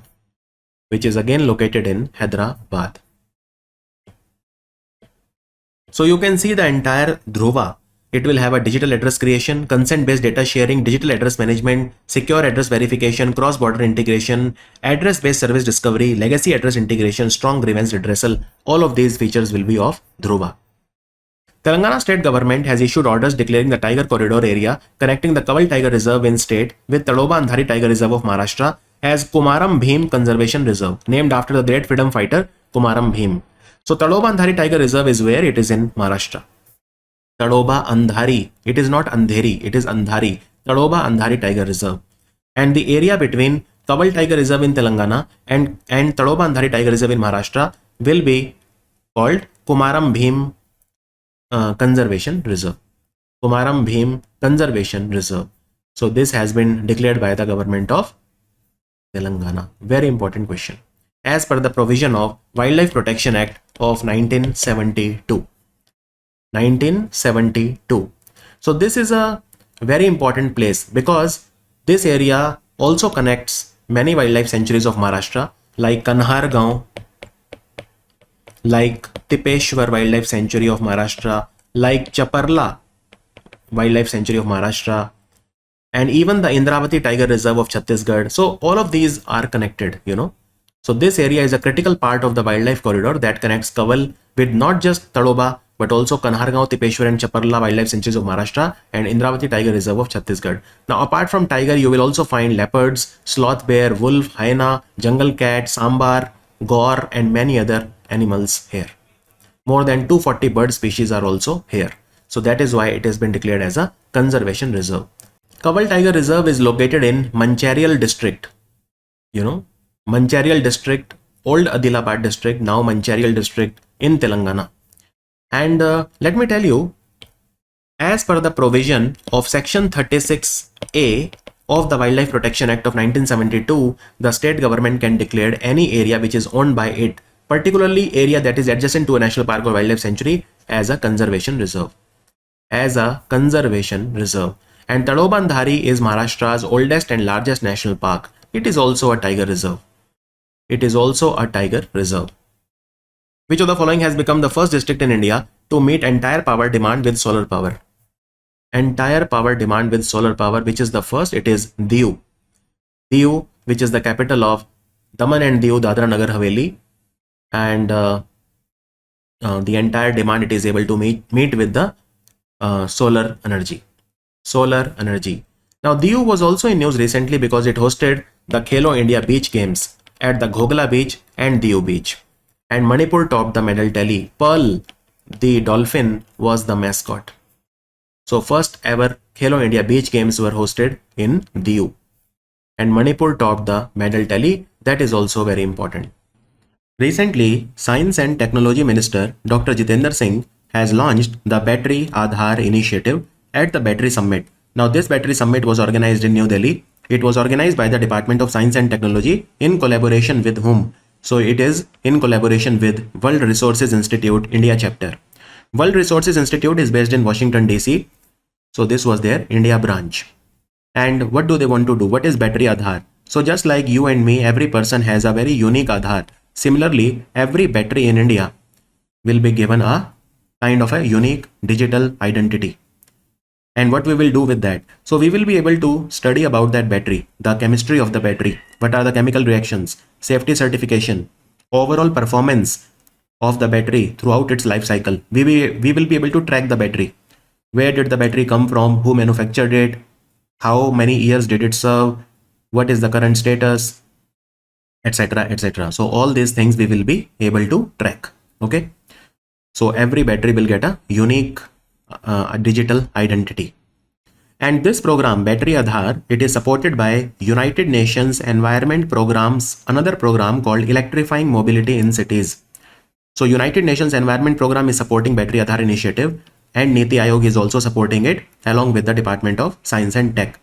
Now all of this will give a lot of data about the battery, and all that data we will put on the Mobius Plus platform. This is a platform of a company called Tata LIC. Tata LIC. So there will be digital product passport creation. Passport creation again means unique identity of every battery, life cycle mapping, public and private data access, etc. All of this will be available on the Mobius Plus platform of Tata LIC. So essentially, we want to provide batteries with secure digital identity so that we can trace and we can track the life cycle of every battery in India. This is a program by Department of Science and Tech, United Nations Environment Program, Niti Aayog, and World Resources Institute India. And recently, the Battery Summit therefore took place in Delhi. Understood now? What is the meaning of this question? Ministry of Home Affairs, they have taken a significant decision to confer an honorary rank, one rank higher, on personnel below the officer rank in the Central Armed Police Forces and Assam Rifles on the day of their retirement. Which of the following is not an eligibility criteria for this honorary rank? Now, those people who are serving in any CAPF, Central Armed Police Forces like BSF, CRPF, CISF, National Security Guard and all, or if they are working in Assam Rifle. Now, Assam Rifle is also one of the types of CAPF only. The only thing is that in Assam Rifles, the ranks are different. That is why it has written CAPF and Assam Rifles. Otherwise, Assam Rifles is also one of the types of paramilitary force. In fact, Assam Rifles is the oldest paramilitary force. Assam Rifles is also known as Sentinel of the Northeast. It is headquartered in Shillong. So, when you retire, now let's say, suppose you are retiring at a constable level. But when you retire, you will be given one rank higher. So you will retire as head constable. Although it will not lead to any promotion or any extra salary or pension for you, but just a honorary basis. So lifetime, you will be able to tell people that I retired as head constable and not constable. So on the day you retire, if you are below the rank of an officer, then you will be given one rank higher, right? And for that, what is not a criteria? Your performance, you will be evaluated on your annual performance appraisal report, and your rating should be at least good. Your record should be good and clean, and there has to be approval from the departmental inquiry, and you should not have received any major punishment in the last 5 years. So option A is wrong. It is not 10 years, it is 5 years. And no financial or pension benefits.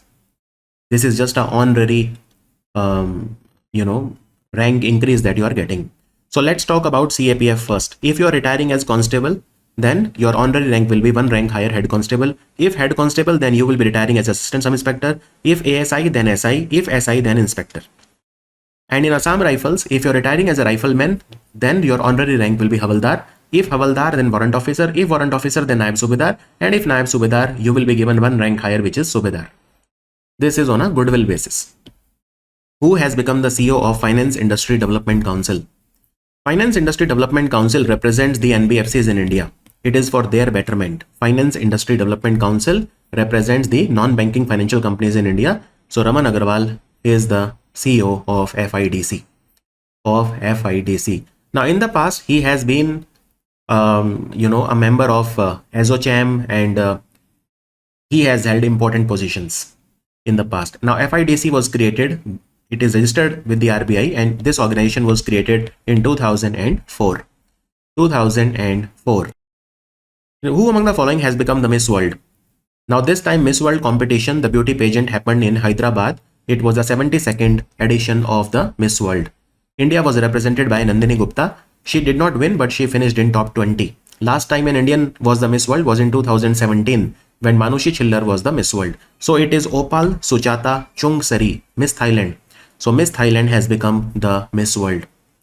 And last time Miss World 2024 was Kristina Piskova, and she gave him the crown. It is always the outgoing Miss World who gives the crown to the incoming Miss World. Okay.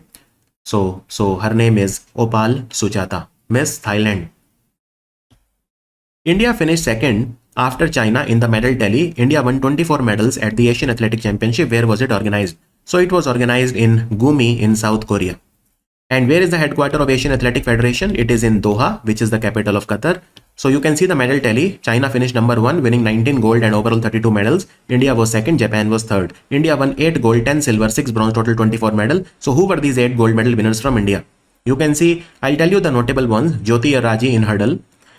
Avinash Sable in 3000 meters steeplechase. Do remember the name of Gulveer Singh because he won not 1 but 2 medals. 5000 meter race and 10,000 meter race. So he's a superstar. And then we won gold in other areas also. For example, in high jump, in high jump, women's high jump, Pooja won the gold medal.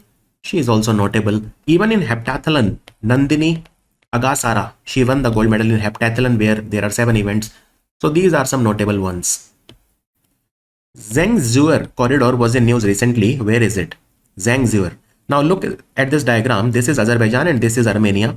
Now both countries are always at war. Both are highly hostile countries to each other. Why? Because there is a disputed area called Nagorno-Karabakh. So everyone claims that Nagorno-Karabakh is theirs. Nagorno-Karabakh is somewhere here in Azerbaijan. It is within the boundary of Azerbaijan, but Armenia claims that it is there, Nagorno-Karabakh area. Anyways, you know that India is good friends with Armenia. India is an enemy of Azerbaijan. Azerbaijan, Turkey, Pakistan, they are all enemies of India. Now look at this place. Can you see Zhangzhou corridor? So basically it is a passage. Once made, it will connect Azerbaijan with Turkey. And Armenia does not want this passage to be there. And India also, because India supports Armenia. Armenia is also our defense partner. We sell a lot of missiles and all these things to Armenia. So Zhangzhou corridor is basically a passage. Zhangzhou corridor is a transport corridor, and once completed, it will connect Azerbaijan with Turkey through South Armenia. You can see it will cross through South Armenia and it will join our two enemies, Turkey and Azerbaijan. So Armenia does not want it to be there and India does not want it to be there. And therefore answer is Armenia. Government of India has approved the scheme to promote manufacturing of electric passenger cars in India. Under the scheme, the approved applicants will be allowed to import completely built-in units of electric four-wheeler manufactured by global group companies with a minimum cost, insurance and freight value of how much at reduced customs duty of 15% for a period of 5 years from the application approval date. So what are we trying to do? We are trying to invite the foreign electric vehicle companies to come and make in India, and we will give them certain incentives. So one of the incentive is that all the applicants, for example, let's say there is a company Citroën which manufactures electric vehicle. You must have heard of this company, right? Citroën. Now let's say we want Citroën to come and manufacture in India, right? We want this company to manufacture electric four-wheeler in India. Then what are we giving this company? We are saying that we will give you a reduced custom duty of 15% for 5 years. At the same time,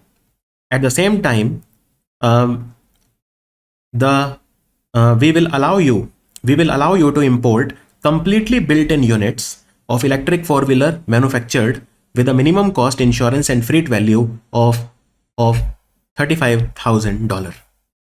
$35,000. We will allow you to import this, right?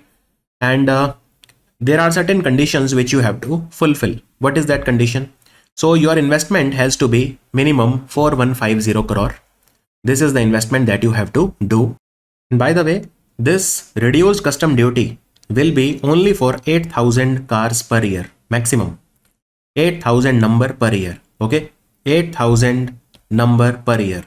The maximum number of four-wheeler on which this custom duty will be there is 8,000. And we are expecting a minimum investment from you, which is 4150 crore. And what is the maximum duty that we are giving to one applicant? So maximum duty that we are giving to one applicant will be 6484 crore. This is the relaxation in custom duty that will be given to one. Maximum custom duty waiver combined on all the cars will be 6484 crore. 6484 crore, right? So these are the special provisions of the scheme. And therefore, what we are expecting is a great response to the scheme, and let's hope that more and more foreign companies manufacture in India. Another important thing, there has to be a certain domestic value addition. So the minimum domestic value addition has to be 25% within 3 years and 50% to be achieved within 5 years. This is also one of the conditions. And by the way, 4150 crore is approximately $500 million. If any company wants to apply, its group revenue has to be minimum 10,000 crore. Only then it can apply. Also, to promote electric vehicle, recently there was a program called Evolutions, which means electric vehicle solutions led by a startups program. It was started. So it was started by whom? It was started by Department of Science and Technology in collaboration with the Ministry of Heavy Industries and Automotive Component Association of India, ACMA. These three organizations started this. In this, there will be a grant that will be given maximum 50 lakh rupees to those startups which are manufacturing the components for electric 2, 3 or 4-wheelers. Department of Land Resources, which works under the Ministry of Rural Development, they have launched the second phase of the capacity building under Naksha. Now what is Naksha? National Geospatial Knowledge-Based Land Survey of the Urban Habitations Program. Very simple. Using the satellite technology, geospatial technology, we will do the land survey of the urban areas. So which of the following is not one of the 5 centers of excellence selected for this initiative? So 5 centers of excellence have been selected for the Naksha initiative. Which of the following is not one of them? Well, Indian Institute of Remote Sensing Dehradun is not one of them. So which are the 5? So it is Lal Bahadur Shastri, National Academy of Administration, Labasna, Mussoorie; Yashwantrao Chavan, Academy of Development Administration, Pune; Northeast Region Center of Excellence, Guwahati; Mahatma Gandhi State Institute of Public Administration, Chandigarh; and Administrative Training Institute, Mysuru. What is the meaning of this 5 center of excellence? So basically, to do the urban land survey using satellite technology, you need proper skilled people. You need master trainers. You need master trainer. So 160 master trainers capacity building program is there to train 160 master trainers from the Naksha participating states or union territories. We will first develop a force who can do all this, right? And their training will be done at these 5 places. That is, centers of excellence for training are these. So training will be starting from 2nd of June.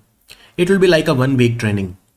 And then these officers who can do urban land survey and field staff and all, they will be first trained. Practical skills will be given to them so that they can oversee high accuracy land survey under the Naksha program. Under the Naksha program. Now this is very important because we are doing urban transformation, because 600 million people in India will live in the urban areas by 2031. So Naksha program addresses this challenge. We want sustainable cities, and Naksha program is run by the Department of Land Resources, which works under the Ministry of Rural Development. Ministry of Rural Development. Now, other organizations are also helping in this program, Naksha program. So Ministry of Rural Development is being helped by Survey of India. Survey of India works under the Department of Science and Technology.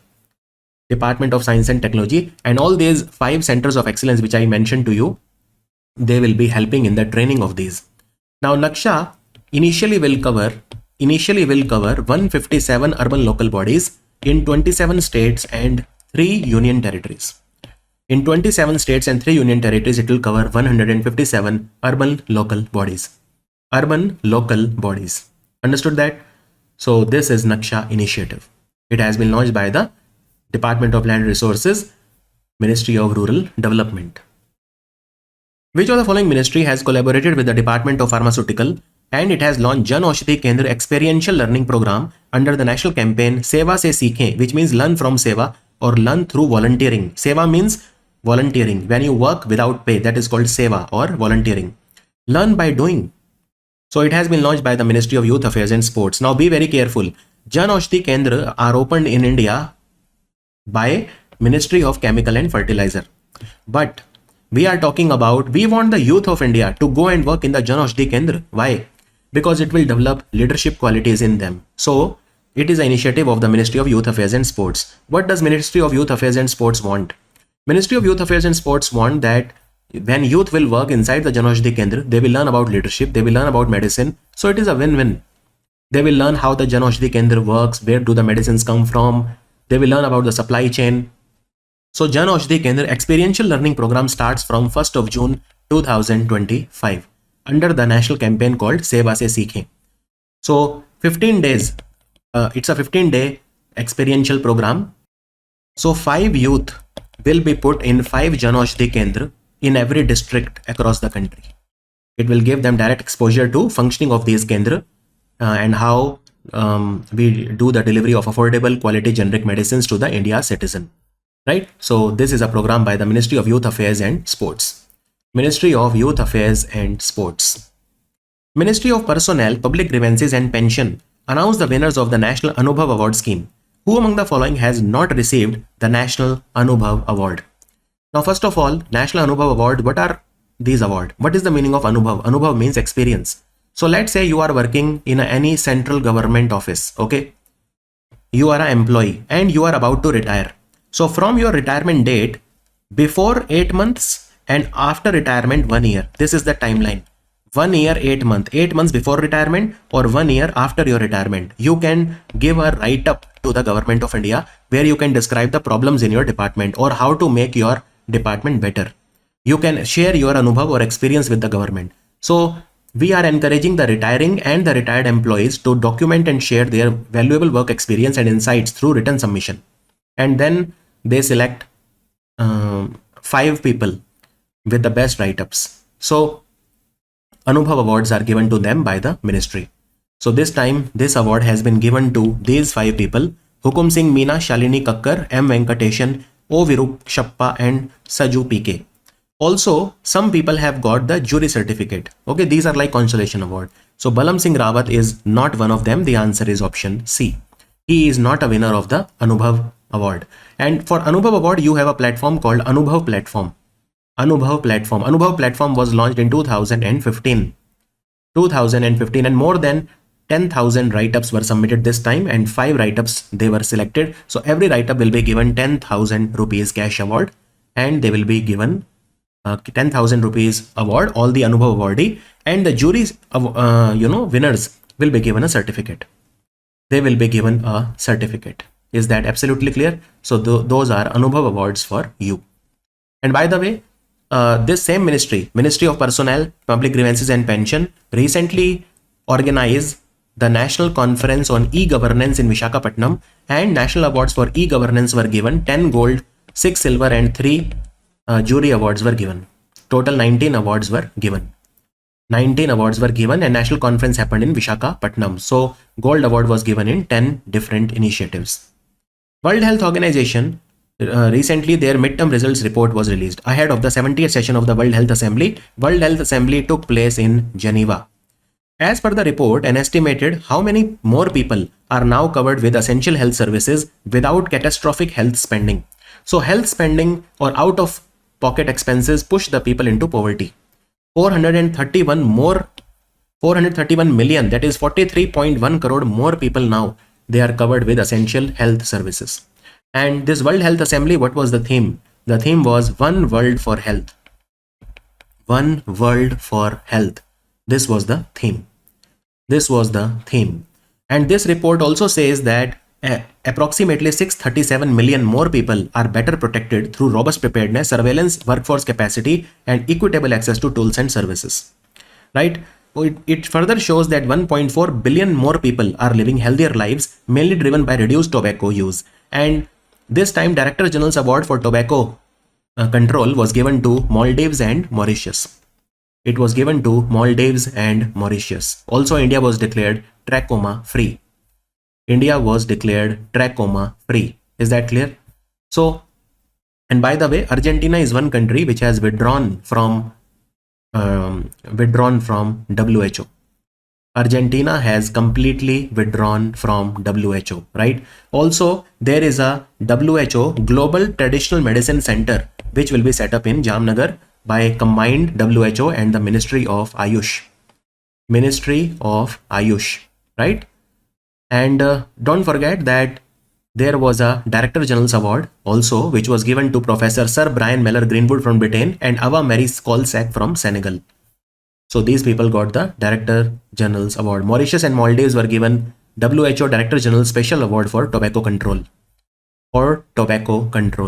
And Lesotho became the 99th WTO member to sign the Fisheries Subsidies Agreement. So all of these things happened at the World Health Assembly.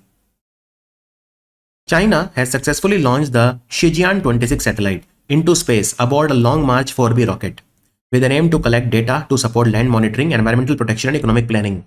Now, Shijian-26 satellite is launched by which company? So this satellite has been manufactured by Aerospace Dongfan Hong Satellite Company Limited and one more company. So which is the other company of China? The other one is the Harbin Institute of Technology, which is based in Heilongjiang in China. Heilongjiang in China, and it was launched. The launch happened from Jiuquan Satellite Launch Center, which is in the Gobi Desert of China. Gobi Desert is also shared by Mongolia, and with Mongolia, India recently did nomadic elephant exercise, which was done in the capital of Mongolia, that is Ulaanbaatar. Ulaanbaatar. Okay. Union Minister of State for Environment, Forest and Climate Change has addressed the plenary session of International Conference on Glaciers Preservation.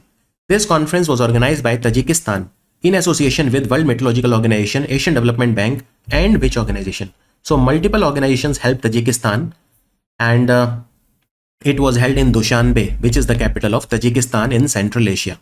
Asian Development Bank helped it, WMO, which is based in Geneva, ADB, which is based in Manila, and UNESCO. The answer is UNESCO, which is based in Paris. And Asian Development Bank is based in Manila. Asian Development Bank has also committed $10 billion to India in the next 5 years for our urban development. So we have to safeguard the glaciers. It is very important, because if glaciers start melting, then the water level in the oceans will increase significantly, right? So India is also doing a lot to preserve the glacier. By the way, United Nations General Assembly has said that 2025 is the International Year of Glaciers Preservation. This was announced in 2022 by United Nations General Assembly, that 2025 will be the year of glacial preservation. Now, can you tell me which country saw a glacier recently completely becoming extinct? So that is the Yala Glacier, which is in Nepal. It was declared dead recently. It was declared dead. Okay, it is the first glacier in Nepal to be declared dead. And when a glacier becomes dead, there is a glacier funeral also that takes place often. Union Minister for Electronics and Information Technology, Ashwani Vaishnav, has announced the selection of 3 new startups under the India AI mission to build India's own foundation model. Which of the following is not one of them? India's own foundation model. So 3 startups have been chosen by the government of India, that is Socket AI, GAN AI and Gyani AI. So Sai Future AI is not one of those. Now India's national compute capacity has crossed 34,000 graphic processing unit. So there is a lot of work that is being done, in India AI mission. India AI mission is run by Digital India Corporation, which works under the Ministry of Electronics and IT. So by the way, Sarvam AI is the first Indian AI startup, to build our own LLM, or government's own LLM will be made by Sarvam AI. That is why it is called sovereign LLM. Sovereign means central governments. And whatever they make, all these startups, it is uploaded in AI Kosh. There are a lot of data sets which are uploaded on AI Kosh. So Sarvam AI is again very successful, and now 3 more proposals they have been selected in addition to Sarvam AI. Sarvam AI will make central government's LLM. So Socket AI, it is developing India's first open source 120 billion parameter foundation model optimized for the linguistic diversity of India. Gyani AI will build a 14 billion parameter voice AI foundation model, and GAN AI will create a 70 billion parameter multilingual foundation model targeting superhuman TTS, that is text to speech capabilities, to surpass current global leaders. Understood? So all of this is being undertaken under the India AI mission. India AI mission was started in March 2024. Now under the India AI mission, there was a India AI I4C Cyber Guard AI hackathon competition that was organized, and so many startups and people, they were chosen as the winner. So this was organized by the Ministry of Electronics and IT in collaboration with I4C, that works under the Ministry of Home Affairs. I4C is India Cyber Crime Coordination Center. And these startups which I mentioned here, they were chosen as the winners. Telangana Formation Day was celebrated on which date? Telangana was formed on 2nd of June. Telangana was formed, it was carved out as a state from Andhra Pradesh. So the answer is 2nd of June. Telangana was formed on 2nd of June 2014, and therefore this is the 11th Formation Day of Telangana. Government of Telangana wants to become a $3 trillion economy by 2047. 3 trillion economy, right? 3 trillion economy. And in Hyderabad, Bharat Future City will be developed on 30,000 acres in Hyderabad. Bharat Future City, right? So the Bharat Future City will be developed on 30,000 acres in Hyderabad. Let me also tell you that 4th of February will be celebrated as Telangana Social Justice Day. Every year, 4th of February, Telangana Social Justice Day. And Telangana has recently launched a portal also called Bhu Bharati portal to solve the land disputes. Right? Telangana became the 29th state of India in 2014 on 2nd of June. Here I would also like to tell you that between the Kaval Tiger Reserve in Telangana and between Tadoba Andhari Tiger Reserve of Maharashtra, there is a corridor which has been declared now as the Kumram Bhim Conservation Reserve. Kumram Bhim Conservation Reserve, named after the great freedom fighter Kumram Bhim by the government of Telangana. Also, there is a scheme started in Telangana called Indra Saur Giri Jal Vikasam scheme. What happens in this scheme? In this scheme, free solar pumps ranging from 5 to 7.5 horsepower will be given to the tribal farmers free of cost. It will benefit around 2.1 lakh tribal farmers. So this scheme has started now, that is in 2025-26. It will continue till financial year 30, and 100% subsidy will be given. So one solar pump costs 6 lakh rupees, but will be given free of cost to the tribal farmers. Ukraine coordinated strikes targeting the Russian Air Force's long-range aviation assets at 5 air bases. Belaya, these are 5 air bases of Russia. What was the name of this operation? Using drones, Ukraine destroyed a lot of Russian aircrafts deep into Russia. So this operation was called Operation Spider's Web. It was called Operation Spider's Web. Understood? So very, very effective, very low cost operation, but very effective, because with just 117 drones, they destroyed 40 Russian military aircrafts. 40 Russian military aircrafts. Very, very successful operation by Ukraine. Broke the back of Russia almost. Humiliated Russia. Because 40 aircrafts were destroyed of Russia. And these are very costly aircrafts. These were Tu-95, Tu-22M3. All of these very, very powerful aircrafts were destroyed by Ukraine. Now, there are some operations that you should know. For example, Iran did an operation against Israel recently called Operation True Promise 3. Operation True Promise 3. America launched an operation against Iran recently in which they destroyed their nuclear bases called Operation Midnight Hammer. Operation Midnight Hammer. Okay. And then Israel did an operation recently against Iran which was called Operation Rising Lion. All these operations you should know. US Food and Drug Administration has approved the next generation COVID vaccine called mNEX Spike for adults aged 65 and above. Which of the following company has developed this vaccine? This is a vaccine for the old people for COVID, and it is a next generation vaccine. So it has been made by the American company Moderna, the American pharmaceutical company called Moderna, and now it has been approved by the American FDA. American FDA. So it is mainly for people who are 65 and above. It is called mNEX Spike. It is a vaccine which is based on it is a mRNA vaccine. It is a mRNA vaccine. India has recently launched Bharat Gen. It is India's first of its kind artificial intelligence model to revolutionize multilingual innovation. This happened at the Bharat Gen Summit. Now, Bharat Gen Summit has been developed under National Mission on Interdisciplinary Cyber-Physical Systems and implemented through TIH Foundation for IoT and IoE. Where is this foundation present? Let's go step by step. Let me tell you the answer first. It is IIT Bombay. IIT Bombay. What IIT Bombay? First of all, you should understand what is this National Mission on Interdisciplinary Cyber-Physical System. You should have some idea about this, right? So this is a mission that was launched in 2018 in India. It was launched in 2018 by Ministry of Science and Technology. I repeat, Ministry of Science and Technology.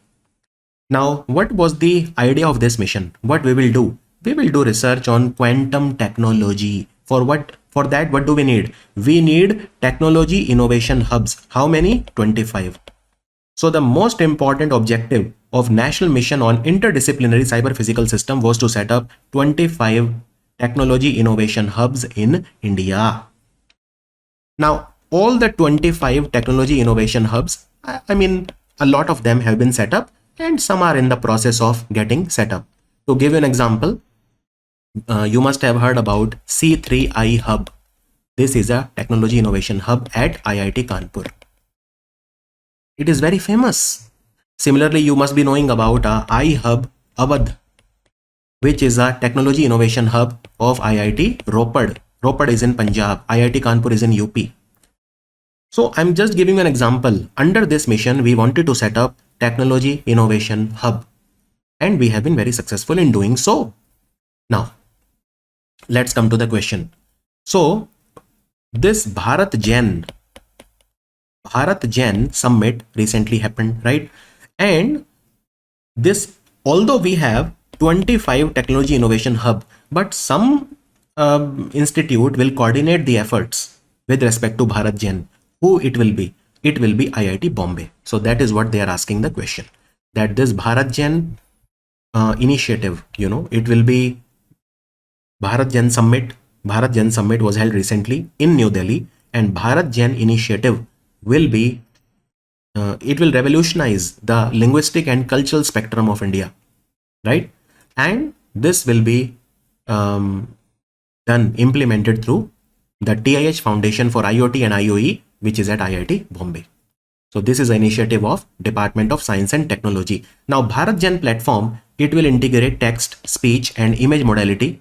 It will offer seamless AI solution in all the 22 scheduled Indian languages. And by the way, out of these 25 technology innovation hubs, 4 of them, they have been upgraded to Technology Translational Research Park. So out of 25, 4 of them have been upgraded to TTRP, where because we are working on translation technology, because we want to translate Indian languages. So Technology Translational Research Park. And by the way, why do we want so many translation? Let's say you have any problem with any government department. Okay. Now, where will you file it? You will file it under the CP Grams portal of the Ministry of Pension, Public Grievances and Personnel, because that is what is public grievances about. So CP Gram portal. Now, let's say you know only Tamil language, you don't know any other language. Okay. So you can file it in Tamil. Now, let's say the person who is receiving your complaint is a person from Jammu Kashmir, and he understands only Kashmiri and he understands only English. So your complaint in Tamil will be converted to English seamlessly, and your complaint will be registered. So India is a diverse country. Okay, 22 scheduled languages are there, and the interoperability when it comes to translation services will be there. And this national mission was launched in 2018 by Ministry of Science and Technology. So very, very nice question, I would say. Let's talk about Reserve Bank of India. We haven't talked about RBI for a while. So Reserve Bank of India has launched RBI CRIS. It's a two-pronged data platform aimed at addressing the persistent gaps in climate-related financial information. In RBI CRIS, what does the letter R stand for? So this is the full form of RBI CRIS. Reserve Bank Climate Risk Information System. Climate Risk Information System. So R stands for nothing but risk. Nothing but risk. What is it? Did I teach you RBI CRIS last year also? Yes, I did. Because Reserve Bank of India announced this last year that we will set up RBI CRIS. They announced it in October 2024, but finally it has been launched. RBI CRIS platform has been launched by RBI, and it will have all the climate data. All these things will be there. Why do you need all this climate data? Because now the ESG factors are becoming very important for banks, NBFCs, for companies, financial institutions, environmental, social, and governance factors. So RBI will give you transparent financial, climate-related financial data. It will give you all of that. So there are three types of data gaps in India with respect to climate. There is a physical risk, there is a transition risk, and there is a carbon emission. All of these data are missing. Physical risk is what? Any risk, climate risk, that is because of natural disaster, floods, drought, cyclone, etc. That is a physical risk. Similarly, what is transition risk? See, you have to transition. You can't use old energy. You have to use renewable energy, nuclear energy. So you have to transition from the conventional sources of energy to the new forms of energy. That is what you have to do. And if you don't do that, other countries will do that faster than you, and you are facing a transition risk. So you have to shift your policy, shift your technology, shift to the new sources of energy. And of course, you have to control carbon emission. So all of this you have to do. But for doing all this, you need data, and that will be given to you by RBI CRIS. And not every data will be free. So data, one will be standard data. Okay, everyone can use, but there will be some restricted data also. Okay, there will be some restricted data also. As per the latest OECD report, India's GDP will grow at what rate in the next financial year? That is financial year 27. What is OECD? Is India a member of OECD? No, we are not, but we want to become a member of OECD. OECD is headquartered in Paris, and it's a very big and very prestigious organization. We call it the Organization for Economic Cooperation and Development. So let me show you. Now let's go to India. So you can see in 2026-27, India's projection. Now this is inflation. Let's go to GDP growth rate. So let's go to India. So you can see that for 2026-27, it is 6.4%. And for the current financial year, it is 6.3. Now they are asking for the next financial year. So what is the answer? 6.4%. This is the projection by OECD, and for the current year, it is 6.3%. Now you can know about all of that, right? You can know about the G20 countries, you can know about other countries. For example, India and Indonesia, they are saying they will grow at very good rate. For example, Indonesia 4.7 and 4.8, but you can see India remains a bright spot. India will grow more than China, more than Indonesia. In fact, out of all the major economies of the world, India will grow at the fastest rate. That is what is being said by OECD. By OECD, right? And OECD was created in 1961. And how many countries are member of OECD? Any idea about it? So 38 countries are member of OECD. I mean, all the usual big countries, USA, UK, and all those big countries are members of OECD. Which country has become the president, has been elected as the president of UN Habitat's General Assembly? UN Habitat General Assembly is convened for 4 years. So for 4 years, the president will be Malaysia and UAE. So you can say co-president. Let's use the word co-president because two countries have been elected as the president together, Malaysia and UAE, and they will take over from Mexico. UN Habitat is headquartered in Nairobi. Nairobi is the capital of Kenya, and Nairobi is famous for, Kenya is famous for Masai Mara National Park. Masai Mara National Park. Is that clear? This is a very important organization. Very important organization. Also tell me one thing. Which place in Malaysia recently hosted a aerospace exhibition? So this is a place in Malaysia called Langkawi, and it was called Lima. What is Lima? Langkawi International Maritime and Aerospace Exhibition. India also participated because India does a lot of military exercises with Malaysia. Udar Shakti, Harimo Shakti, Samudra Lakshman, all of these are exercises between India and Malaysia. Malaysia truly Asia. Recently released Comprehensive Modular Survey Telecom Report by National Statistical Office says, now National Statistical Office works under the Ministry of Statistics, and it says that what percentage of women aged 15 years and above in rural area do not own a mobile phone. So 51.6% of women in the rural areas in India, they don't own a mobile phone. Now look, this is a very data intensive survey. There is no need to remember all this data. So what did they say? Well, let's talk. I mean, they divided India into different age groups. One is 15 plus simple, one is 15 to 24, one is 15 to 29. And you can see the people who have used the mobile phone at least once in the last 3 months. Now you can see people use mobile phone a lot. Almost you can see more than 90%, touching 100% somewhere. But it's not necessary that they are owning this mobile phone. Now this is the percentage of people who are owning a mobile phone. Okay. So you can see in the rural area, only 64.6 people who are above the age of 15, they own a mobile phone. And of course, this ratio is different for men and women. So again, this is a percentage of people who use internet at least once in the last 3 months. And you can see again, internet users are very high. And digital transactions, of course, they are increasing like crazy.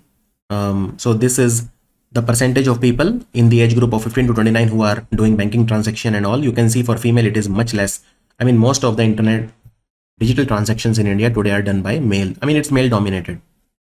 And these are internet and communication technology skills like sending an email, or again, females are far behind when it comes to male.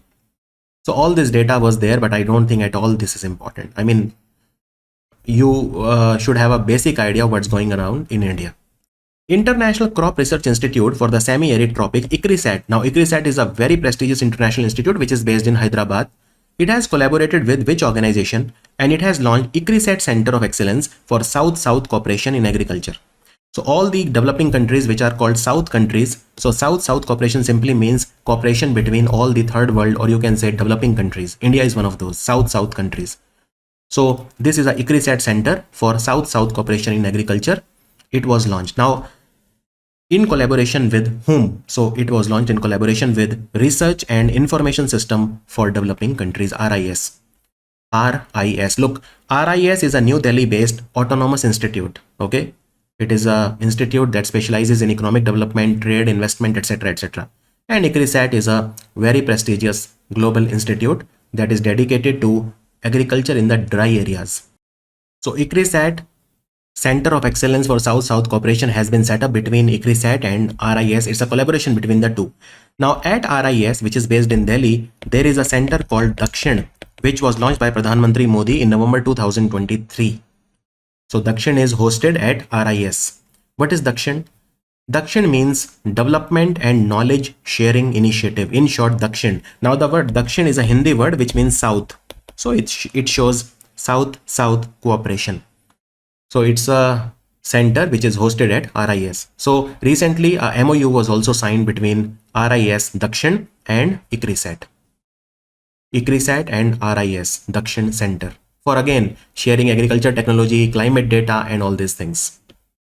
State Bank of India has released SBI Research Eco-RAP report. As per the report, India's GDP saw a robust growth of how much in the fourth quarter of the last financial year, that is financial year 25.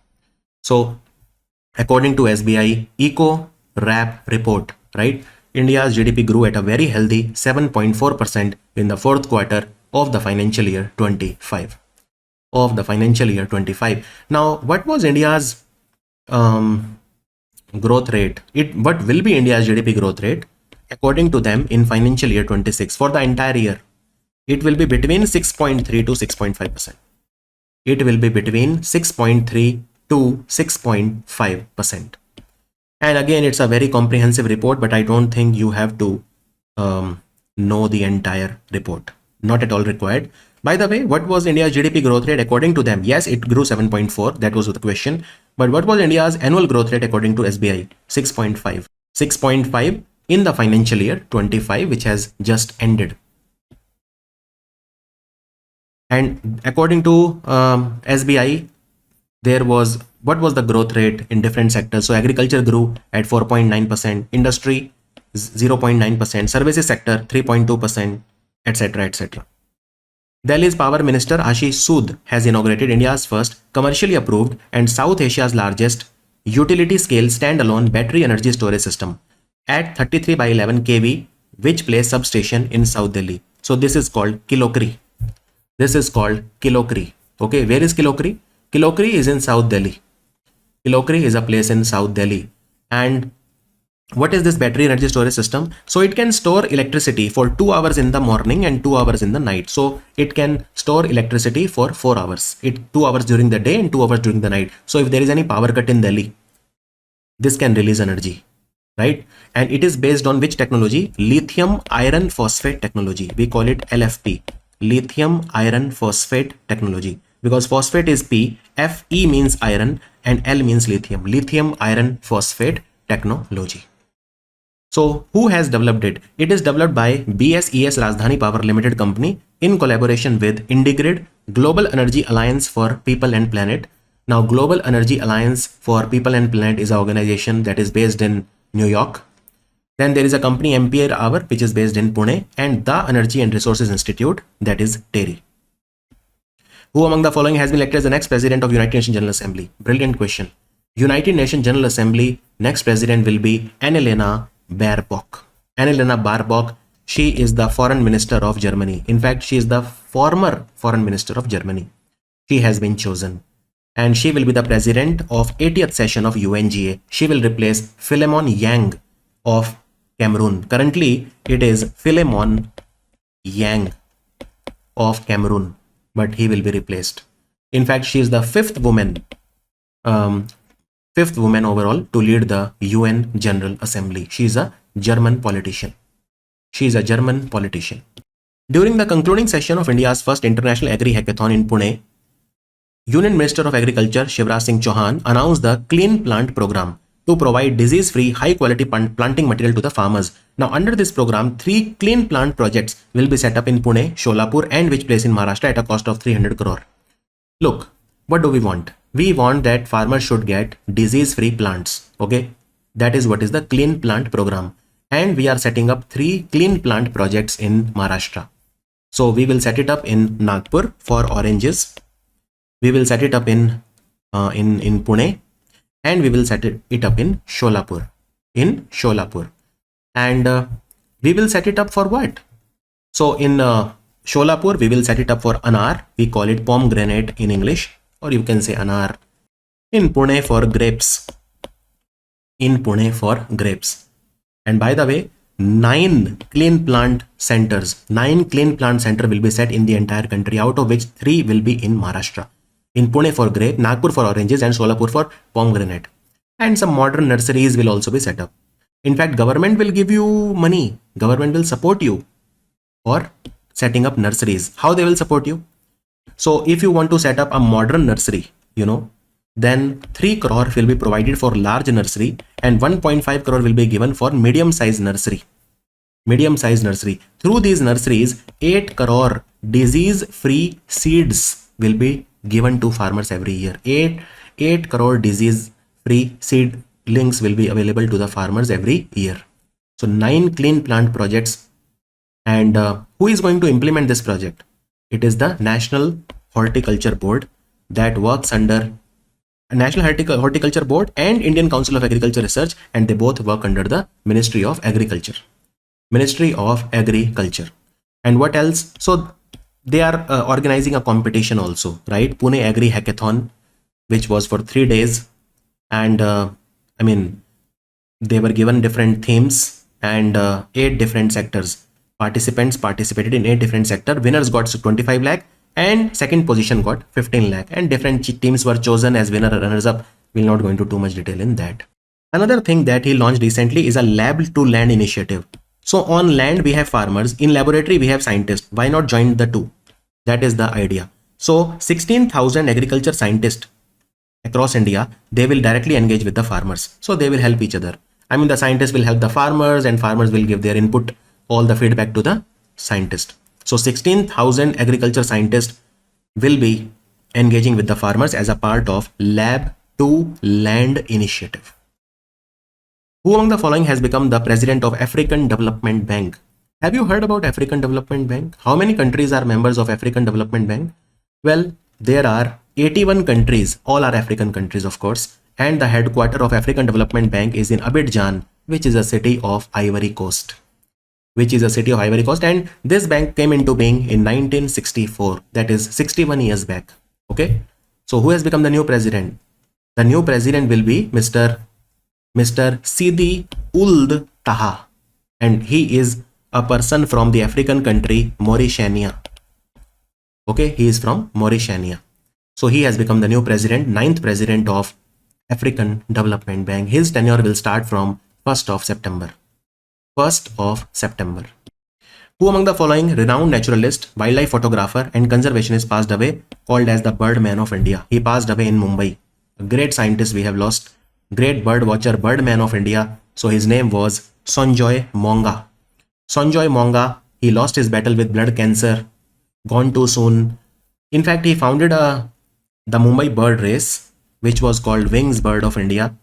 And he warned about the biodiversity loss in Uran wetland in Maharashtra. He also served as a governing council member of Bombay Natural History Society. He was associated with Sanjay Gandhi National Park.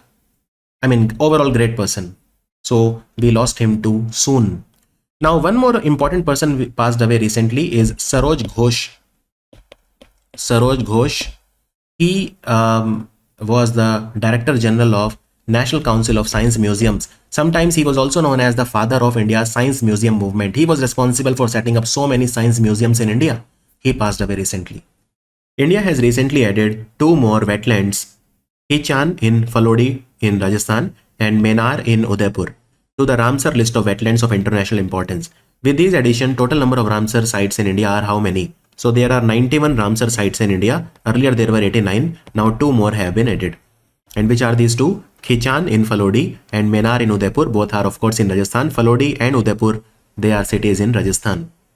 So this was announced on the occasion of World Environment Day, which was celebrated on 5th of June. World Environment Day. What was the theme? Putting an end to plastic pollution. Putting an end to plastic pollution. So Rajasthan earlier had 2 Ramsar sites, Sambar Lake, Keola Devghana National Park, and now 2 more. So now Rajasthan has 4 Ramsar sites. Now let me tell you a little bit about these 2 places. Menar, okay, Menar, right, and Khichan. These are the 2 places I told you. So Menar is sometimes known as Bird Village, and thousands of birds come here. Which bird? Well, the most important bird that comes here is called Demoiselle crane. The scientific name of this bird is Grus virgo. Grus virgo, right? That is it. And the other site is Hitchin. And if you remember, by the way, let me tell you one more thing here. Why they are called Ramsar sites? Because Ramsar is a city in Iran. So that is where this treaty was signed for protecting the wetlands. Okay, World Wetland Treaty we call it. Ramsar Convention. It is a city in Iran. And Tamil Nadu in India has maximum Ramsar sites 20. And second is UP. UP has 10 Ramsar sites. 10 Ramsar sites. And which country has the highest number of Ramsar sites in the world? It is UK. UK has 176 Ramsar sites. Mexico has 144 and India now has 3rd highest with 91. 91, right? So that is a very important question. And World Wetland Day, when do we celebrate it? 2nd of February every year. This time the official celebrations of the World Wetland Day happened where? At the Parvati Arga Ramsar site. Parvati Arga Ramsar site is in UP, is in Gonda district of UP. That is where official celebrations happened for World Wetland Day. For World Wetland Day. Moving on now. Which of the following company has signed an agreement with Norway's Kongsberg, paving the way for India to build its first ever polar research vessel indigenously? See, polar research vessel, They will go to the Arctic and the Antarctic for scientific research. Now, we will collaborate with which country for that? So we will collaborate with Norway's Kongsberg. Norway's Kongsberg, okay? And who will manufacture it in India? Garden Rich Shipbuilder and Engineer. This is a shipyard that is based in Kolkata. This is a MOU between two big companies, India's Garden Rich Shipbuilder, which works under the Ministry of Defense, and Norway's company called Kongsberg. Kongsberg. And who will use it? So it will be used by NCPOR, National Center for Polar and Oceanic Research, which is located in Goa, and it works under the Ministry of Earth Sciences. Ministry of Earth Sciences. So Garden Rich Shipbuilder and Engineer has said that it is going to build it, the first ever polar research vessel in Kolkata itself. Another very important shipyard of India is the Mazago Dock Shipbuilder, which is based in Mumbai. Now recently Mazago Dock Shipbuilder was in news because it has acquired 51% stake in the Colombo Dockyard. Colombo Dockyard is in Colombo in Sri Lanka. So this is the first ever overseas acquisition of Mazago Dock Shipbuilder. And Mazago Dock Shipbuilder also has commissioned 3 ships recently: INS Nilgiri under Project 17A, INS Surat under Project 15B, and there is a submarine called Wagshir. This is a part of Project 75. Project 75. Make sense? So all of these shipyards that are in news, you should definitely know about them. And also, Indian Ministry of Culture, they have recently created a ship using the traditional Tankai method in collaboration with the Indian Navy, and the name they have given to it is INSV Kaundinya. INSV Kaundinya. Okay, INSV Kaundinya. Raja Khas is said to become the first solar model village of which state? Raja Khas, where is it? It is located in Himachal Pradesh. Himachal Pradesh, where is it? So it is located, it is a village in the Indora block, and the district is Kangra. This is Himachal Pradesh's first solar model village. Very, very energy efficient. So all the public places in this village, like the community hall, panchayat office, schools, hospitals, healthcare center, Anganwadi center, they are all powered by solar energy. So Raja Khas was selected out of many villages, and it has been declared as a model village. Now other villages in Himachal will try to emulate what Raja Khas has achieved. And let me also tell you here something, that there is a Spiti Valley, very, very cold place in Himachal, Spiti Valley, right?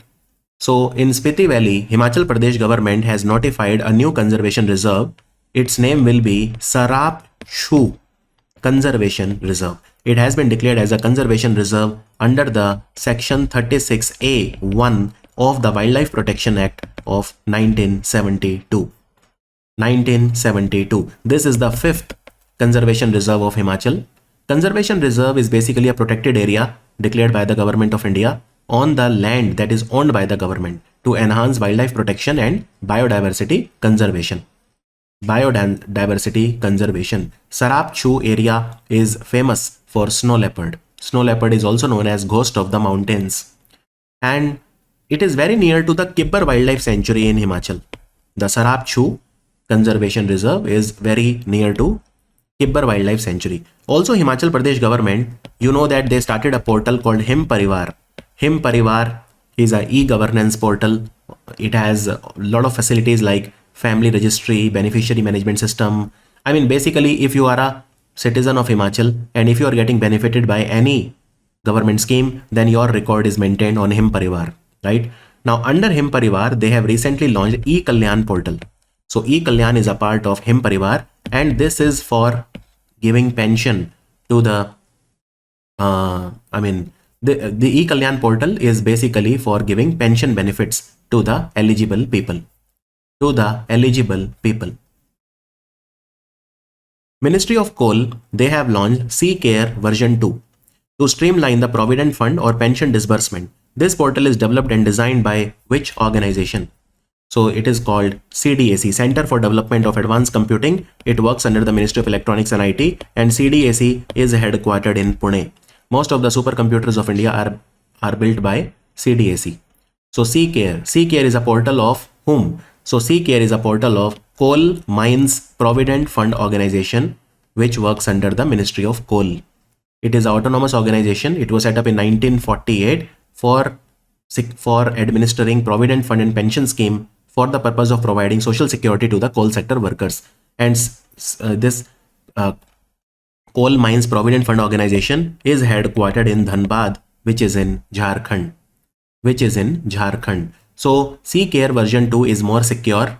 It has more facilities compared to the older version. And all the benefits are disbursed. The provident fund money, pension, all are given into your bank account by direct benefit transfer.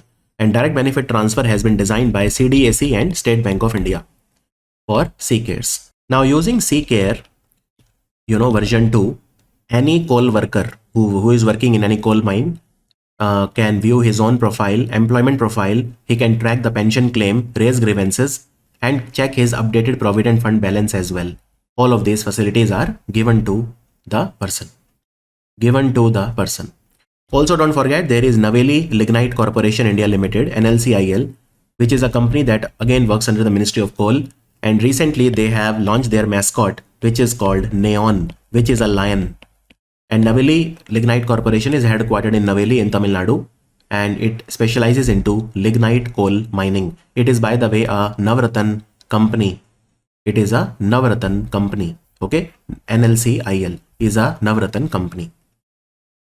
As per recently released report called From Risk to Resilience, helping people and firms adapt in South Asia, nearly 1.8 billion people in South Asia will face extreme heat risk by 2030. So which of the following organization has released this report? This is released by the World Bank. You can see it is released by the World Bank Group. So let me tell you all the things. So the temperature projections show that by 2030, 89% of South Asia's population will face extreme heat risk. What is South Asia? So in South Asia, we have the SAARC countries, India, Bangladesh, Bhutan, Nepal, Sri Lanka, all of these are South Asian countries. Even Southeast Asia is a part of South Asia only. Like ASEAN countries, you can include in South Asia in a broader sense. So in 2021, an average of 6 hours a day were too hot to safely work outside in countries like Bangladesh, India, Pakistan, and Sri Lanka. This is expected to rise to 7 or 8 hours a day by 2050. So in 2021, you could not work for at least 6 hours a day because it was too hot. Now it will increase to 7 or 8 hours by 2050. Then extreme weather events are increasing, right? You can expect more than 75%. People can expect more than 75% households and firms, they can expect in the next decade extreme weather events. And heat waves and all these things are increasing. That is what has been said in this report. Tata Steel Special Economic Zone's Gopalpur Industrial Park has joined the World Economic Forum's Transitioning Industrial Clusters Initiative. This industrial park is associated with which state? So it's a very important question. This industrial park is located in Odisha. There is Gopalpur in Odisha, and Tata Steel Special Economic Zone, they have Gopalpur Industrial Park. It has joined Transitioning Industrial Clusters Initiative. First of all, what is this Transitioning Industrial Clusters Initiative? This initiative was launched during COP26 Climate Summit. COP26. And COP26 happened when? COP26 Summit happened, it was very significant, COP26, and it was a success. COP26 was in Glasgow and it was a success. Glasgow is in Scotland. So it was in 2021, and there were other stakeholders also, like there was a American NGO called Electric Power Research Institute and Accenture, but main is World Economic Forum. Now it comprises now 33 clusters in 16 countries and 5 continents. So basically these are those companies which have pledged to reduce their greenhouse gas emissions. So this is called Transitioning Industrial Clusters Initiative. And if you become a part of it, it shows that you are very serious about reducing your carbon footprint. Now Tata Steel Special Economic Zone Gopalpur Industrial Park has committed it will reduce its carbon emission. And this is located in Ganjam district of Odisha. This GIP or Gopalpur Industrial Park. Now, Gopalpur Industrial Park is emerging as a hub for green hydrogen or green ammonia and green energy equipment manufacturing, right? So very, very important. And recently 13 new industrial clusters from Australia, Brazil, Colombia, India, etc. They became a part of transitioning industrial clusters initiative. So total number is now 33 clusters in 16 countries. 33 clusters in 16 countries.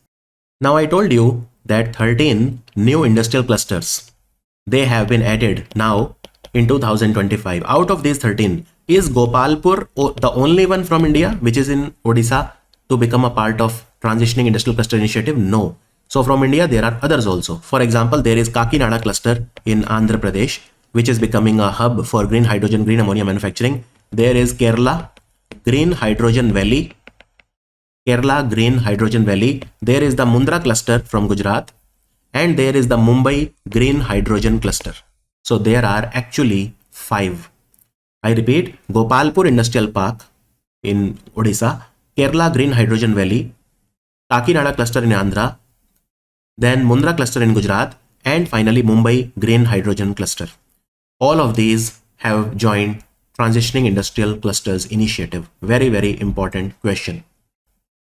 Elon Musk has introduced what? It is a revamped direct messaging interface within the X app, aiming to transform how users communicate on the platform. So Elon Musk, the answer is XChat. It's a direct messaging app. For example, Facebook. Facebook is a social media, but it also has Facebook Messenger. So now he has launched XChat. With your connections on Twitter or X, you will be able to communicate with the people using XChat. XChat. And all the conversations will be encrypted. Your privacy will be given lot of weightage. Okay, so to enhance the privacy, all the communication will be encrypted. Which state or union territory has launched air pollution mitigation plan called Shuddh Hawa Sabka Adhikar Pradushan Par Zordar Prahar, which means Shuddh Hawa means clean air, Sabka Adhikar means everyone's right. So clean air is everyone's right. Pradushan Par Zordar Prahar, which means we will attack the pollution. We will attack the air pollution in a very intense manner. So which state has launched this campaign? It has been launched by Delhi government. Delhi CM Rekha Gupta. You can see Rekha Gupta here. Shuddh Hawa Sabka Adhikar. The idea is to target pollution from dust, vehicles and landfills. And Delhi government is also trying to have artificial rain in collaboration with IIT Kanpur through the cloud seeding. Artificial rain. All of these things they are trying to do. And by the way, recently Delhi Legislative Assembly became the first legislative assembly in India to be fully powered by solar energy.